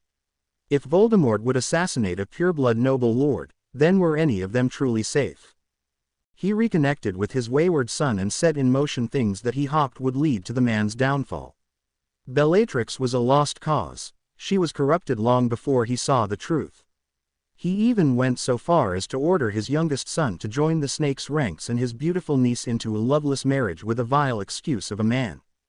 2 decisions that haunted him to the day he died. Regulus did not meet a gentle end, but he did die with honor. His death wasn't in vain. He discovered the bastard's secret to immortality. It was a bitter cold comfort to Orion, who fell into a depression that almost ended his life. In the end, it was Narcissa's words that brought him back. It was to her that he told about the Horcrux at Regulus's funeral. She also saw the haunted look in Horace Slughorn's eyes. He was about to give his condolences, when he overheard Orion. He made a hasty retreat, but even after Narcissa cornered him in the garden, the man gave nothing away. Hope was not lost, for she knew his Achilles heel. It went by the name Lily Potter. She knew that her cousin Sirius was close to Lily, and she was sure that he could help her. He may not have always got along with Regulus, but he was still his brother. She knew that he would come to Regulus's funeral, and Sirius didn't disappoint him. He came to the family plot, in the cover of night. When he knew everyone would be gone. A huge black dog dropped a single flower on the grave of Regulus Black. He was followed by a great stag. The 2 stood at the grave of her cousin. The dog lay down next to the grave and started to whimper in grief. The stag settled down next the dog and laid his head over the dog. There they stayed, and she felt like it was wrong to intrude. It was then that she was sure that it was Sirius. That meant that the stag was James Potter. They were brother in all but blood after all. Even before she relieved herself, they seemed to know that she was there. They both looked at her and after a second nodded, so she knew it was all right to come. It was a magnanimous display of trust they showed in her. After all, she was married to one of Voldemort's inner circle. She told them about what she knew, as well as what Orion had set in motion, and begged for their help. 2 days later she was given a slip of paper with an address on it. When she got there she was met by Lily Potter. James and Sirius were there, as well as Remus. They had the loveliest sit-down, in which she relieved all she knew. James and Sirius were surprised by the news that their fathers were childhood friends. They were even more surprised by the man's actions and the extent that he went to oppose Voldemort. What affected her most was the compassion and understanding that Lily showed her. They were never friends when they went to school. In fact, she was sure that she had never even spoke to her. Here was a woman she hardly knew and would probably never even consider speaking with on the street. Yet, Lily was shedding tears for the abusive, loveless marriage that she accepted, as a matter of honor and duty. The life of a Black was one of duty, and she was raised to perform that duty without objection. She would have to bear him a male child per the marriage contract. She was also protected by it to never have to take the dark mark. What was slipped in the contract was that if Lucius ever was convicted of a crime that brought shame to the House of Black, he would surrender all Malfoy vaults, properties, and Wizengamot votes. It would be up to Lord Black to deem what is shameful. It was a nice little loophole. Orion Black was nothing if not shrewd. When Lily left the room to compose herself, Narcissa told Sirius that she never knew people like Lily even existed. He explained that was one of the reasons that he ran away. James told her that was what was so special about her. She could weep for an enemy as well as a friend. Narcissa followed her into the other room and had the most enlightening talk of her life. In Lily Potter she found the friend that she had waited her whole life for. Even after Lily got the truth out of Slughorn, they would often spend time together shopping or taking walks in the park. Of course they would always be safely hidden under a glamour charm. They were the go-between for the Marauders and Orion. Through pregnancy and childbirth, Narcissa saw that the ideas that were shoved down her throat as a child was just a big pile of shite. Orion secretly financed the hunt for the Horcruxes. Remus was out of the country when the damn prophecy was made. He didn't even get to attend James's funeral. Sadly, neither did Lily, Sirius and Harry for that matter. They were already in hiding in France. "You ready for this, Moony? I mean Mr. Lupin." Narcissa gave him a mocking curtsy under her glamour charm. He was so lost in the past that he didn't sense her come in. She recognized the faraway look in his eyes and signed. "Of all people, I thought you would be looking to the future, not the past. You're soon to be a father, are you not? Just remembering how this all got started, that's all. 12 years of my life I spent looking for those cursed things. Only 3 remain now. So you got that damn snake then? Killed it, proper. Good. It always gave me the creeps. I suppose I owe you an explanation." Ginny breathlessly told Harry. They had finally managed to pull themselves apart. By the look in Harry's eyes, it was the last thing he wanted to do. She had to agree with him on that count. He was an amazing keyer. Granted, she had only Neville to compare him to, but damn, his lips were surprisingly soft and he most defiantly knew how to use them. His tongue was as nimble as a dancer, and he knew just where to put his hands to drive her insane. Hermione would often go on about how she could snog her brother for hours. She never really got it till now. She guessed she just needed a proper partner. She could definitively get used to this. What surprised her was that he hadn't picked her up and carried her to the bedroom. Truth be told, she wasn't sure if she would object if he did. Her head told her that it was too soon. Plenty of her friends had told her that jumping in bed with a bloke too soon always ruined the relationship. He would see you as a slut and that was all he would want to do with you. She didn't think Harry was that sort of guy. She was fairly sure that his mum raised him better than that. The problem was that every other part of her wanted him to ravage her, and he had that look in his eyes again. What? Harry mumbled into her neck as he made his way down it. Lips, teeth and tongue were working in harmony to drive Ginny crazy. She let out a long slow moan that was the sweetest music to his ears.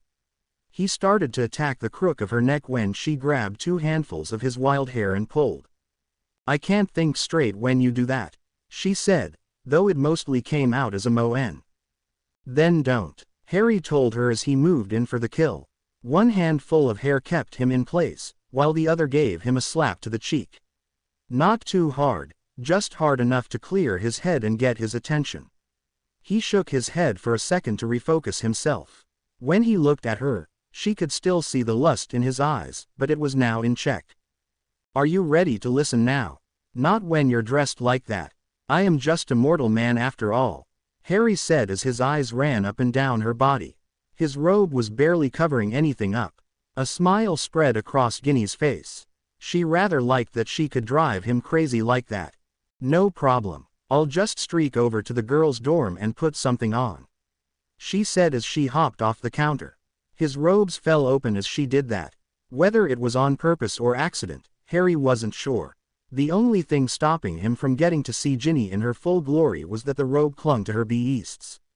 Freakin' tease. You're evil, you know that, right? To Harry's credit, he was trying his best to keep eye contact with Ginny, but it was torture. This made Ginny smile even brighter, if that was even possible. Maybe. Just a little. She gave him a wink and put two fingers close together so only a small gap was between them. I'm gonna need another cold soda. Harry overemphasized the call's part. You're thirsty. Ginny was surprised by the sudden subject change. No, it's for my bits. He grunted at Ginny. Oh, sorry about that. She shamelessly giggled out. No, you're not. Harry teased her as he grabbed her by the hand and led her out of the kitchen into a bedroom. She gulped when she saw a king-sized bed. Harry ignored it and walked over to the closet and opened the door. Merlin, I've seen smaller stores. Where did you get all these clothes? You're not a cross-dresser, are you? Ginny said as she walked into the massive closet. The walls were covered with racks of clothes.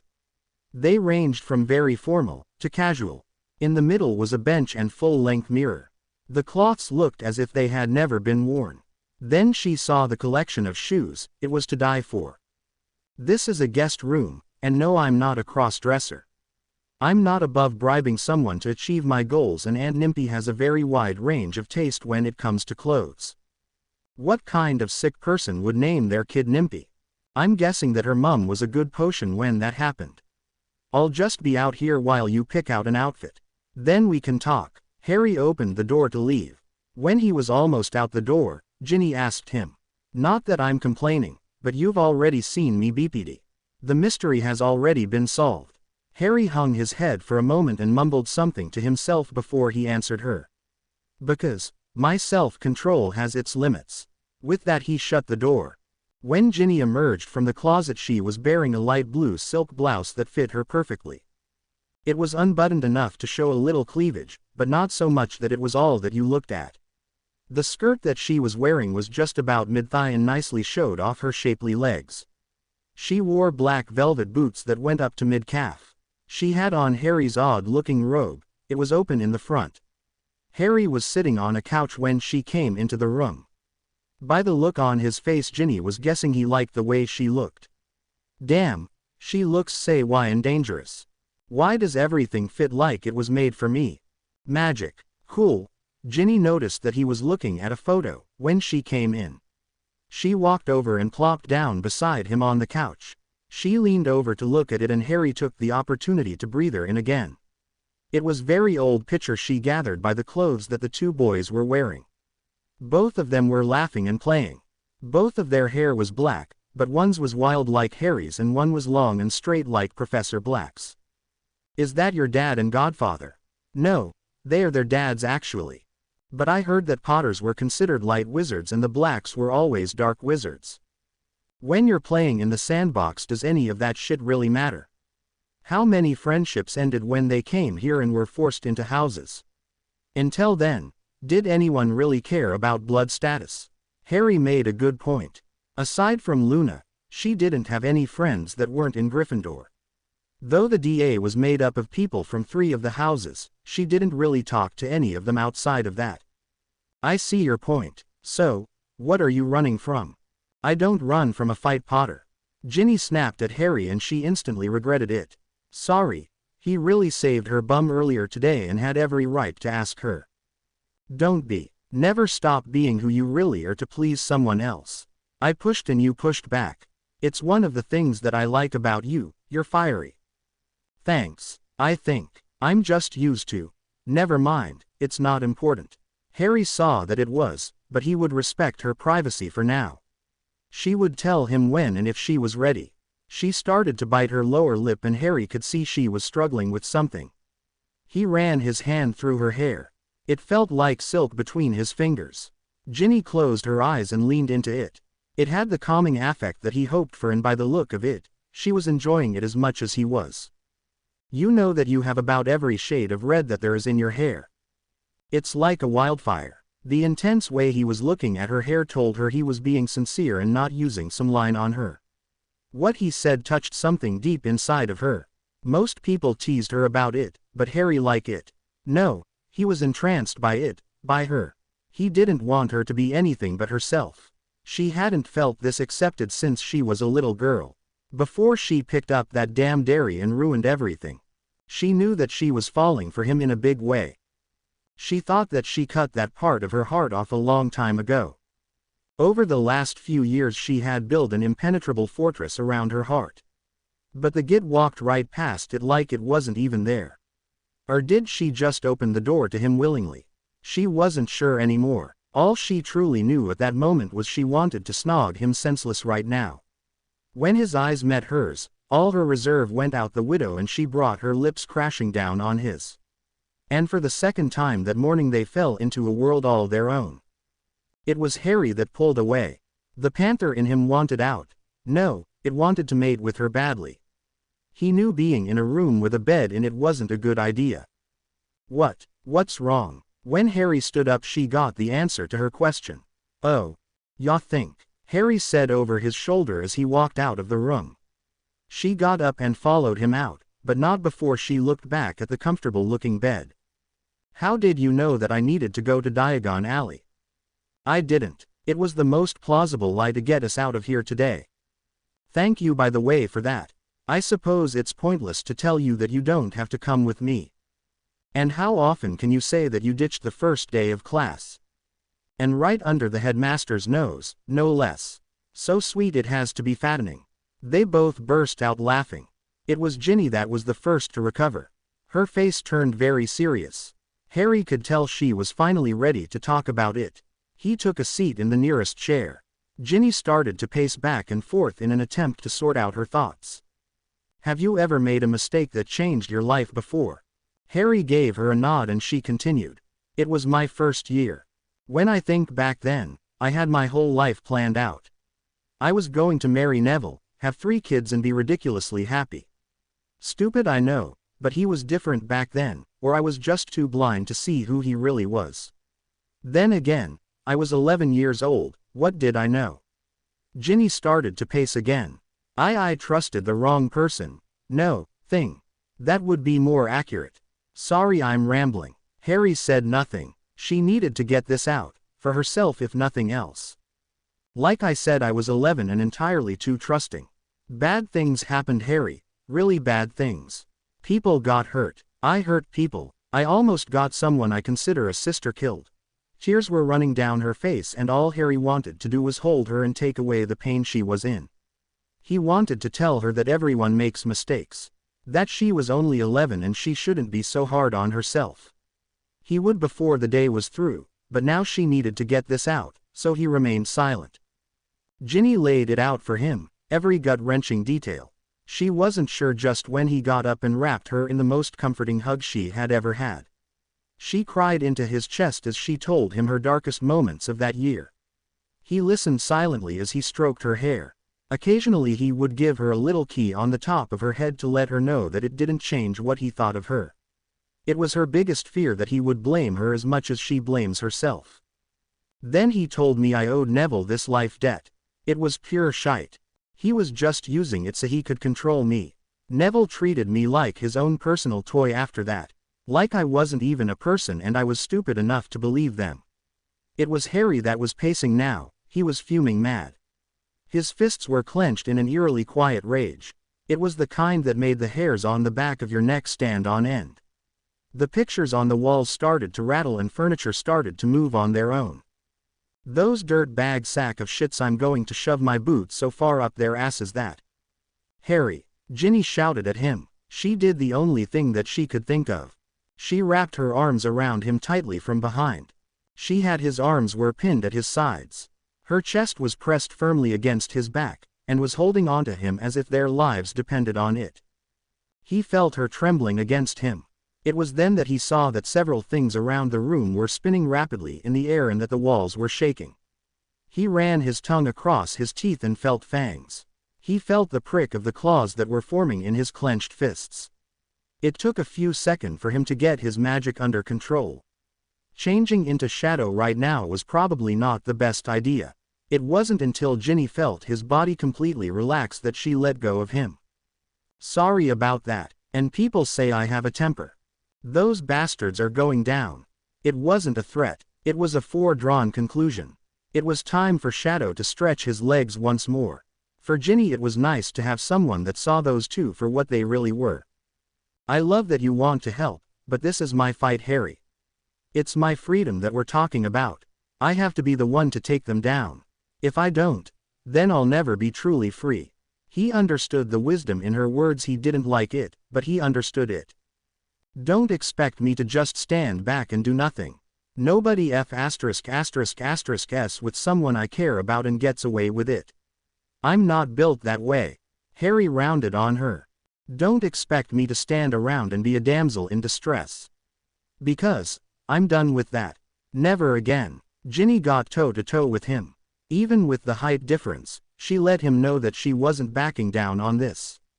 They glared at each other for a full 2 minutes, before Harry threw his hands up in the air in frustration. You gotta give me a bone here, Ginny. There has to be something I can do to help. Harry said, refusing to look at her. I don't want to use you, Harry. Ginny softly put her hand on his forearm. You're not built that way either, and we both know it. His voice was soft as he turned to look at her. Okay, there is something that you can do for me. Can you teach me occlumency? Why? What happened? Funny you should ask. It was never good to the bearer of bad news. That was what Marcus Flint's mum always told him. His father was a violent man and he had learned his lesson well over the years. Black eyes, broken nose, knocked out teeth, cracked ribs, and the list went on and on. With that in mind, he should have known better than to not look at the headline of the Daily Prophet before he gave it to the Dark Lord. Marcus's father, for all his cruelty, was a kitten compared to Lord Voldemort. He had been under a Cruciatus curse for what felt like years.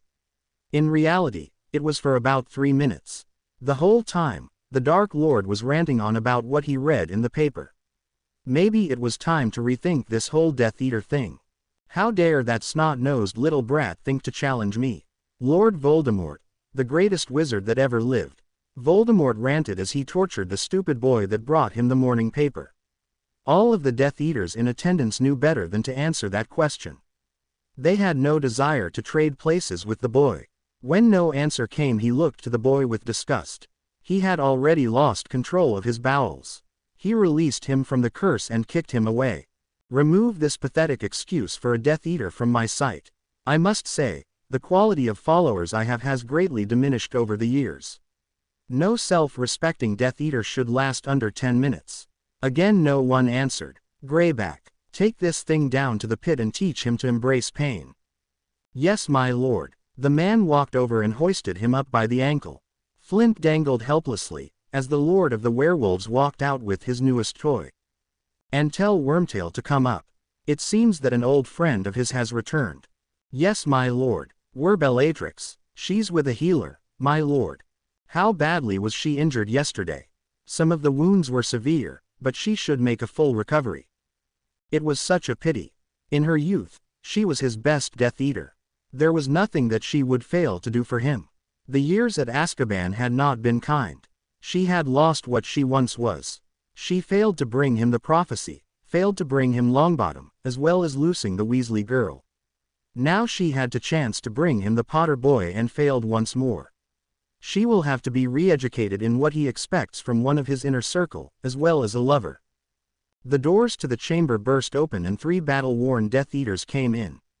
Their robes were torn and had scorch marks from curses that just missed them. My lord, we've lost control of the Ministry and the Wizengamot. Crucio. The first fell under the curse. He then looked to the other two. Explain now. A massive shakedown at the Ministry. Everyone was being checked for the dark mark. If they were found, they were shackled with magic blockers and their wands were broken on the spot. Those that we had under the Impero have been freed. We had to fight our way out. We were attacked by civilians as well. They kept screaming about the spoils of war. They are after our vaults, my lord. Your grasp at the obvious is astounding, Crab. We will have to secure what's in our vaults first. They will be too busy at the ministry and undermanned to give the goblins proper aid. They should have stayed neutral. It is time that we make a hefty withdrawal. What about the ministry, my lord? We will let the dust settle first. What has been lost will be reclaimed, mark my words. You summoned me, my lord. Ah, Wormtail, it seems that your old friend Black has returned, and he has brought the Potter brat with him as well. He was never my friend, my lord. Nevertheless, I need to know all there is about him. He and the whelp fight differently than that of Dumbledore's followers. Of course, my lord. Oh, there is one more thing you can do for me, Wormtail. I live to serve you, my lord. The boy must be educated in the true use of power. Bring me the body of James Potter. Emma was late for Transfiguration. She had left one of her books in her room and she had to go back to get it. That was when she thought she saw Harry turn into a panther. It must have been her imagination. Wizards can't turn into animals. Can they? Her blood sugar must be off or something. Yeah, that's what it was. Well, she hoped anyway. At breakfast, everyone was talking about the Daily Prophet. The theories of what really happened were quite entertaining. Longbottom claimed, quite loudly, that it was pure rubbish and that the Daily Prophet wasn't fit for the bottom of an owl cage. A bloke by the name of Dean reminded him that he kept a scrapbook of every article that was ever written about him. The two started to have a death-staring contest as everyone in earshot had themselves a good laugh. Mark was sure it was downplayed and that there was, in fact, an epic battle. Emma guessed there was a little hero worship going on there. His version of what really happened was much more riveting than what was in the paper. She really enjoyed watching him tell it, or was it that she really liked watching him? Once or twice, Gabby might have mentioned that she needed to stop drooling. She didn't care. He was really cute. She was in such a hurry to get down to breakfast, so that she could get a seat next to him, that she forgot one of her books in her room. Persa offered to go with her, but she told her go on ahead. She had just started to head down the stairs to the girls' dorms when she saw Harry transform. Now that she had time to think about it, she was sure that it was her imagination. She couldn't believe she actually fainted. Now she was late for class. As she turned the corner, she ran into a wall of seventh-year Slytherins. She fell on her bum, hard, and her books went everywhere. It would have been nice if one of them would have offered to help her up. By the look of them, though, that wasn't going to be an option. Hey, watch where you're going, you stupid little twit. Then don't stand in the middle of the hall next time, you get. Emma huffed out as she started to collect her scattered books. She had been told about the Slytherin attitude towards Gryffindors. A carrot top by the name of Ron had told her last night. They think they own the school. It's our job to remind the wankers that they don't. What he didn't tell her was what to do when one of them yanked you up by your hair. Because, let me tell ya, that hurts like hell. The prat had her held up so high that she was standing on the tips of her toes to keep from having her hair ripped out by the roots. Did you guys hear what this little mudblood just said to me? Draco asked, as he motioned for Crabbe and Goyle to come over. Both laughed as they saw the girl with the changing hair struggling to get free. Hey, get off. Emma decided to take a chance and kicked at his shin with one of her feet, but missed. She saw two big brutes surround her, laughing all the while. She was then thrown against a wall. The white-haired boy pulled his wand and leveled it at her head. Emma swallowed hard. She was deep in it this time. This wasn't the first time she was outnumbered. No, at the orphanage it was an everyday thing. The only difference was that there were usually witnesses, so it never got too out of pocket. As far as she could see, they were alone. The other difference was that the bullies at the orphanage didn't have wands. I think she needs to be taught a lesson. What say you, Crabbe? He cracked his knuckles in agreement. Well said. And you, Goyle? That one just laughed at her. Emma's eyes quickly moved from one to the other, and then to the last one. The look of panic on her face made them laugh at her all the more.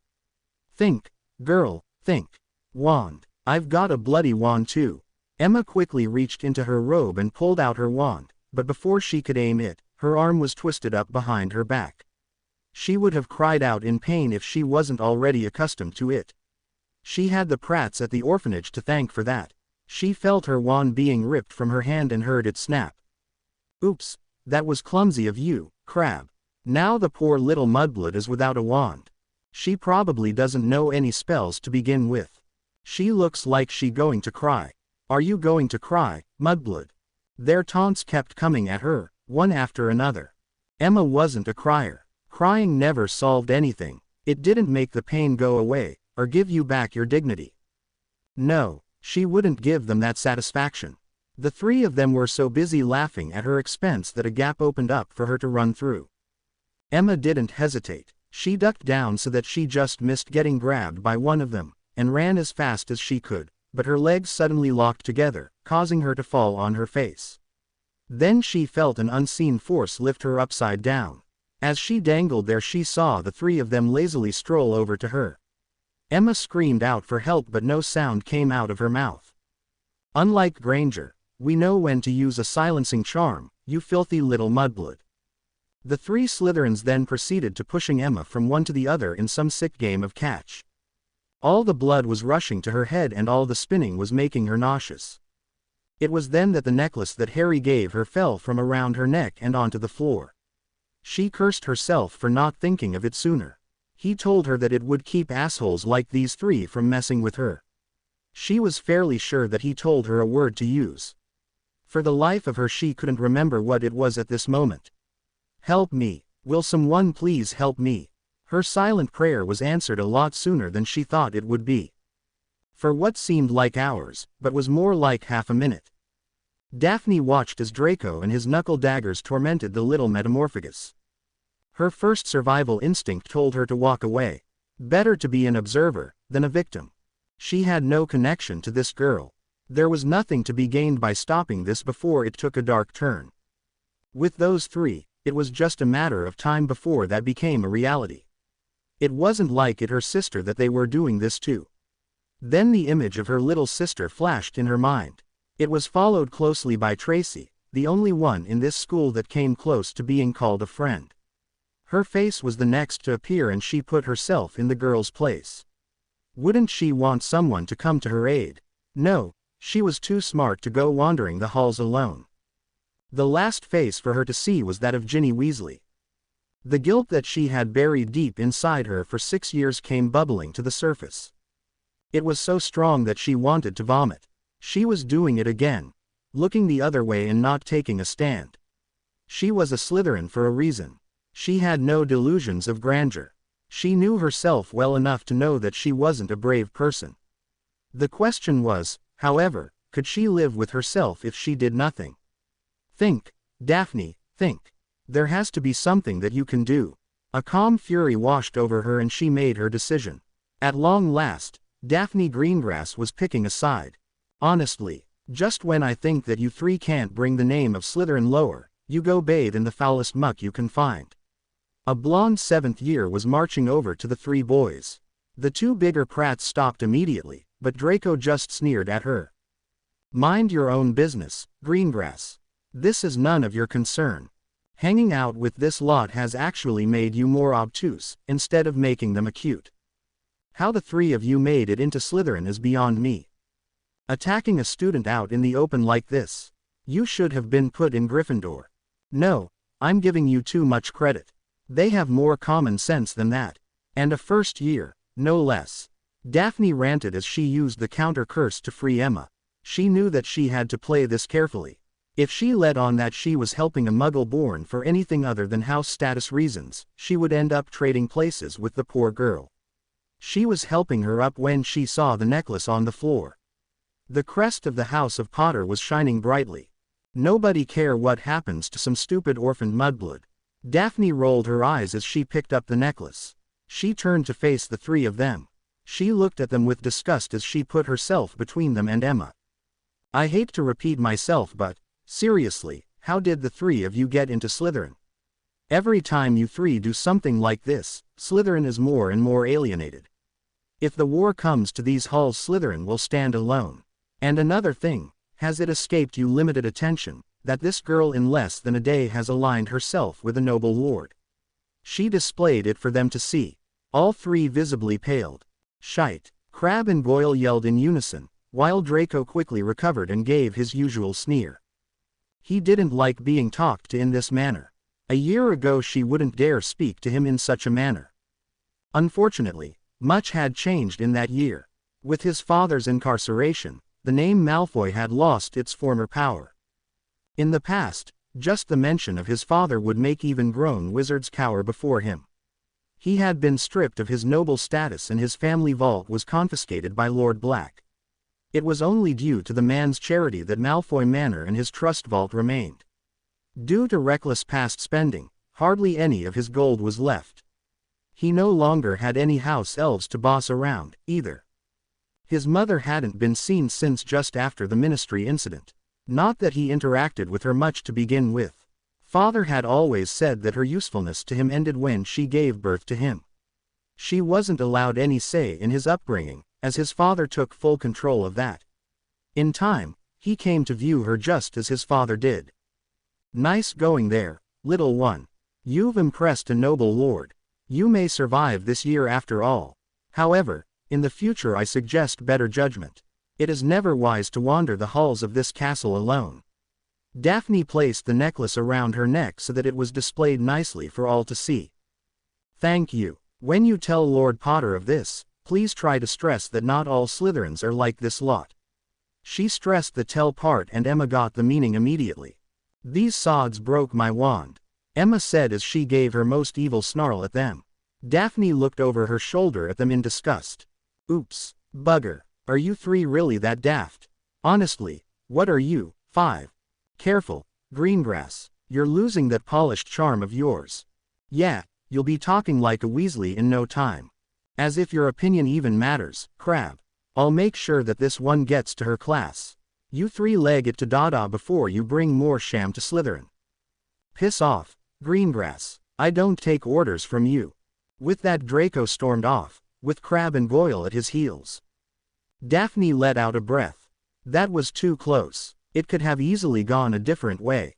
She played the disgusted heiress well, but she knew that it was only a matter of time until Malfoy would have done something. At the same time, she felt exhilarated. She had never done something so bold in her life.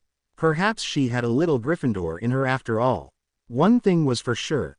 She was done with sitting in the spectator stands. It was time for her to join the game. "Thank you," Emma said after she was sure that the boys were out of earshot. Daphne gave her a soft smile, then she waved her wand and Emma's broken wand flew into her hand. She shook her head and mumbled something under her breath. With another wave of her wand, the broken one knitted itself back together. Her mouth dropped at the ease that the flaxen-haired Slytherin performed the wordless spells. "Here you go. Give it a try," Daphne said as she handed Emma's wand back to her. Emma gave it a go and a few portraits shook but nothing more. Daphne looked dejected. She was sure that it should have worked. Then it occurred to her that if they took the wand from her it probably doesn't recognize her as its master anymore. "Sorry, you're probably going to have to get that replaced. It's okay, it didn't work all that well to begin with." "Where did you buy it?" "I was abandoned at an orphanage. It's what was given to me. Not that there was much to choose from, to begin with." Daphne let out a frustrated breath. She felt that no matter how hard she tried she was always going to be running to catch up with everyone else. How do they expect you to become competent witches with castaways' wands and hand-me-down books? The last one to use that could have been completely mental. You could end up blowing off all your hair. "What, you don't think I could pull off that look?"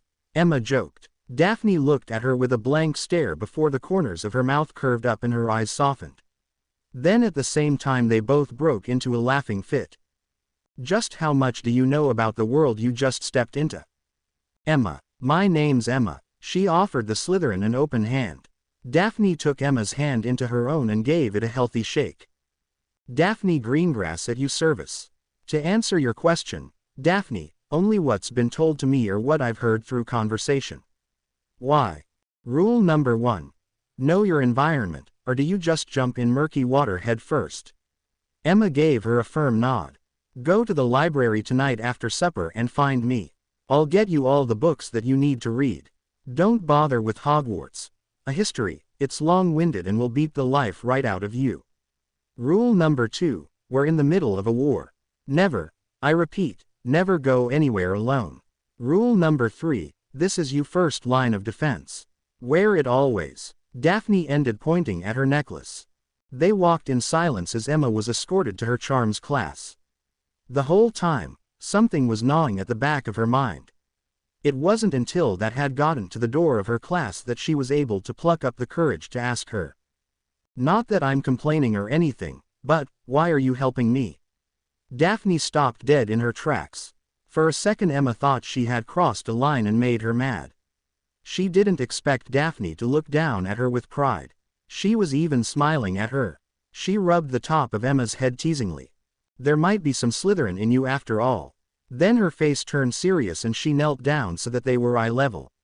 Redemption. Redemption. Yes, redemption, Emma. I'm not really sure just why I'm telling you this. Maybe I want at least one person to know I'm not the cold-hearted bitch everyone seems to think I am. You see, a few years ago, another first year was in trouble. No one seemed to notice but me. Not her brothers, not the professors, no one. The thing that I regret the most was that I did nothing. I told no one. She suffered when she didn't have to. All because we were in different houses and I wasn't strong enough to go against the stupid house rivalry. I was a coward. Well, I think you're brilliant, and you were brave today, so, thank you. Don't let it get around. I have a representative to protect. Emma made the motion that she was zipping her lips shut, which made Daphne laugh again. She stood up and opened the door to the charms classroom. Ah, this must be my missing Gryffindor. I am sorry for her late arrival, Professor. It's no problem whatsoever. It's a big castle, and I swear those moving staircases mess with you on purpose. Emma, please take a seat. Thank you again. You're a lifesaver, Daphne. Emma said with a smile and then took a seat that Mark was obviously saving for her. When she was settled, Mark leaned in and whispered, "What happened to you?" "I don't want to talk about it," Emma whispered back. "But, no, not here, not now. Just let it go," Emma hissed at him. He had the common sense to drop it, which she was very thankful for. The exchange did not escape the attention of Lily and Daphne. Oh, and 10 points to Slytherin, for helping a girl who was in need. It's nice to see not everyone holds old rivalries in such high regards. Lily warmly told Daphne, "Well, we girls have to stick together or we leave the wizarding world in the hands of the men. And that can only end in tears." This made the female population of the class burst out laughing. Mark crossed his arms across his chest and huffed out.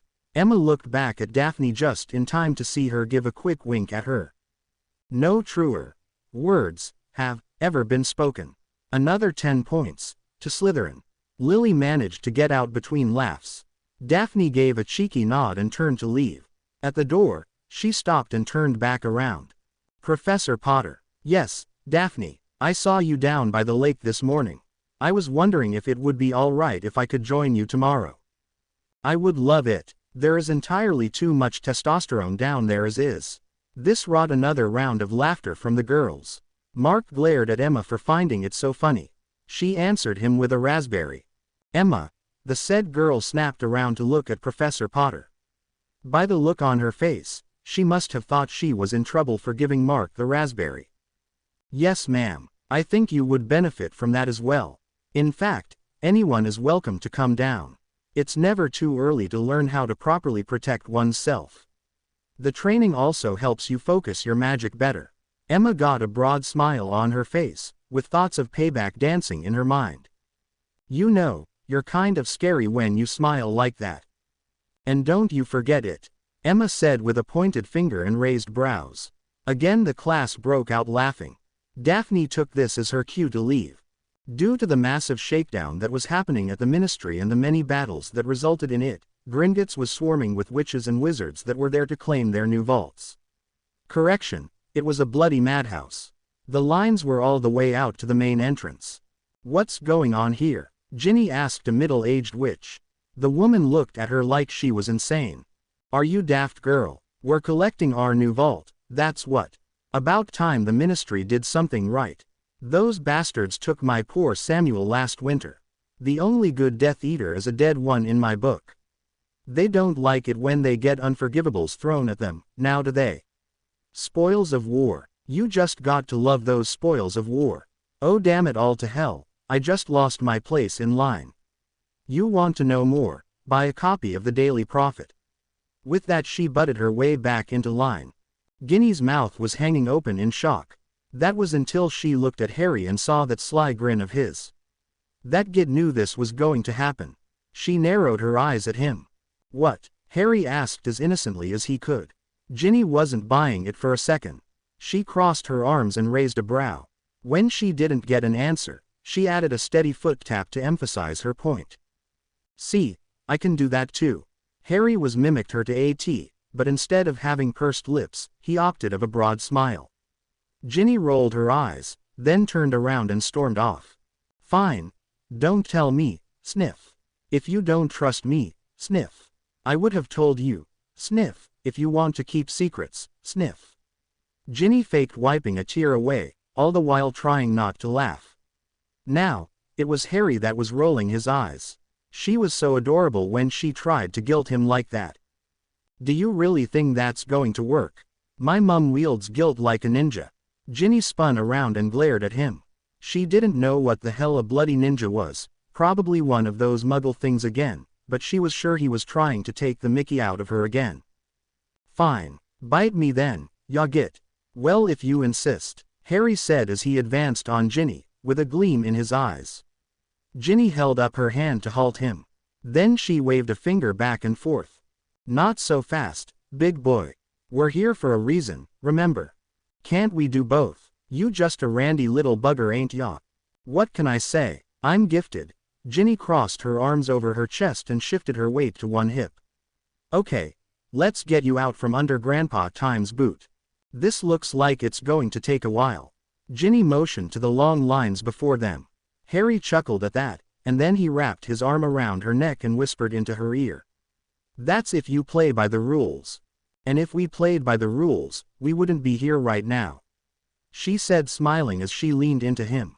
Does he have to smell so good? She tilted her head to the side and offered him a clean shot at her neck. He parted his lips and slid them softly across her sensitive flesh, from her collarbone to her earlobe. He beeped it into his mouth, and didn't release it until a soft moan escaped her lips. I'll make a marauder out of you yet, he whispered in her ear. Ginny's eyes shot open and she spun around to face him. His Patronus, what he called his godfather, and the way he was able to find her so fast. There were too many quiescences to be her imagination. He was connected to the map somehow. The marauders still exist, and he's one of them. What did you just say? She knows of them. How does she know of them?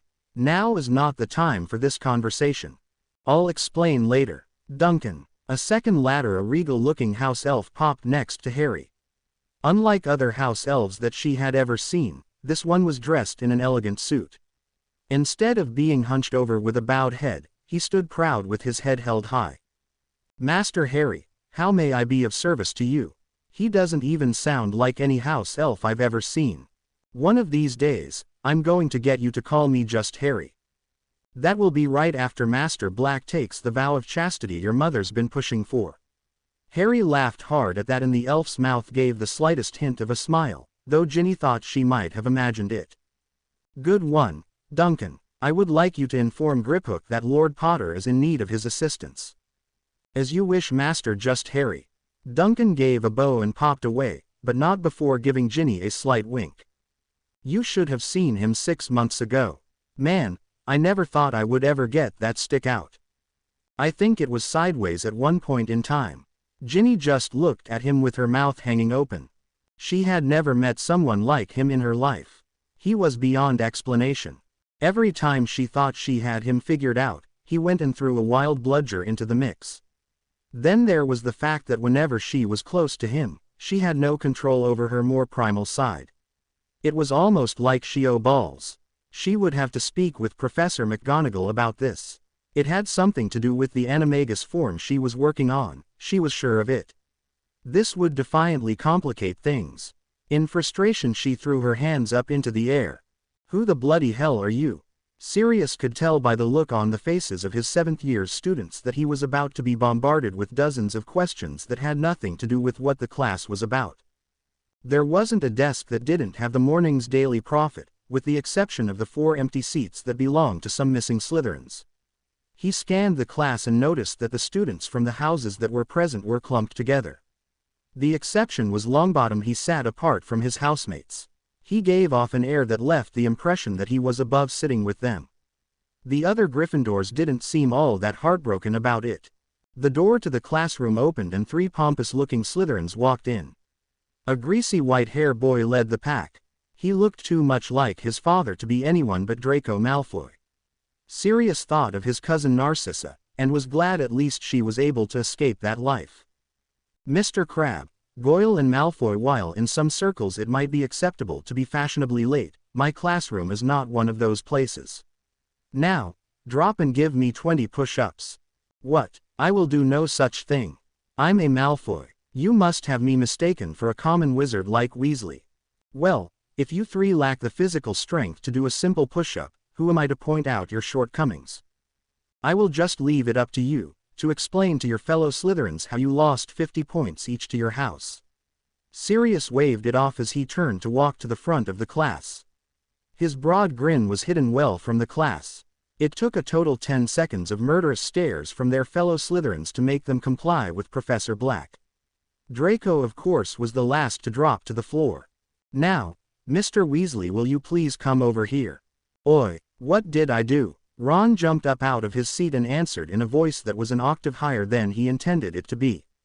Hermione rolled her eyes at him and then pushed him toward Professor Black.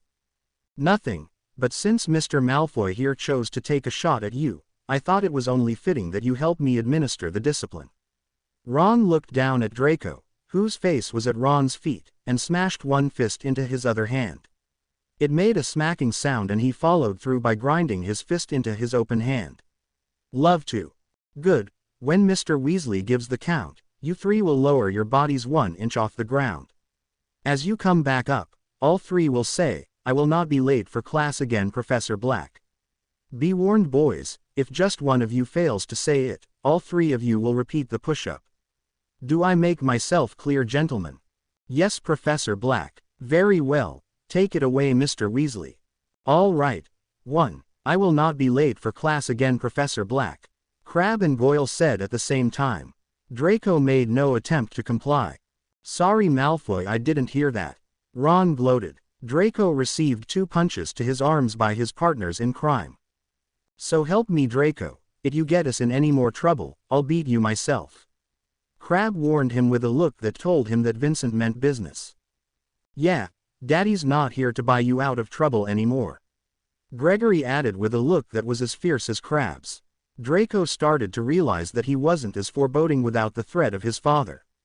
Let's try that again, and 1. I will not be late for class again, Professor Black. This time all 3 of their voices were crisp, clear, and could be heard by anyone that would have passed the class in the hall. Ron put them through the paces, with the biggest smile on his face.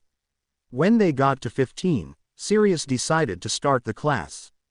While they finish up, who would like to tell me what the best defense against the Avada Kedavra? As usual, Hermione's hand was the first in the air.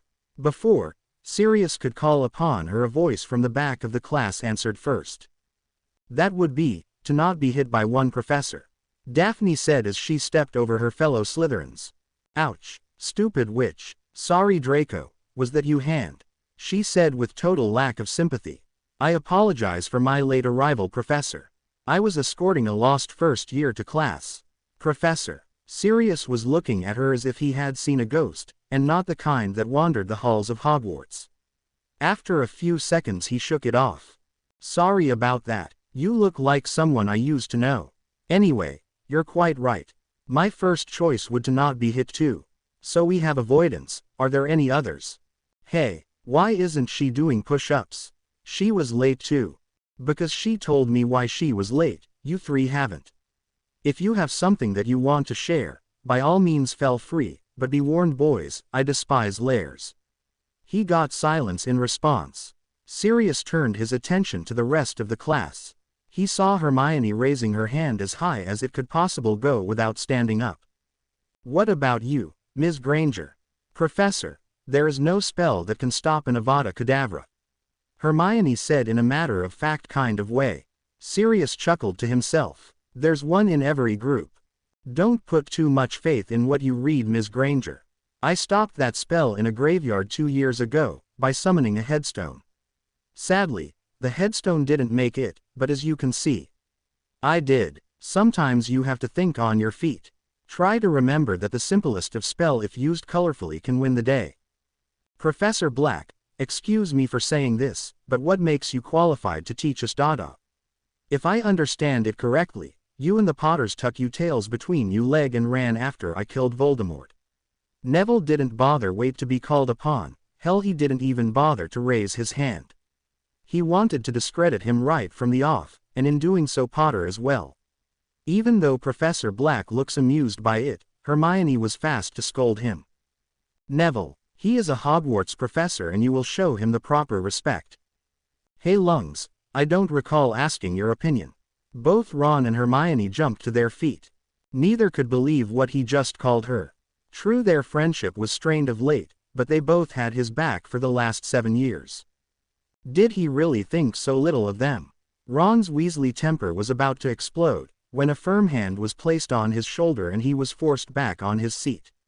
Sirius looked down at him. He shook his head no. He then leaned over and whispered something into Hermione's ear. She snapped her head at Professor Black with a look of shock and amazement. "I can do that. Are you not head girl?" Hermione turned and smiled wickedly at Neville. Screw what Dumbledore had told her. He was a spoiled little pampered prat, and he needed to be taught a lesson. Plus, after this no one would dare call her Lungs again. "Mr. Longbottom, as head girl I will not tolerate disrespect to me or any other professor.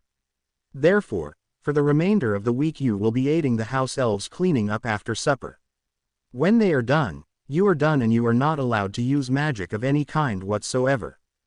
"Well said, Ms. Granger. With your permission, I would be more than happy to supervise Mr. Longbottom's detention." "Thank you, Professor Black. You can't do that to me. I'm a spoiled little princess." Even as the words reached her ears, Daphne couldn't believe that had come out of her mouth. By the reactions of everyone in the room, neither did they. She was Daphne Greengrass, the Ice Queen of Slytherin. She never spoke in class unless called upon. Now in the span of an hour she had took pot shots at both Draco and Longbottom. She was breaking her own rules and it alarmed her. What surprised her more was that she didn't really care if she did. "What's happening to me?" There was an odd silence in the room, until Dean Thomas started clapping. Seamus quickly followed and then the rest of the class joined in. Neville shot daggers at Daphne, then Hermione and finally Sirius. "When Dumbledore hears about this," Neville threatened, "I fully support Ms. Granger on this matter, and will give testimony before the governors if the headmaster wishes to challenge the head girl's punishment. Personally, I would have had you cleaning the Ollery, but that's me." Sirius then addressed the class as a whole. Now, as much as the chosen princess rolls of one's tongue. He stopped to give a wink for the good cheek to Daphne. "I believe Longbottom's question still needs answering. I see all of you have today's copy of the Daily Prophet. That should be all the explanation that you need or that I will give on this matter. However, I can see that you have questions, so I will allow a few before we get back to class." For the first time in his life, Ron's hand shot up before Hermione's. Sirius gestured to him and he stood up. "Professor, I have never seen robes like that before. My brother works with dragons and we still have a poster of all the different types of dragon hide there is in his old room. So my question would be, what exactly is that wicked-looking thing?" "Well, Weasley, the wizards across the pond call this a trench coat. It's all the rage over there and helps us blend in with the muggles. The reason that you don't recognize the hide is that it isn't dragon hide. Care to tell him what kind of hide it is, Longbottom?" "Basilisk," Neville answered reluctantly. Hermione gasped at his answer. The horrors of her second year played in her head. She should have recognized it, but then again, she tried to block out most of those memories. Occasionally, she would wake up screaming with visions of cold yellow eyes. That must have set you back. I hear that it's very rare and expensive. That it is Ms. Davis, but I got it for free. If you want the details of that story, I suggest you ask my godson. He was the one that killed the bloody thing. When Duncan popped back with the goblin griphook in tow, Harry dropped to one knee and bowed his head. He addressed him in a language that Ginny had never heard before. Griphook in turn bowed to him and spoke the same language. Her brother Bill had told her once that the goblins had their own language, until today she had never heard it before. Harry apparently spoke it fluently. Again the question she asked him just moments ago rang in her head. Who the bloody hell are you? After the initial greeting, they broke into a long conversation. They were speaking in goblin tongue, and every once in a while Harry gestured to her. Griphook then looked over at her with a look of anger or shock. It was really irritating her that they were speaking about her and she didn't have a clue just what they were saying. At one point Griphook started to rant as he paced back and forth, all the while his voice was getting louder and louder. It wasn't until Harry placed a hand firmly on his shoulder that Griphook calmed down. Their conversation continued in a more civil tone from that point on. The enraged look in the goblin's eyes may have dimmed some, but it was far from going out. After a minute or two they bowed to each other, marking the end of the conversation that she was not allowed to partake in. Potter had better have a damn good reason for leaving me out of this, or he is going to become intimate with my bad bogey Hex quick, fast, and in a hurry. Master Griphook, I have the honor to introduce you to Ms. Ginevra Weasley, but if you value your life I would address her as Ginny.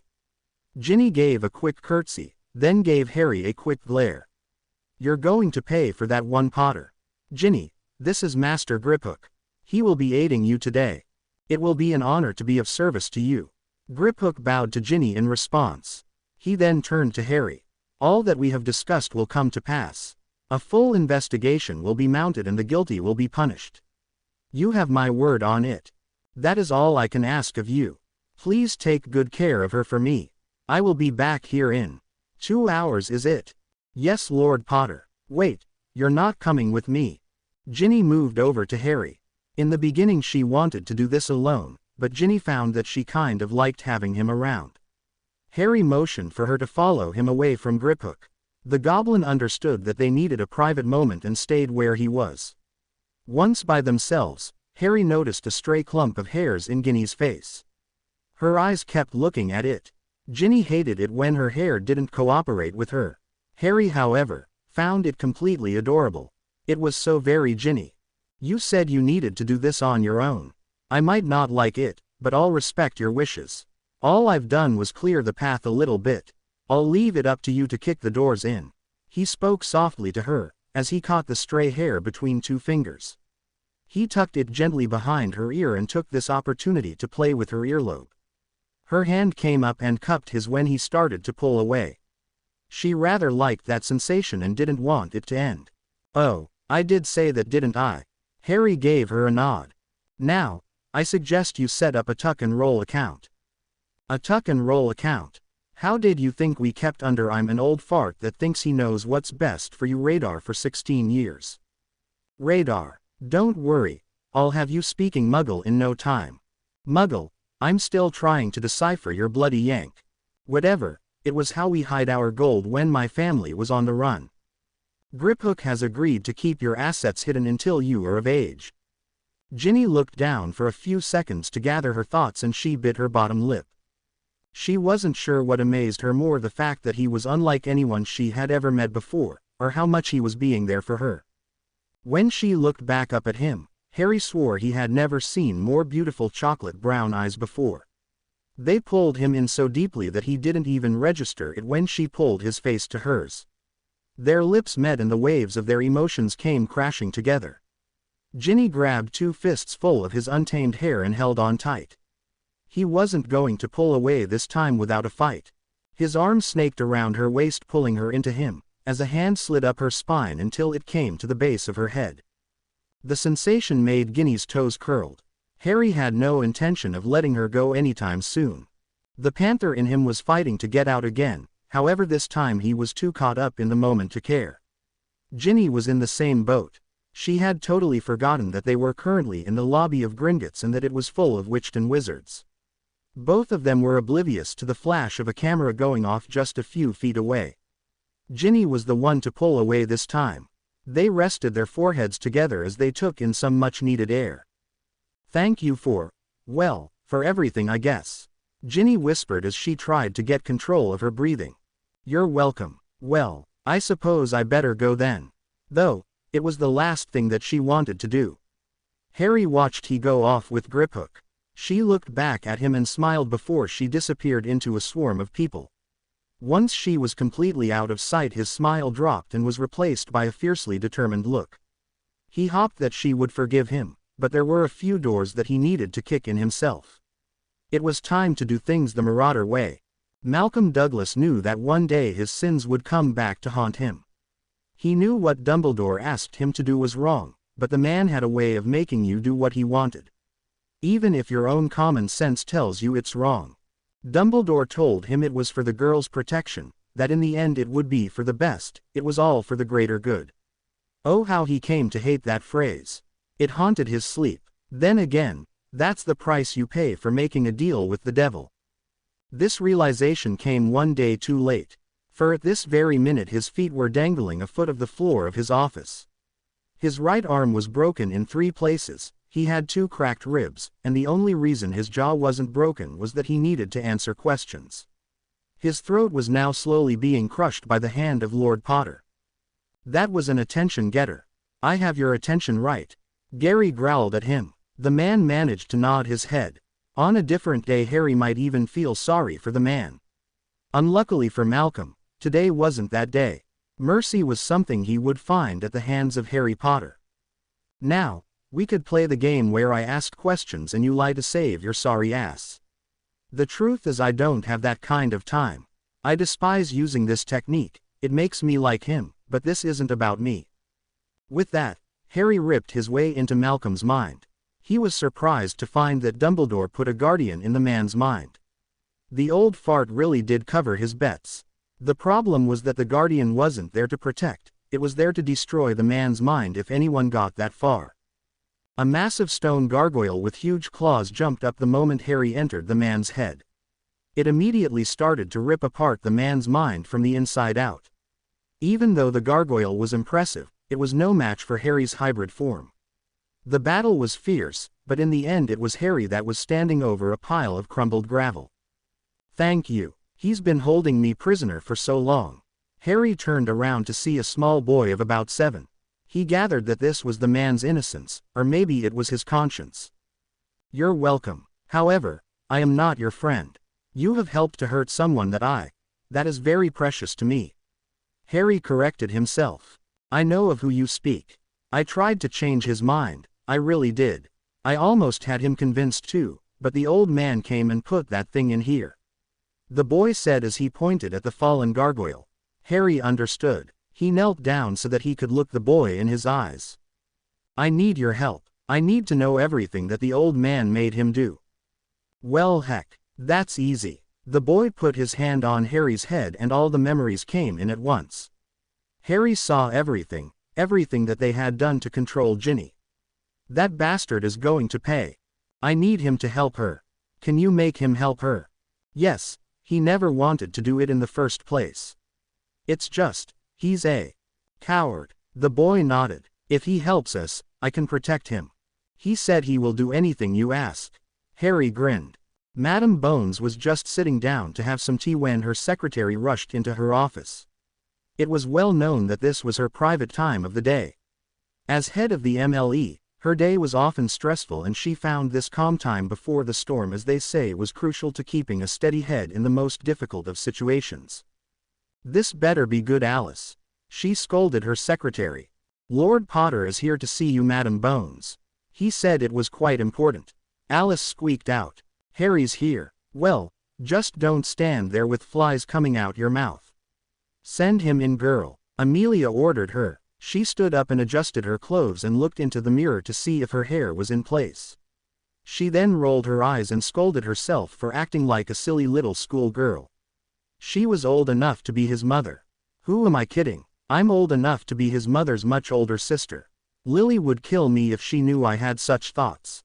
Madam Bones, thank you for seeing me on such short notice. Harry greeted as he walked across the room. Amelia offered her hand to Harry. He took it and bowed down and kissed the back of her hand, and then from the position, he looked up and gave her a little wink. Alice, hold all my appointments until this is concluded. Of course, Madam Bones, Alice said as she did her best to keep from smiling. She had never seen Madam Bones blush before, though she couldn't blame her. He was quite yummy. As soon as the door closed, Amelia slapped Harry in his arm.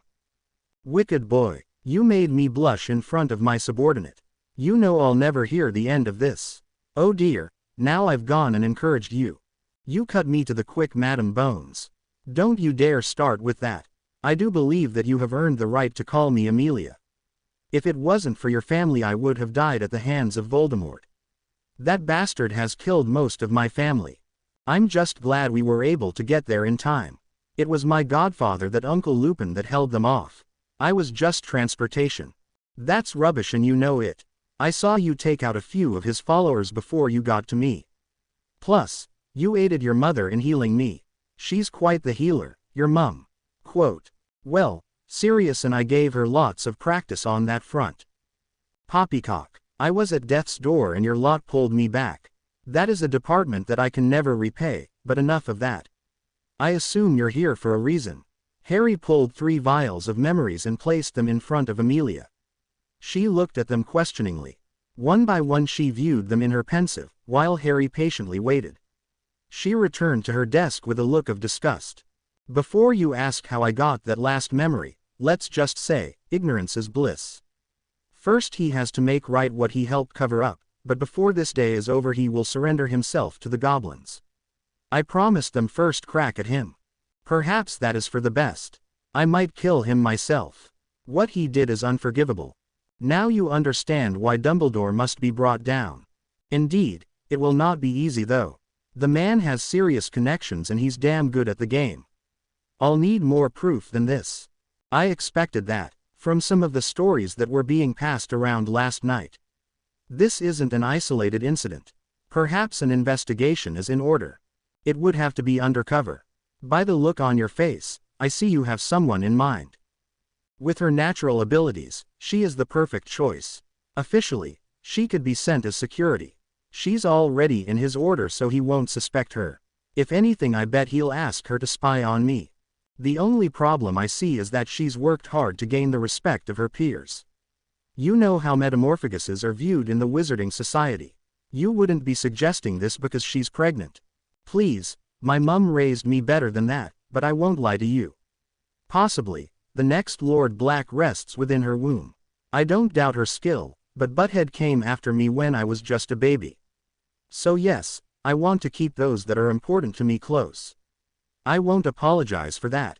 I understand. I'm guessing, if this came from me, she would be more receptive. You were her inspiration to become an Auror.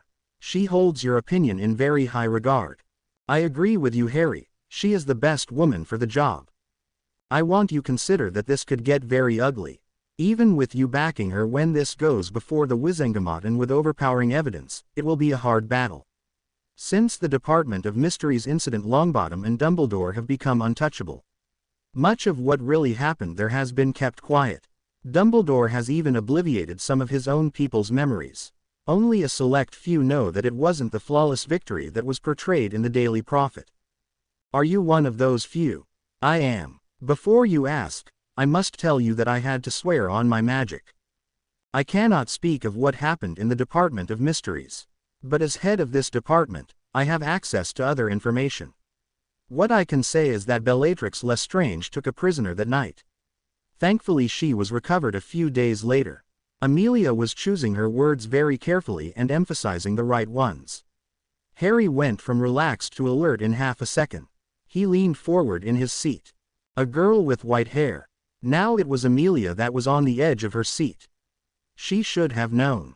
Lestrange's prisoner was under a glamour charm, and a very powerful one at that. Thank Merlin. Those who rescued her weren't fooled by it. She did say that an old woman with a pet kitty healed her up. If I remember correctly, she said the woman had green eyes. Now, why do I get the feeling that she wasn't the only one under that charm? Shadow. Without a word, Harry stood up and walked to the door.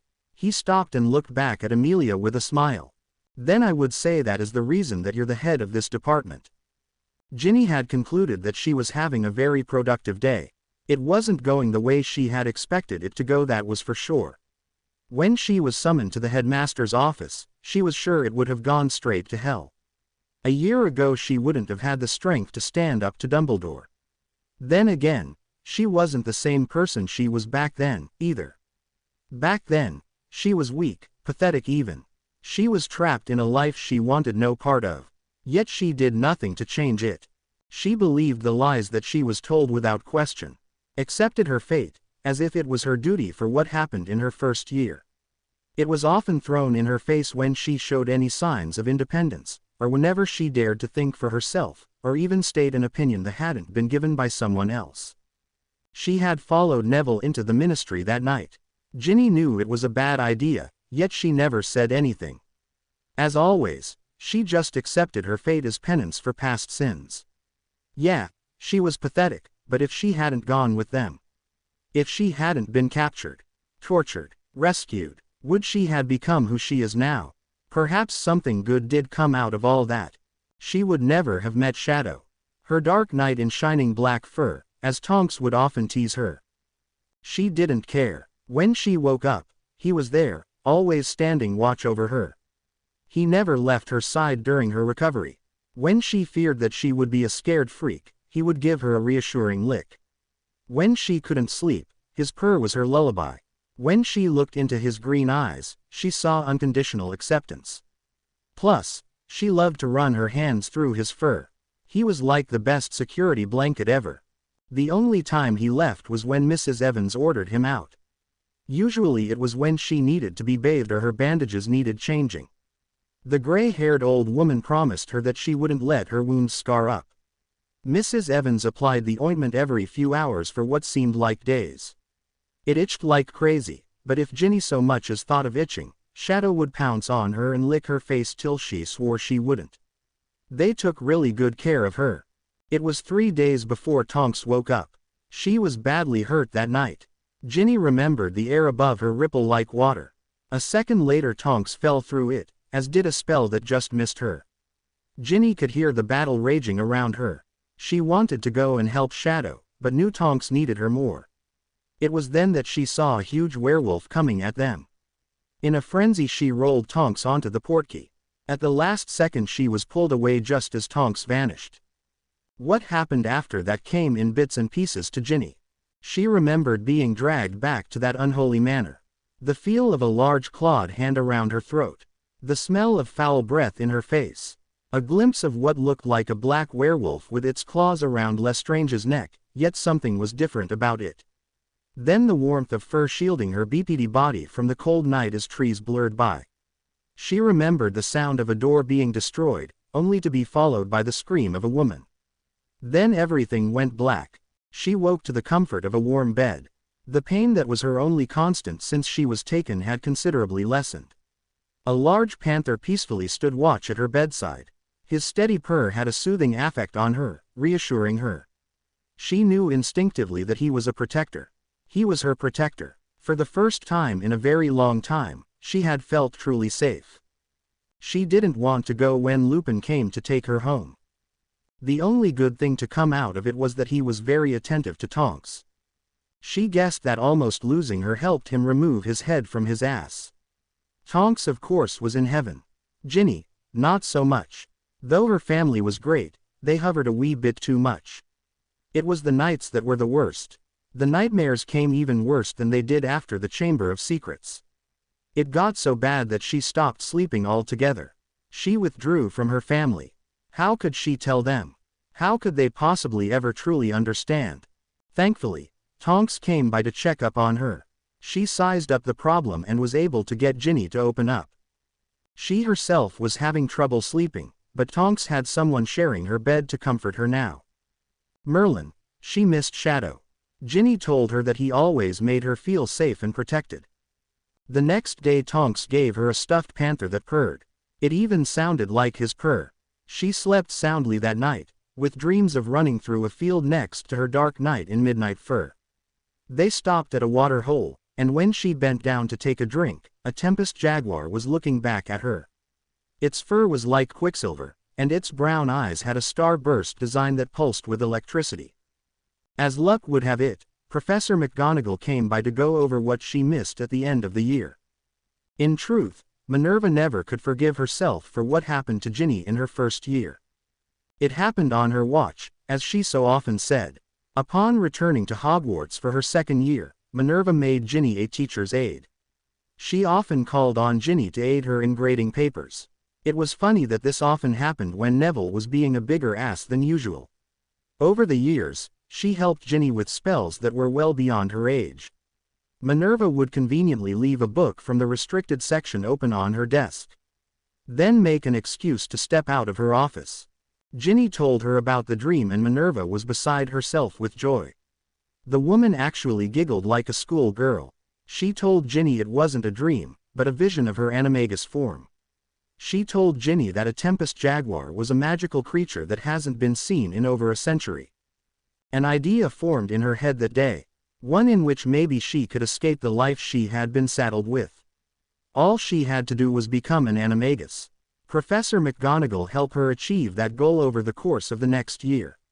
What her wise professor neglected to tell her, though, was that she would go through bloody heat cycles. No, she thought she would have remembered that little conversation. She remembered how Harry purred in her ear and the effect it had on her. If Harry was reacting the way he was to her, added with her own primal urges whenever he was close to her, it meant only one thing. He was an animagus too, and probably one that was a large feline, like hers. Before she could put more thought to her epiphany, the car came to a halt in front of her new vault. Ginny stepped off the car and looked at the massive doors. It was covered with cobwebs, due to lack of use. A key turn later she was standing in the middle of the first thing that she could call truly hers. In the middle was a mountainous pile of gold. From her bank statement, she knew that it was around 497,736 galleons, 586, 2,943 sickles, and 83,719 nuts. She also had 3 properties, a chateau on the southern coast of France, a cabin in Scotland, and house in Wales. Of course, that was just a rough estimate. Dilys had told her to get a few items that were in her vault. She specified that Ginny should take her wand, her diary, and most importantly, her personal spell book. The wand was because it would be unregistered. Ginny's blood would assure that it would choose her as its new master. Dilys had made it herself and some of her own blood was laced in the core. It was a tradition that has been lost over the 200 years since she walked the earth. Even if she was disarmed, the wand would only work for her or someone of her line. Her diary was so Ginny could get to know the woman she was. Perhaps there would be some insights, and a few life lessons within the pages that would help Ginny. Her personal spell book contained family spells, as well as spells and charms that she learned through her life, and a few that she created herself. Ginny was sure that any healer at St. Mungo's would pay anything just to get a look at. Ginny summoned Winky and they got to the task of finding them. 20 minutes later she had what she was looking for, as well as a few things that she was sure would come in handy. Eventually, among them was a bag of holding and one of Dilys's rings that worked as a portkey to her properties. Satisfied that she had everything she needed, she headed back up. She had a magical contract to get in a certain noble lord that had some questions to answer. Ginny stormed into the magical contracts office with the full intent to kick some bureaucrat's ass up and down Diagon Alley. She came to a cold halt when she felt the residual magical signature in the room.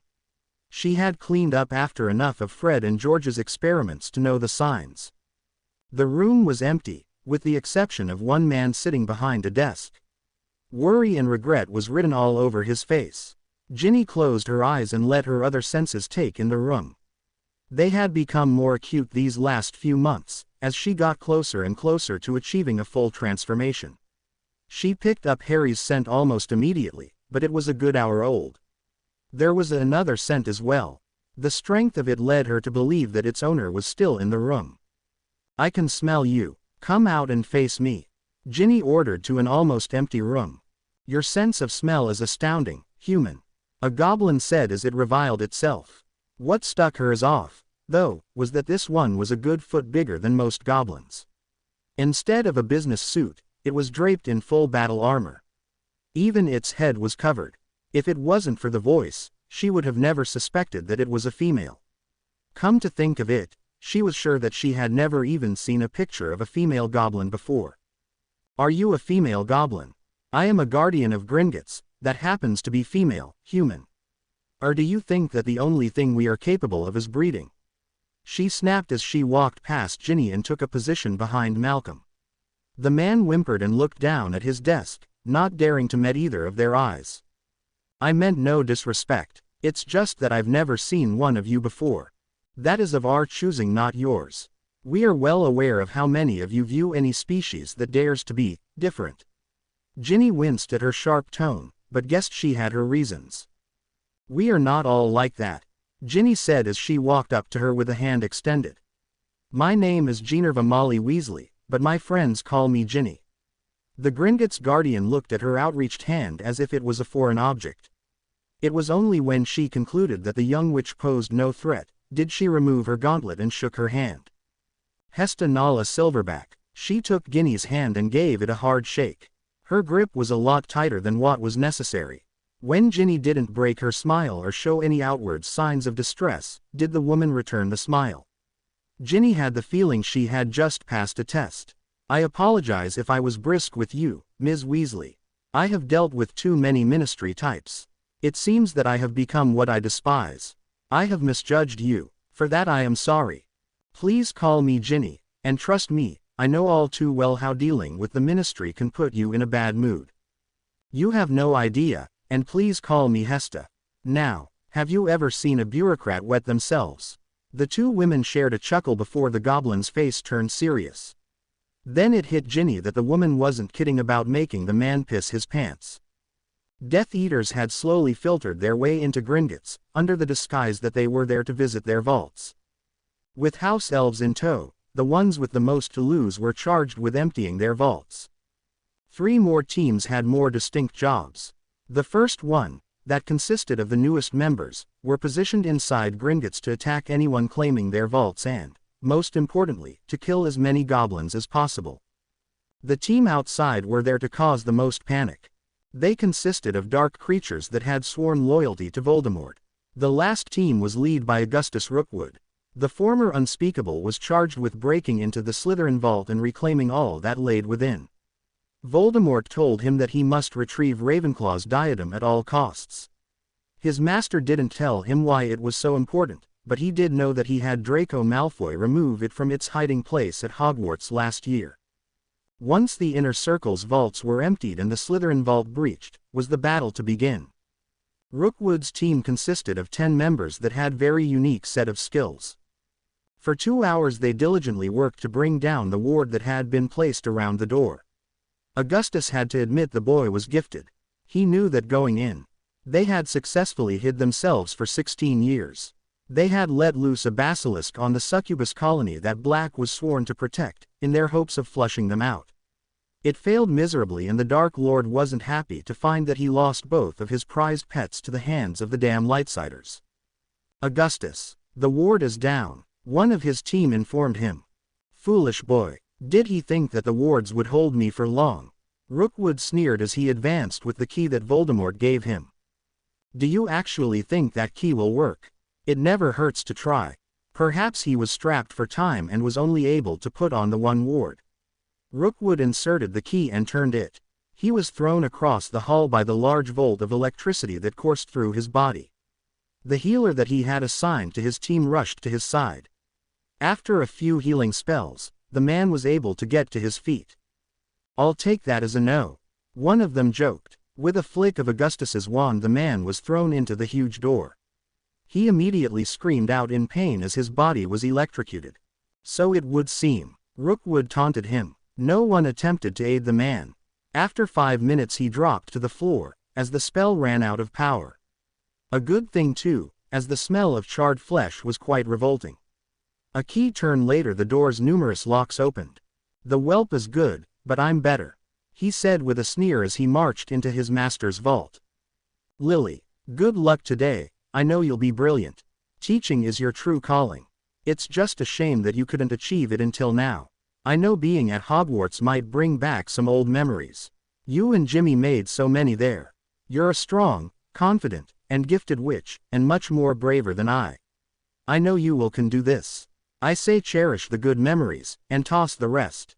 I've missed our long talks, and look forward to Christmas at Potter Manor. We have so much to catch up on. Now, I must ask something of you. I don't ask this as a friend, but as a mother. You have a way of seeing through all the masks that we wear, and revealing the true person within. I know this because you saw through me. You helped me find my true self. I'm praying you can do this for my son. I know what he's become. That was Lucius's doing, but he's tucked away in Azkaban now. It might not be too late for Draco. He was once a good boy. He's still in there, I know it. I'm begging you, Lily. Bring me back my son. Please. Forever sisters, Sissy. Narcissa had just finished her letter to Lily when Harry strolled up to her desk. He had only known her for about a year, but he was very fond of her. Her cheeks were stained with tears and her face held the look of a worried mother. The same look that he caused his own mum to have more times than he cared to admit. He decided she needed some cheering up. So he plopped his butt down on her desk, making her jump. You know, you have entirely too nice of a**s to be crying this early in the day. Harry teased as he wiped the tears from her cheeks. Narcissa recognized the game. She had seen him play it with her niece whenever they were around each other. She and Lily would laugh for hours at their antics. She decided to have a go and leaned in. And when were you looking at my ass, young man? The question is not when I was, but when I wasn't. Harry asked with his trademark grin. And what would your mum say if she knew you looked at my ass? Narcissa asked with a grin of her own. She would say I have excellent taste. Harry said, leaning in more. Fancying a shag with an older witch, are you? Narcissa closing the gap between them. Wouldn't be opposed to it. Harry got nose to nose with her. Only one problem with that big boy. She tugged playfully on his ear as she dangled the bait out for him to bite. Which is? Harry asked as he nibbled at her bait. I used to change your diapers. Narcissa teased as she pushed his head back. She was sure that she had just one. A few things have changed down there since then. Plus it brings a whole new naughty level to it. Harry wiggled his eyebrows at her in victory. He tapped her cheeks that now showed a rosy tint. I win. Your mum's right. You are incorrigible. Hard to believe that he used to be shy, isn't it? Remus interrupted from the doorway. Aren't you supposed to be at school or something? There are many things that I should do that I don't. It's your wife's fault that he is like this, you know.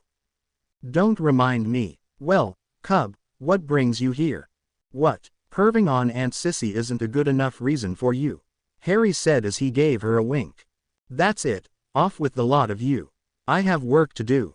She shooed him off her desk and into Lupin's office. Harry sneaked a key on her cheek before she closed the door. Dobby. With a pop, her most loyal house elf appeared at her side. She gave his head a friendly rub. Yes, Mistress Narcissa, how may Dobby serve you? Take this letter to Lily Potter at Hogwarts, please. Of course, mistress. With another pop he was gone. Within Lupin's office the air took a more serious turn. What's going on, Cub? Does the old fart still think you're in his control? Yes. When I returned to England after Riddle's diary was discovered, he confided in me about the Horcruxes. He paid me to hunt them down, and I have to say that his information was a lot better than mine had ever been. So what's left to destroy?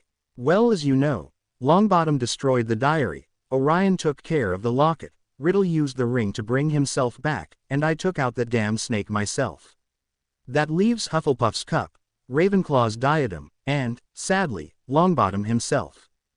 How long do you think Dumbledore has known that he was one of them? Right from the off. He doesn't know that I've figured that out. Narcissa said she was sure that Bellatrix has the cup in the Lestrange vault. We know where Neville is. That leaves the diadem. Are you sure that it's in Slytherin's vault? I would if I were him. If it's in there, they'll be going for it soon. It was one of the reasons that I let it slip that I had the Slytherin vault key. With any luck, they'll lead us right to it. Harry finished with an almost evil grin.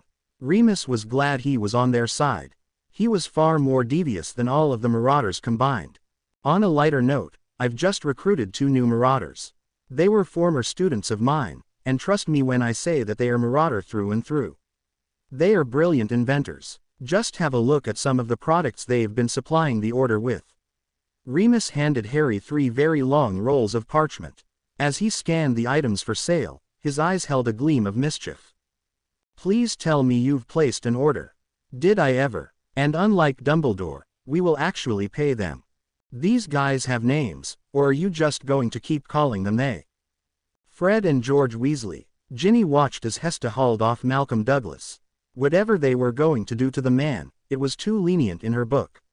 He helped Dumbledore and Neville control every aspect of her life for the last few years. She was looking forward to some long overdue payback. She looked at Hesta and mouthed thank you. Her new goblin friend bowed her head in respect.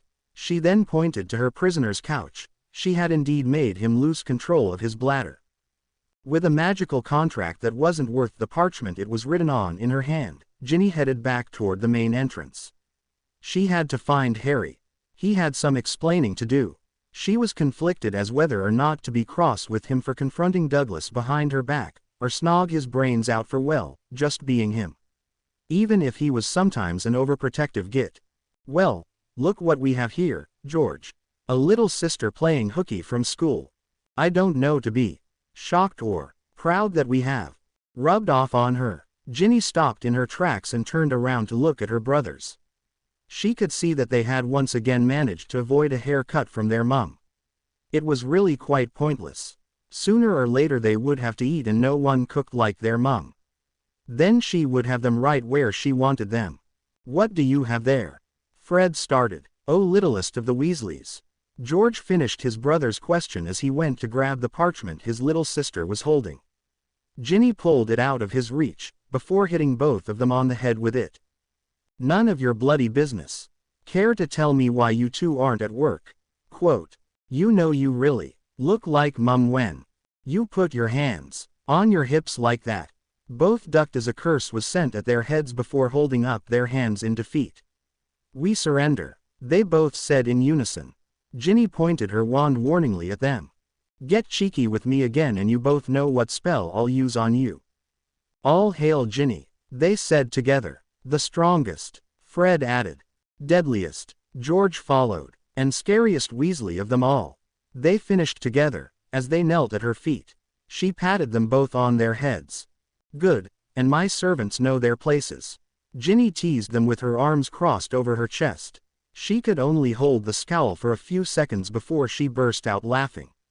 She lunged at her brothers and pulled them into a tight hug. George took the opportunity to try and snag the parchment from her hand.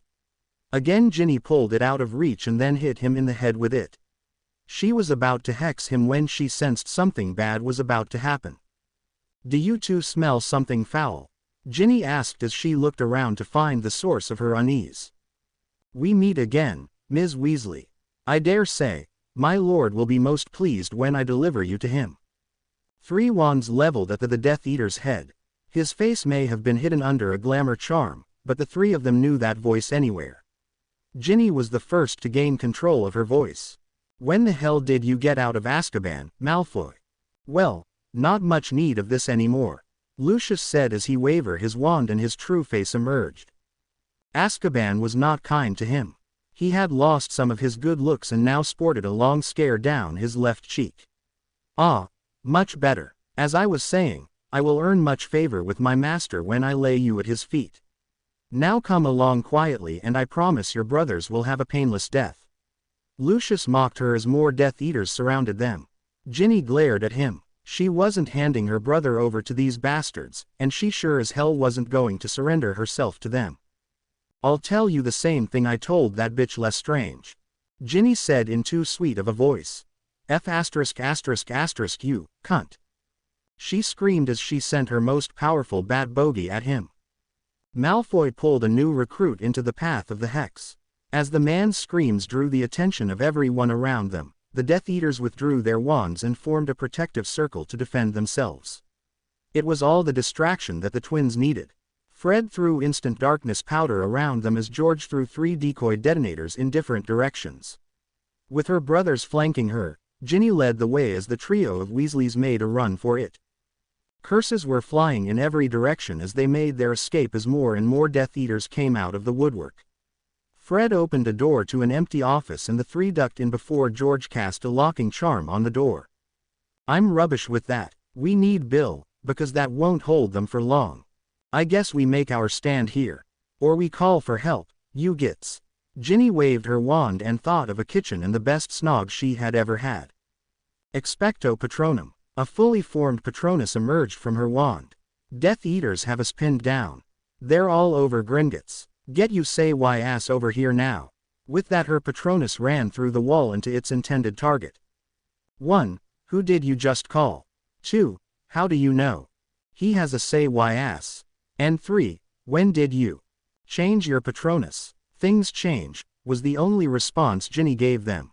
She was hoping it would get to him in time, as she really wanted to live long enough to snog him again. Augustus Rookwood knew right where the diadem was. He didn't bother to gawk at the unrestricted volume of items that were stored within his master's vault. The rest of his team was doing enough of that for him. Idiots. Over the year, Voldemort had acquired quite a hefty collection of dark artifacts. His travels had taken him all over the world and it showed. The urge to pocket some of them were almost too tempting to resist, but he knew better than that. His master would slowly obliterate anyone that stole from him. He had seen the man in action too many times to be so foolish. If any of his team were idiotic enough to try, well, it would be interesting to see how long they would last. Forgiveness is not a word that one associates with his master. For that reason, he marched to the hiding place of his master's most prized possession, ignoring everything else around him. He refused to be distracted by things that would get him painfully executed. If he had, he might have seen the two house elves that were watching them. One was dressed in a regal suit and the other in a majestic gown. Both wore the crest of the House of Potter on them. Duncan and his life mate Vonda watched silently as the bootlickers, as Master Harry was fond of calling them, searched the vault. They repressed their anger at the thieving scum, as it was a necessary evil. Master Harry had been very clear on what they were supposed to do. Vonda slowly slid her hand into the one of her mate. She smiled slightly. It always sent a shiver down to her toes whenever she touched him. Duncan's scowl softened a little when she did it, though his eyes never left his target. For 5 generations he has been the personal elf to Lord Potter, as Vonda had been to Lady Potter. They had been trained differently than other house elves. They were properly educated in all aspects of wizarding society, and understand them better than many on the Wizengamot do. Most wizarding aristocrats as a rule barely registered house elves unless they needed something. Lord Alexander Potter often used this to his advantage at dinner parties, and acquired most of his wealth through the practice. Many a skeleton had escaped from their closets due to good wine and the loose lips of aristocrats that should have been more aware of who was serving them. Duncan was quite pleased when Master Charles forbade them from continuing the practice. He found the whole thing dreadfully untactful. "You have kept my bed warm for over a century, my love." Vonda's voice was soft but unwavering. Duncan gave her hand a small squeeze to show her that he heard her. He knew this conversation was coming and he would let her have her say. "In that time I have watched you serve and watch over 5 generations of Potters. I have seen you smile down at them upon their births, worry over the choices they made, steady them as they prepared to bond with their life mates, and I've watched you weep over their graves. So please tell me why you feel that you must at this point die for them." Master Harry did not ask this of me. This is my choice. He knows nothing of this, nor will he. He would not approve of this. I know that, my love. These bastards robbed Master Charles of his life and Master James of the honor of sharing a warm bed with his mate and watching his youngling grow. For 16 years we have heard his painting weep for those losses. Vonda bowed her head in shame. She had grown accustomed to the sound. She pushed it to the back of her mind as if it was a creak in a loose floorboard. To her mate it was like daggers in his heart. She lost count of how many sleepless nights he would sit and talk to the panting of James Potter. She never asked of what they talked about. It was private and she would never pry out of respect. I do not intend to shirk my bed-warming duty to my life mate. Please understand that this is something that I cannot or will not let pass. This is as much for Master Harry as it is for Master James. I'm not an idiot, Duncan. This is for you as well. I know you better than you know yourself, my love. Just promise me that you will come back to me. You have had possession of my heart for over a century. How could I not? Good answer. Rookwood had found the diadem just where Voldemort had said it would be. It was conveniently hidden in an old grandfather clock. He knew that it would kill any that touched it. He cast a wordless summoning charm, expecting the doors to burst open and the diadem to fly into his hands. However, nothing happened. Again he cast the charm and again it was for naught. Frustration was starting to set in when he saw a suit of armor nearby. You there, open that door. He ordered a suit of armor after he had casted a spell to make it do his bidding. Zilch. Next, Augustus performed a simple spell just to make sure that magic worked in the room. He wouldn't put it past his master to test him, or perhaps it was another trick left by Potter Brat. This time it worked. He noticed that his fellow Death Eaters were looking around worried. Something wasn't right about this vault. He felt it in his gut. The hairs on the back of his neck unexpectedly stood on end. Immediately he wished that he was asked to go fetch the body of James Potter instead of this damn diadem. Duncan brought a finger to his temple and withdrew the memory of what he just witnessed. The silver memory dangled off the tip of his finger. He pulled a small vial out of thin air and deposited the silver liquid into it. Take this to Lady Potter, Duncan said as he handed the vial to his mate. Her hands were trembling when she took it. She knew that this may be the last time she would possibly touch her mate. Remember what I said, my love. Escaped Vonda's lips before hers claimed his. He never saw the tear streak down his cheek before she popped away. Duncan steeled himself, and then faced the enemy of his master. With a snap of the house elf's fingers, the illusion in the vault vanished to reveal an empty vault with mirrored walls. To be continued. I hope you enjoyed this story. Also remember to subscribe and like this video. See you in the next video.